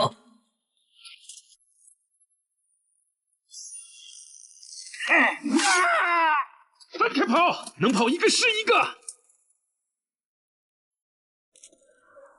哦，原来杀死人类的冒险者可以让我们进化呀！可惜了，让刚才那个戴帽子的跑了。喂，姚哥，我家小区这边的居民撤离安置工作做完了吗？做完了，我现在就在你们小区复查。怎么了？我和苏玉发现，我家的地下城在过去2个小时里，先后冒出来3只威胁程度不下于高成勇的鱼人 BOSS。除此之外，还有一个很特别的危险源，也在快速变强。完蛋，我放不出魔法了！张志兴，你这个王八蛋！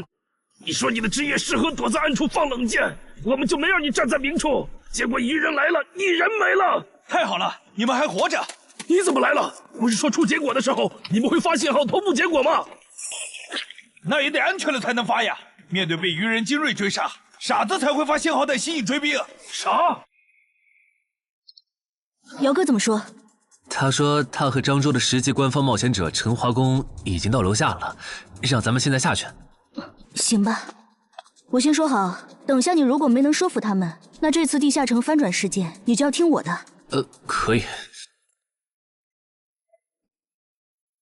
这就是你出的馊主意！现在 BOSS 没推掉，人死的就剩咱们仨了。你守在出口，大家都有可能回家的。你不能全怪我吧？是东莞仔提出的打 BOSS， 我只是在这个基础上优化了细节。而且我能给的方案，你们当时不都认同吗？他们吵起来了耶！为什么你的关注点总是这么奇怪？那个异位面入口，难道不比这2个人的内讧更值得注意？领军大人，有进化过的鱼人带着冒险者的尸体回来了。领军大人，这是曼哈努斯大人要的尸体。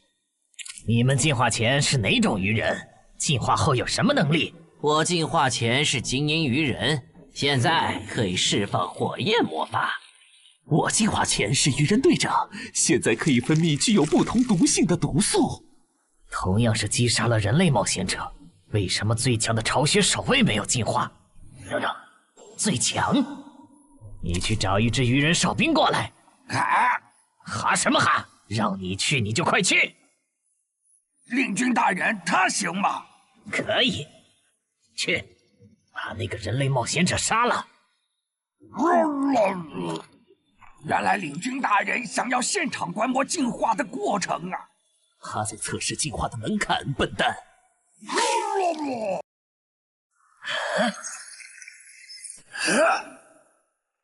原来如此，所以进化的先决条件是等级差吗？难怪我和巢穴守卫没能进化，因为我们和这些冒险者的等级差没达到引起海之母布里伯杜普注意的程度。这样的话，把森林里的鱼人都叫过来，我有事要说。遵命。那边的带着这些人类冒险者的尸体去找曼哈努斯大人。好的，领军大人。可惜那只英雄级鱼人不在这里，不然 bug 级地下城的任务的合并结算，说不定除了能拿到奇物升级券，还能掉落史诗级装备呢。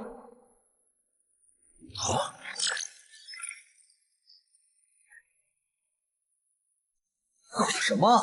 我刚完成通关任务，任务就被重置了？没这样玩的吧？还有这个重置后的通关任务，鱼人种英雄级个体的成长速度都这么快吗？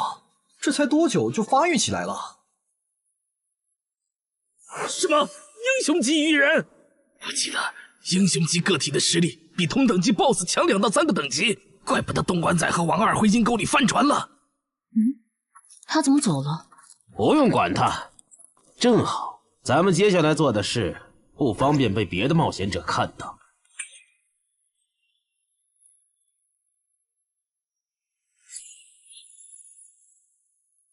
把死在地下城冒险者的灵魂和掉落带回来。啥情况呀？更新的通关任务是怎么回事？王二不是说英雄级个体的发育速度很慢，在翻转前他不会成为我们的威胁吗？怪不得他让咱们瞒下地下城有英雄级鱼人的事。之前他说帮湛江处理地下城翻转时，知道些不能公开的情报。你们说王二会不会知道干掉英雄级怪物能额外得到掉落物的消息？还真有这个可能。这么看，他说不定还藏了一些底牌没跟咱们同步，比如有可以帮他完成脱离或通关任务的奇物。对，正好湖里的鱼人现在都跑上岸了， BOSS 又在被东莞仔讨伐，我猜王二一定会趁此机会潜入鱼人巢穴，尝试通关。可惜地下城因为英雄级鱼人超前发育的原因，升级了任务内容，也跟着重置了，他白折腾了。就这个叫曼哈努斯的英雄级鱼人，能当9级生存类地下城的 BOSS， 王二根本就没法单干。他算计来算计去，结果把自己坑了，真是活该。这么看，我觉得张志兴、东莞仔和狼骑的心里多半也藏着事儿。既然任务都重置了，要不咱别回去了，省得跟他们耍心眼。也行。李军，都到齐了。好，就在刚刚，海之母布里伯杜普再次眷顾了我们。我们的族群出现了新的首领级鱼人，而他不久前还只是你们中的一员。不同以往的是，这次升级不用那么麻烦了。你们只要在这片森林里找到人类冒险者，杀死他们，就能成为和我们一样的首领级鱼人。我们还找到了通往冒险者世界的入口，那个世界肯定有能让咱们再次进化的目标。不过在此之前，你们得先把这片森林里的人类冒险者解决掉，让自己变强。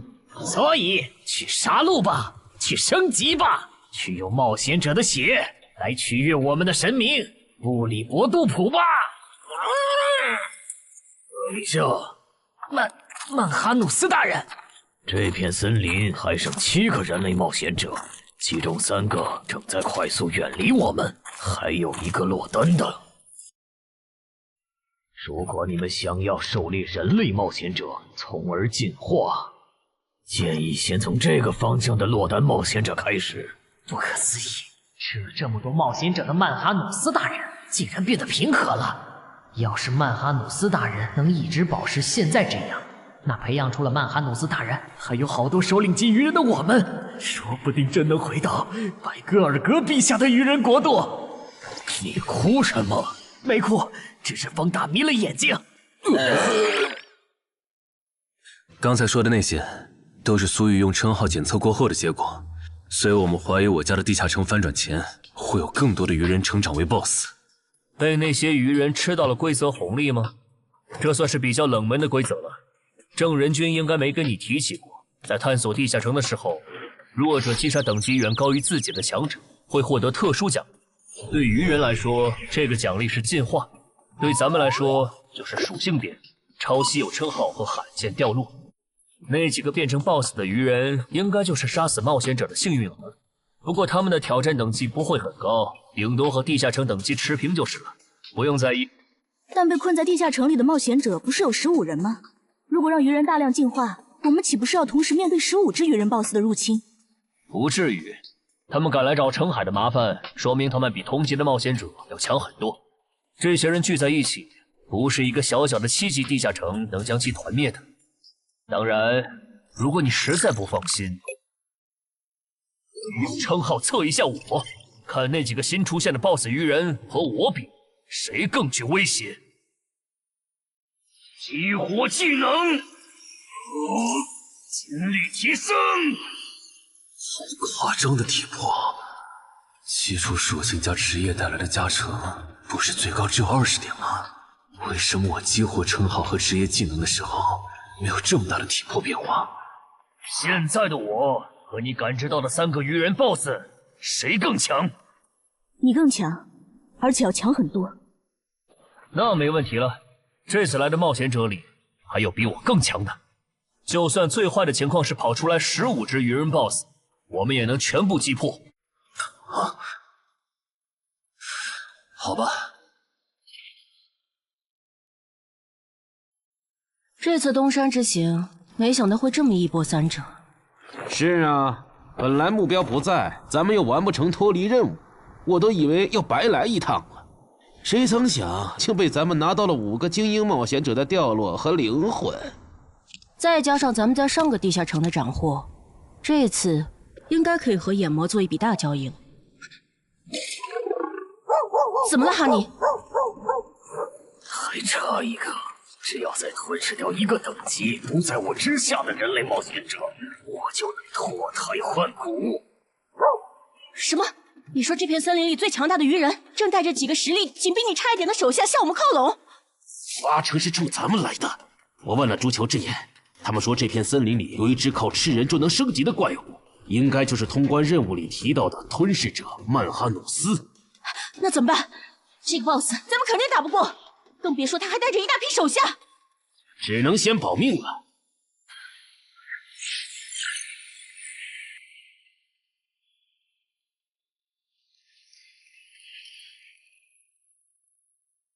这批灵魂不错，我可以给你4个单位的司导之眼和1个单位的督军之眼的召唤额度。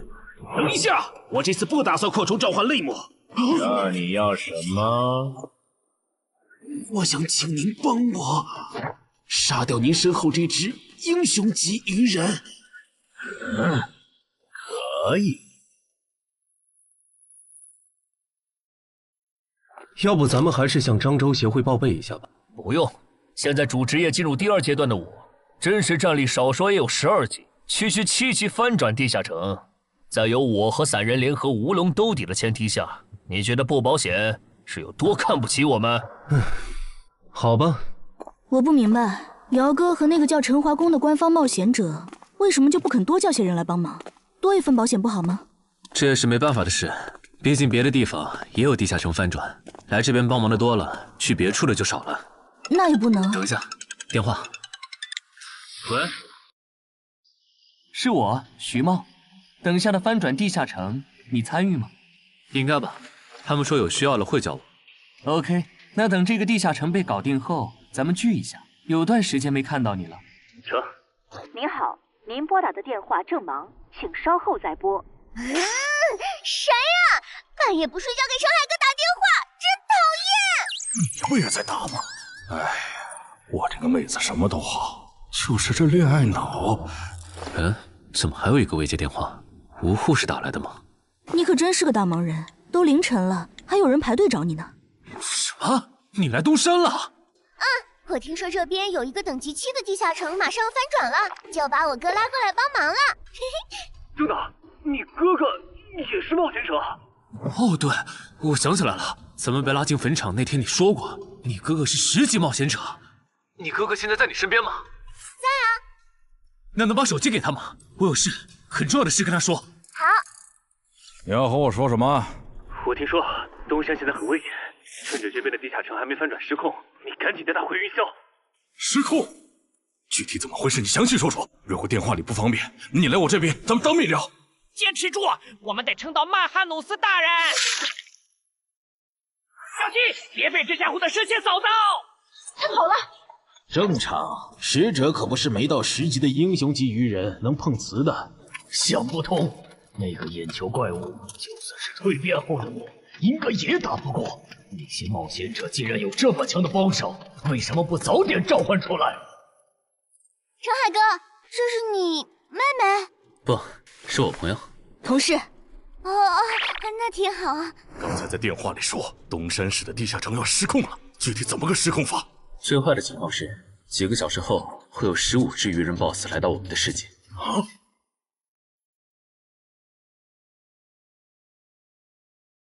原来我进化后自然领悟的法术这么强吗？领军，感觉他的进化路径好像比咱们的要厉害很多哎。喂，其他鱼人呢？曼哈努斯大人，暗杀者、毒素师和火法师带队去追那3个逃走的冒险者了。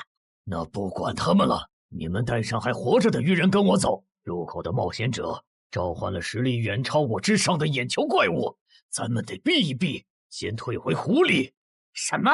比曼哈努斯大人还强的？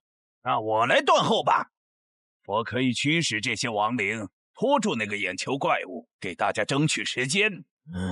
行吧。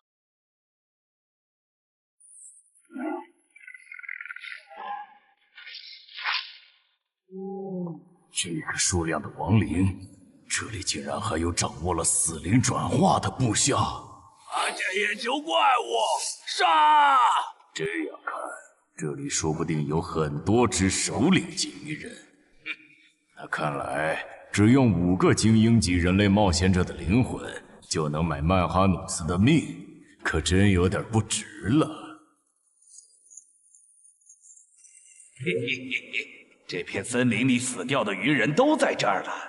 就算你等级比曼哈努斯大人高很多，也会在几百只亡灵围攻下被活活耗死吧？不知道杀死这样强大的存在，海真母会赏我什么？如果我进化为曼哈努斯，不，超越曼哈努斯大人那样的存在，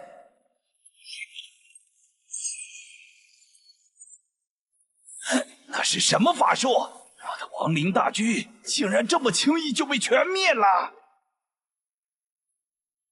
得让狼骑在原来的基础上追加报酬。要追加报酬？委托难度和报酬不匹配，我要追加报酬很合理。当然，你也可以更改委托内容。如果换成保护我们直到该地下城翻转，那5个精英冒险者的灵魂够吗？够。原来如此，你们是通过特殊称号发现东山市的地下城有失控的风险。这个地下城在不久前新增了3只 BOSS， 照这个速度，我担心几个小时后会有更多的 BOSS 出现。是有这个可能，但这没什么大不了的。这还没什么大不了的。你们换个角度想，现在这个地下城，它已经算实质上的生存类型了。这些鱼人来到我们的世界，也将获得同样的待遇。到时，为了匹配这个难度，原本的称号限制必定会被解除。如果这样还不能配平，那这个翻转地下城说不定会变成坟场那样。一旦有鱼人完成脱离任务，就会出现更高等级的我方冒险者介入的类型。哥，你怎么又提坟场？总之，你们把心放肚子里，这个地下城不会成为东山的威胁，我保证。我刚刚躲在树后，才侥幸逃过一命。他放过你了？对，那个眼球怪物用射线全灭了我的亡灵后就离开了，感觉他好像只对曼哈努斯大人感兴趣。曼哈努斯大人呢？他去找美食了。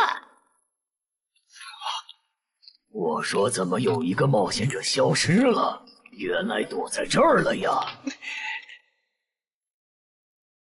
或许真的是我想太多了。不，是他们的问题。啊！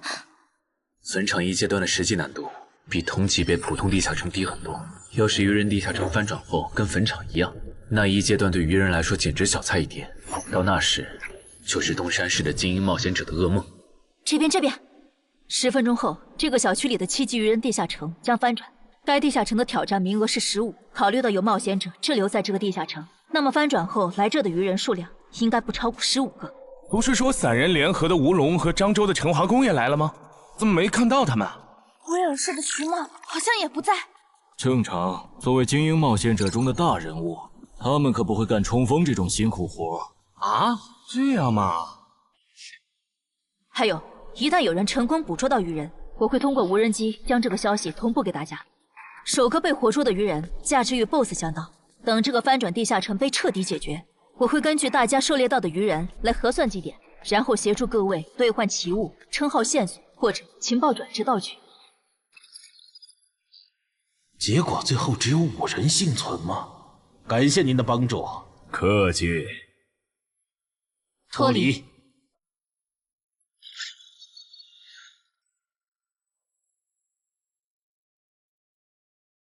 怎么是你们？我们3个活到最后，你很意外？不，只是没想到王二会死。王二死了，不应该呀！拥有前行技能的他，就算被哪只英雄级愚人逮到，应该也可以利用森林地形逃掉才对啊！力量源源不断的涌上来了。要是你们明明都逃出来了，为什么还堵在这儿？难道你们打算帮忙消灭攻入咱们世界的愚人？那倒没有，主要是我们回来以后，发现称号竟然还能用，这和王二说的攻方有利原则对不上。我们怀疑王二耍了我们，所以才守在这里，等他出来给我们一个说法。谁能想到他竟然死在了这个愚人地下城？这下好，白等了。只有你们几个幸存吗？对，只有我们。了解了，那跟我来吧。哎呀，我就知道干脏活有风险。等一下，严格来说，我们就是普通游客。听说周建明后人悬赏程海，就想着来凑凑热闹，不小心闯进了程海家，占了他家地下城的挑战名额。不过没和程海本人有过接触。按地下城入口勘探法案第27条，私人地下城因为攻略出了啥纠纷，当地协会不会直接插手吧？和那没关系。根据地下城翻转防卫法第14条，我代表东山市冒险者协会临时征召你们协助我们处理本次的地下城翻转事件，有异议吗？没，我们配合。配合。配合。好，那先同步一下情报吧。这个7级地下城里的怪物构成和 BOSS 大概是怎样的？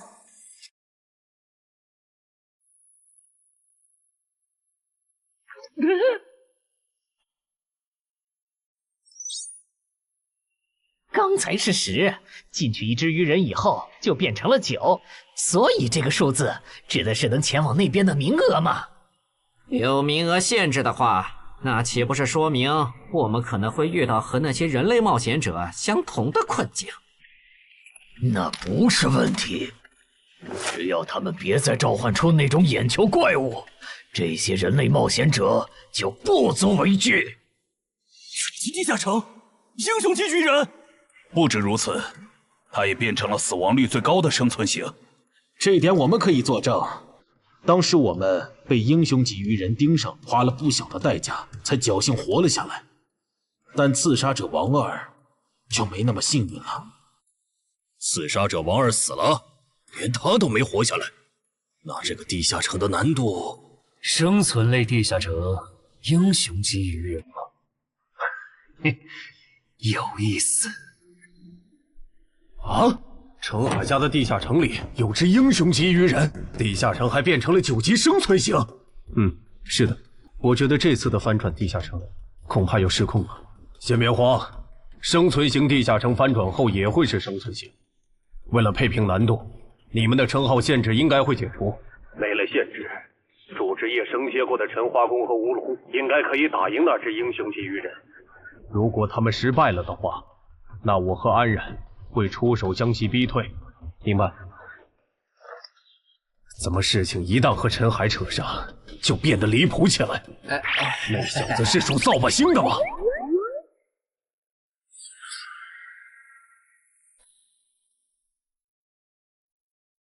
人齐了，曼哈努斯大人。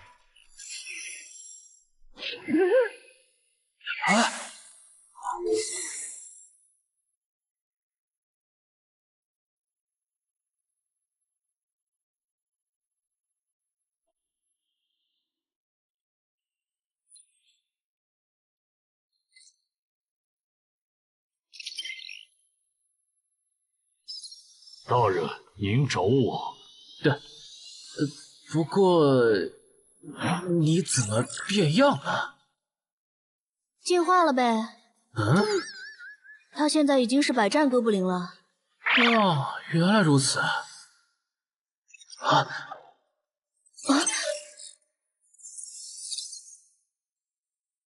喂，你在哪儿？环城东路，怎么了？事情有变，东山的翻转地下城现在有英雄级鱼人坐镇，你随便找2只实力过得去的鱼人杀了交差，别去碰那只英雄级鱼人。行吧，还有别的要求吗？没了，注意安全。我懂了，红点是等级和我相差不过2级的人类冒险者，而黑点是等级比我高3级的人类冒险者中的首领。只有2个黑点，有点不够分呢。等等，为什么我这里全是红点，没有黑点？因为你等级比我们高1级吧？那这样的话，咱们要进化就不能用令君大人的增益 buff 了，不然和人类冒险者的等级差就拉不开了。你这么一说，好像是这样哎。曼哈努斯大人，您的地图上有可用来进化的吗？没有，我猜只有把这片区域的人类冒险者杀光，才能吸引来更高等级的人类冒险者。明白了，诸位，你们的任务是清理掉地图上所有的红点、黑点，把更高等级的人类冒险者吸引过来。诸位，你们的任务是清理掉地图上所有的红点、黑点，把更高等级的人类冒险者吸引过来。但地图上的黑点只有2个，怎么分配？最近的黑点由我和精英巢穴守卫亲自处理，另一个等你们解决完附近的人类冒险者以后，根据红点狩猎数量来决定挑战顺序。这分配方式可以，挺公平的，谁都有机会。还有问题吗？没有就自由行动了哈。有，我不擅长正面作战。如果我用暗箭射死了你们的猎物，那怎么算？地图上不是有2个离咱们挺远的红点吗？给你了啊！那些首领级鱼人识别出来了吗？有2只没识别出来，可能是鱼人中的稀有之一。已经识别出来的鱼人资料已经发到大家的手机上了，包含挑战等级、能力和弱点。除了英雄级鱼人外，还有2只稀有首领，怪不得那个女孩觉得这个地下城会失控。各单位注意，鱼人出来了，共7只鱼人，非抱团，没有英雄级。注意，有鱼人掌握了前行技能，还有魔法弓，大家小心按键。注意，有鱼人掌握了前行技能，还有魔法弓，大家小心按键。真够吵的，这些鬼东西。也是没办法的事，毕竟是对方的主场。说起来，您觉得谁会进化？进化吗？也就是说，除了那只紫皮的英雄级鱼人，还有一只疑似亡灵法师的首领级鱼人也很超模。我没理解错吧？没理解错。如果遇到他们，我的建议是周旋，等待支援。先别聊了，有鱼人过来。是这只吗？不是。那看来咱们运气不错。倒霉，竟然能召唤眼球怪物的人类冒险者，怎么偏偏是我碰上了？火法师遇到了眼球怪物的召唤者，正好去试一下进化后的我和那只眼球怪物谁更强。全体注意，英雄级鱼人现身了，他正在往西门方向移动。这只首领级鱼人不强，让他跑了。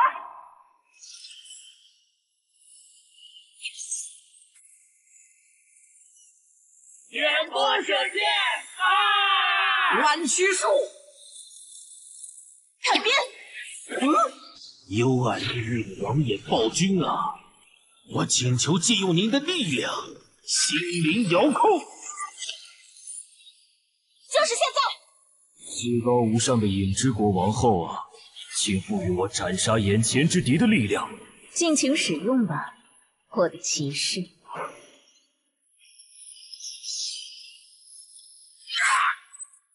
干掉了一只首领级鱼人，可以交差了。西门方向的冒险者请注意，有英雄级鱼人正在往这个方向移动。啊！英雄级鱼人怎么来的这么快？怎么办？打还是跑？他们这次没召唤那只眼球怪物，是觉得没必要吗？还是他们现在不能召唤？找到了，那个负责警戒的绿皮傻大个，看上去要更强一些。就杀他！不，巧克力是魔法弓，你要吗？不要，长得太丑了。行吧，这些鱼人比我小的弱，我打算主动出击，找落单的杀。能帮我提供一下位置信息吗？可以。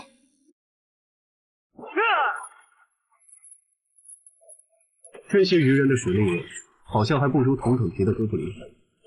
这样看，那只英雄级鱼人应该也不会强到哪里，还担心一层。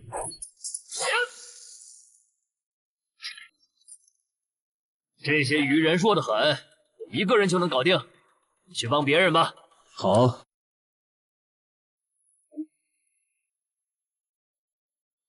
搞什么？原来你们还能变强吗？希望这些人类冒险者能争点气，不然我这趟可就白来了。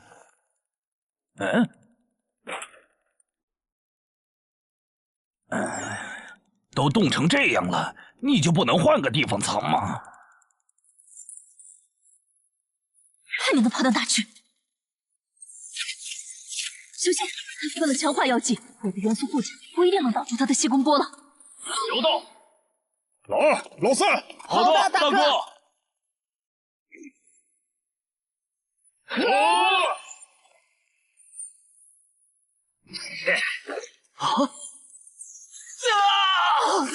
小 C， 慢住，老弟！你在得意什么？欧奇路克，冰封术。幽暗地狱的王眼暴君啊，我请求借用你的力量，心灵遥控。玩够了吧？把那只眼球怪物叫出来，我要和他打。狼骑，问过了，他没回应。让你来帮忙，我知道你还有底牌没交。不，我拒绝。这只英雄级鱼人是奔着你来的，我没义务为你冒险。更何况你的控制法术还对他无效。我撤了，你们加油。你可惜了，看来你们真的无法再召唤他。我还想着杀掉他，说不定有机会2段进化。狼骑，没用了。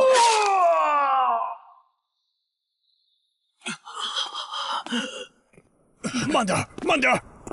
首次捕获的对应几点，等地下城结束后，会根据 BOSS 的强度核算给你。到时你可以来换取想要的东西。我很期待。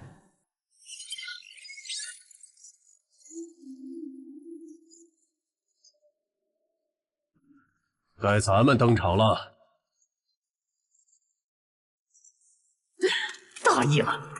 虽然对10级人类冒险者的强大有一定预期，但强化到9级的精英巢穴守卫，竟然这么轻松就被干掉了。这个高等级的人类冒险者和森林里遇到的那些完全不一样，不能再……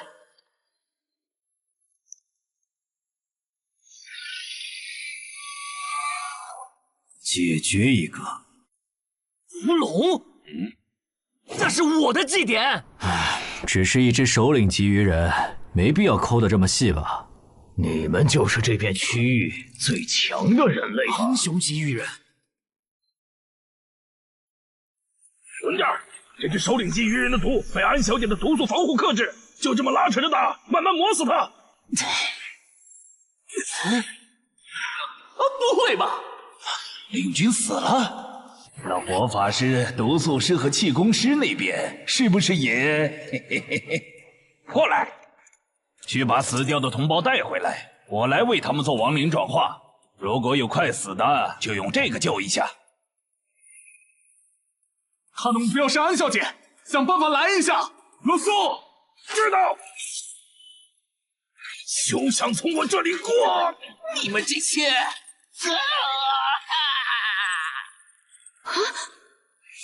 天使，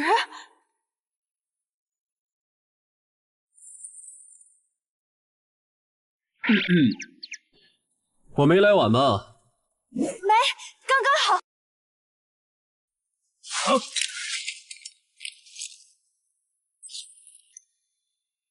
这谁扔的烟雾弹？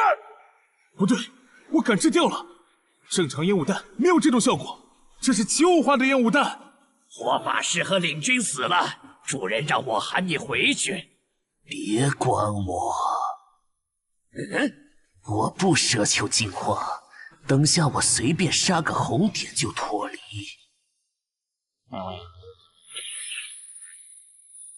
亡灵转化。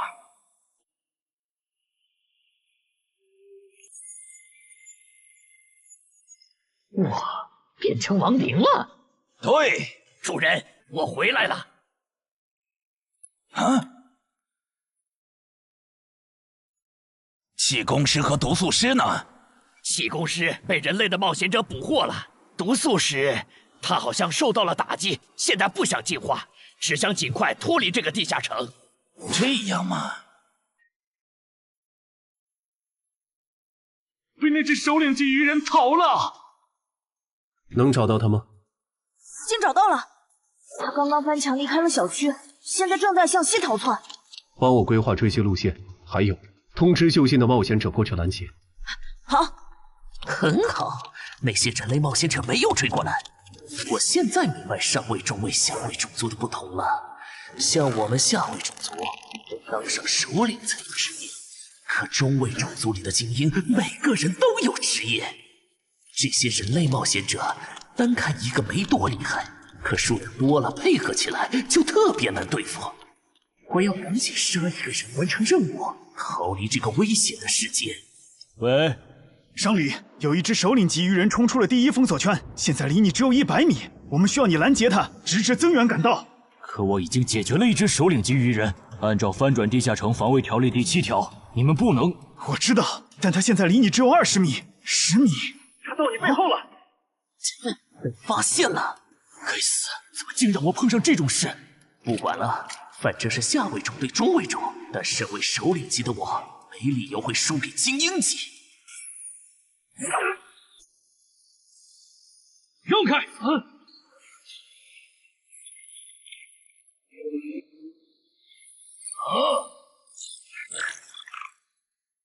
你连偷袭都不会吗？刚才为什么要喊出声来？笨蛋！我那是在帮你解围。这2个黑点移动的速度好快，这样看，我这边应该是来不及了，有点可惜。本来我还想着吃掉他们，升到11级以后再进化呢。啊，那是进化之光。等等，英雄级鱼人竟然还能进化，这不是6到10级地下城吗？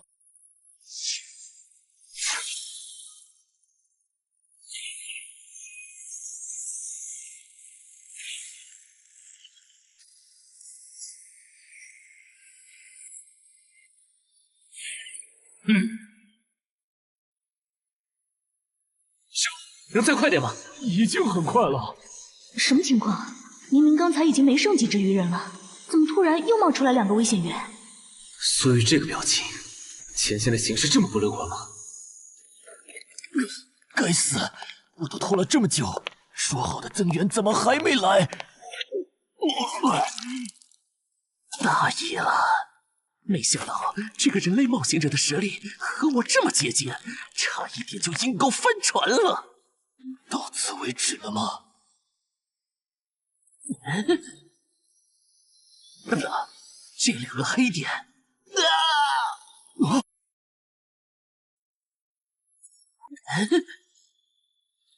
等等，这2个黑点，正人君，首领级的祭典怎么算？特事特办，我可以按照濒临失控的地下城的标准来核算。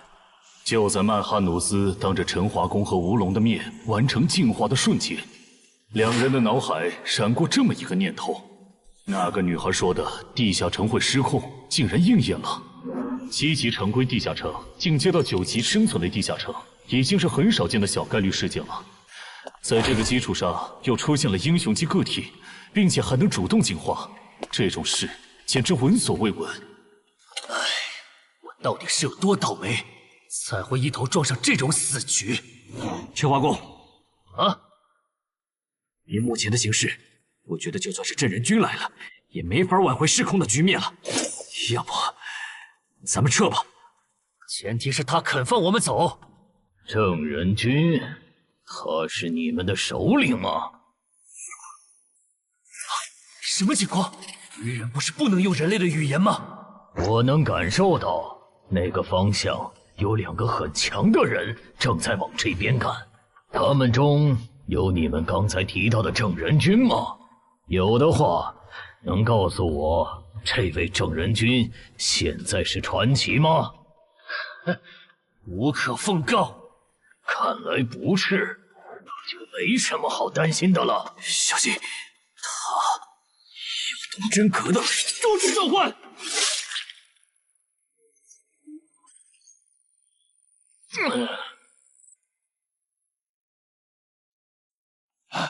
终于出现了黑点。不过保险起见，还是先完成脱离任务，先去解决一个红点吧。不是去追那只毒素鱼人了吗？怎么又回来了？那只首领级 BOSS 被郑仁君和他找来的帮手干掉了。倒是你们为什么都聚在这里？小区里的鱼人解决了？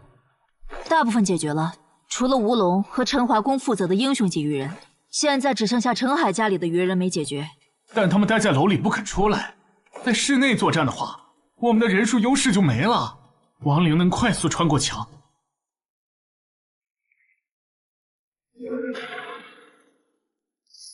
这些人类冒险者怎么聚到一起了？麻烦了，人类聚到一起，人数多了，自己反而兵力不足了。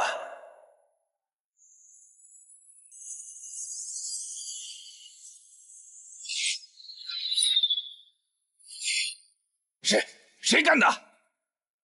我家现在还有几只鱼人？还有5个，其中1个特别弱小。好，跟我走一趟吧。我需要你站在明面上帮我分担火力。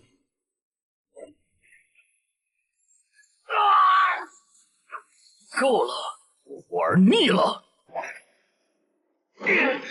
你个乌龙，机会我可是给你创造了，你给我好好把握！一切贯穿不杀神枪。还有你，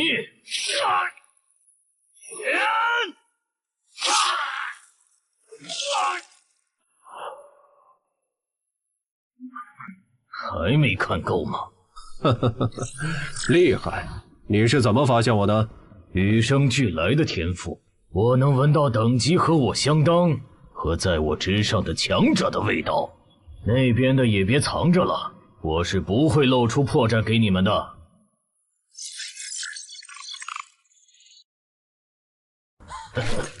说起来，你们还真是冷酷无情呢。就这么看着我对你们优秀的后辈下杀手。如果我不叫你们出来，你们是不是还会继续看下去？彼此彼此吧。你的部下不也被歼灭的七七八八了吗？郑仁君，这家伙的实力和你跟我说的差的也太多了吧？我也不知道他会进化。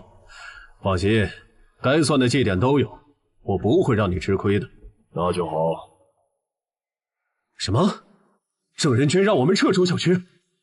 对，这次翻转的地下城彻底失控了。他说等下打起来顾不上你们。但是鱼人亡灵法师和他的仆从不是还没解决吗？就这么放着不管？没有放着不管，苏玉刚刚联系我了，他说楼里的鱼人由陈海哥处理。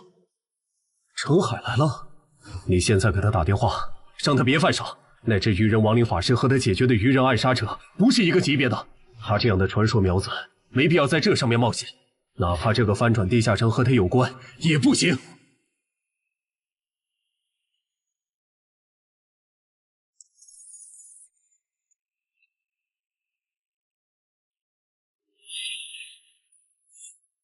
别回头，继续往前。又被瞬杀了，开什么玩笑？这可是7级精英种亡灵，没办法了，你们去给我干掉那个绿大个儿。好。他这样的传说苗子没必要在这上面冒险，哪怕这个翻转地下城和他有关也不行。小哥，不行啊，陈海哥关机了，电话打不通。关机了？好啊。需要帮忙吗？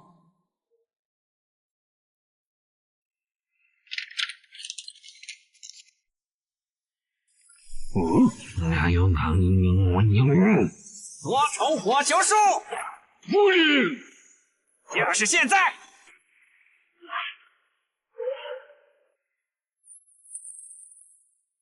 和暗杀者有着相同技能的人类，怪不得那2个巢穴守卫会被瞬杀，这样就解释得通了。上一任，走廊的鱼人就交给你了。多重火球术，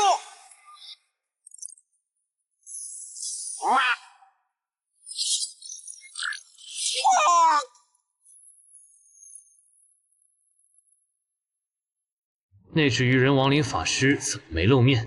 算了，用过去式找吧，正好也打算测试一下这个能力。你们去给我干掉那个绿皮大个儿！啊！翻阳台跑了。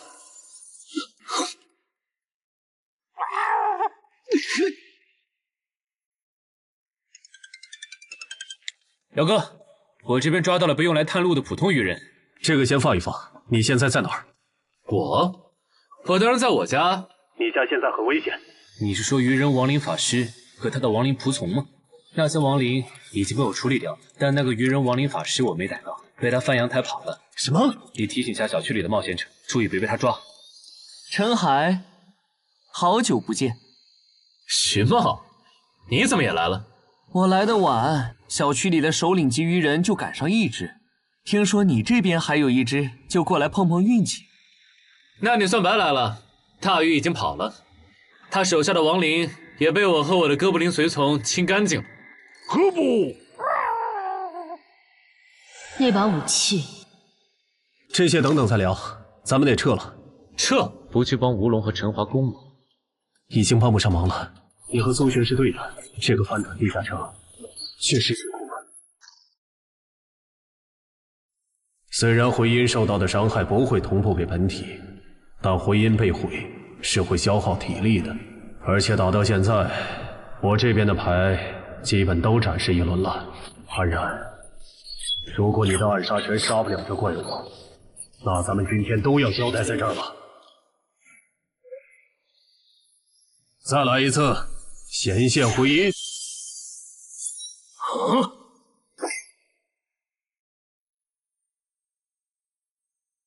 这个人类的职业好讨厌，他召唤自己的复制品，难道就不需要代价吗？好了，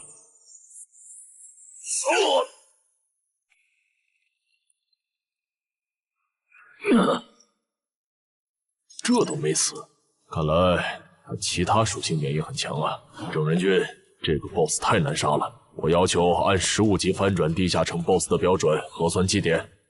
可以。好，那你接着磨，出机会了我再出手。或许是镇安军和安忍的职业技能给到了曼哈努斯足够的压力，也可能是他们表现出来的态度刺激到了曼哈努斯。靠着职业的加成就能击败我，简直是痴心妄想。这让曼哈努斯做出了草率的决定。我要选择职业，筛选出有远程攻击手段的职业。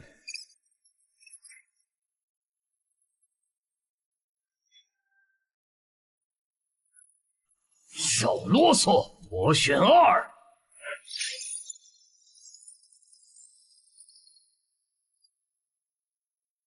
那我们先走了哈。注意安全，有事给我打电话。喂，萍姐，那只鱼人亡灵师被陈海哥打跑了，我把他的逃跑路线发你，他现在落单了，应该比较好对付。镇人君竟然亲自下场了，看来这个翻转地下城应该会很快结束。虽然中间出了不少插曲，但好在是活下来了。可算找到我的猎物了。是从什么时候开始的呢？我的人生走入了死胡同。等很久了吧？啊，没有很久，李伯。这是我之前跟你提到的周畅，传说级冒险者周建明的孙女。这是云霄市的新兴冒险者商礼，她是咱们省唯一受到影之国王后青睐的冒险者，以后大有可为。你们认识一下。你好。你好。是从那次李博介绍周畅给我认识的时候开始的。那又是什么时候，我的冒险者生涯正式步入坟墓了呢？早生贵子！我变成周家女婿，官方给我分配超出能力上限的攻略任务，而我的妻子却袖手旁观的时候。还没好吗？他快撑不住了！岿然不动。完了！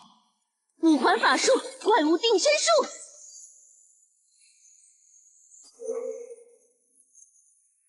火了！殇灭！重击！喂，上面到底怎么想的？攻略组的主力竟然反成拖后腿的了，这是要害死咱们吗？觉得配对有问题，你可以向上级申诉。商礼又没做错什么，这样点他不好。去就去。抱歉，这次是我拖累你们了。不用道歉，毕竟我也没想到你竟然没继承到周建明的史诗级遗物。我估计官方也没想到。你们都认为我继承了？不然为什么是我们3个来攻略这个难度高于平均线的8级地下城？至少在官方看来，入赘了周家，同时又是漳州新兴冒险者的你，继承周建明遗物是板上钉钉的事。如果你还想继续走下去，回去和你妻子好好聊聊吧，不然总被分配超难度的任务也不是个事儿。姐夫，你还没有搞清现状吗？你只是入赘到我周家，但并不意味着我们一定要把全部的资源压在你这个外人的身上。再说，你又没有成为传说冒险者的潜力，不如就走黄伯伯的路子，当个云霄市入口管理人算了。我觉得可以，你留在云霄正好可以照顾周德，而且也不用再去。如果那个时候我没有入赘周家，我的冒险者生涯会不会就是另外一种样子了？要是能重来一次，我把他转化为亡灵嘛？办不到，我只能转化同种族的鱼人。看到了，他们就在前面。这些人类来得好快，快有什么用？脱离任务已经完成了。脱离。喂？什么？商礼死了？对，并且那个亡灵法师已经……糟了，那只英雄级鱼人又进化了。不是，这怪物还能再次进阶吗？这就是职业吗？我现在有点理解，实力远不如我的你们，为什么有了职业的加持以后，可以给我造成这么大的麻烦了。不过也就到此为止了。鱼人流，我动弹。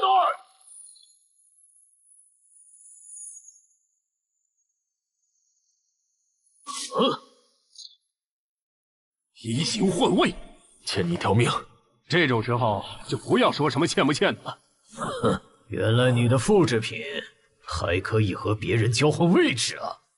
是啊，很方便嘛。那如果我同时攻击你和你的复制品，你该怎么躲呢？传奇下！好快，感觉好像躲不掉了。别傻站着了，那个紧接不了。我的人联系黄泉，这怪物的实力已经摸到传说级的边了，咱们不是他的对手。无意义的挣扎。喂，那个大小的气弹可不是开玩笑的。去！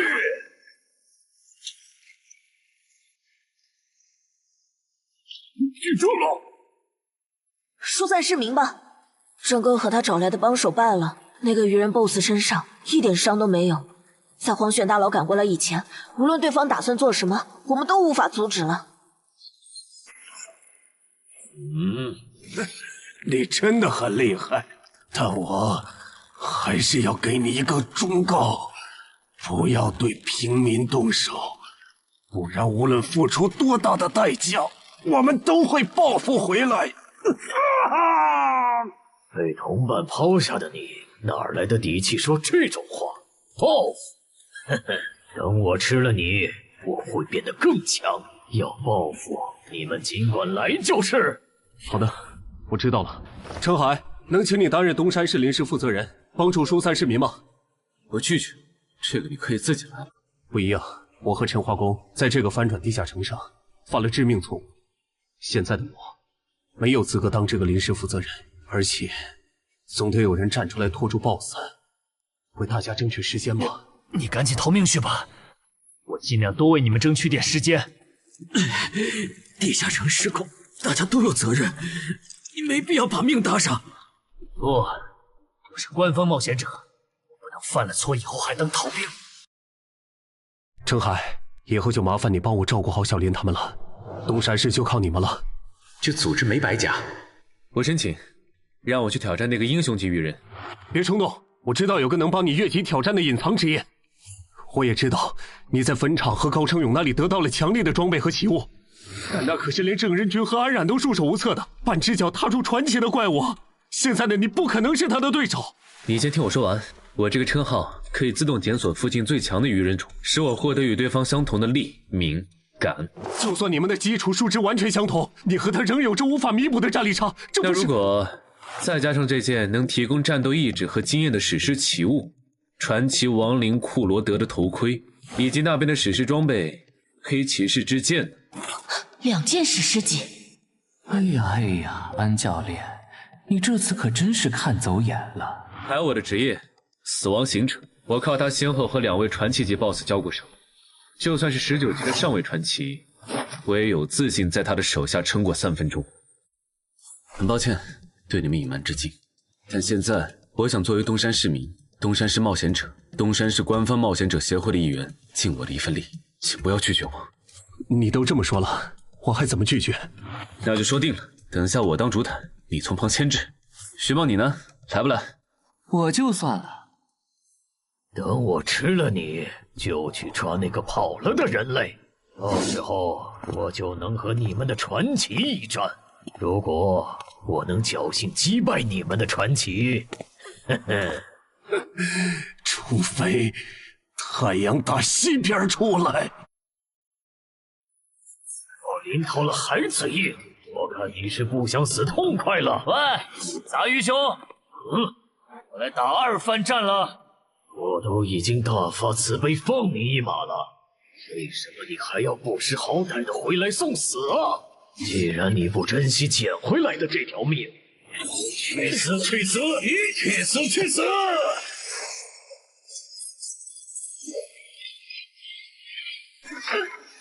糟糕，死！移形换位！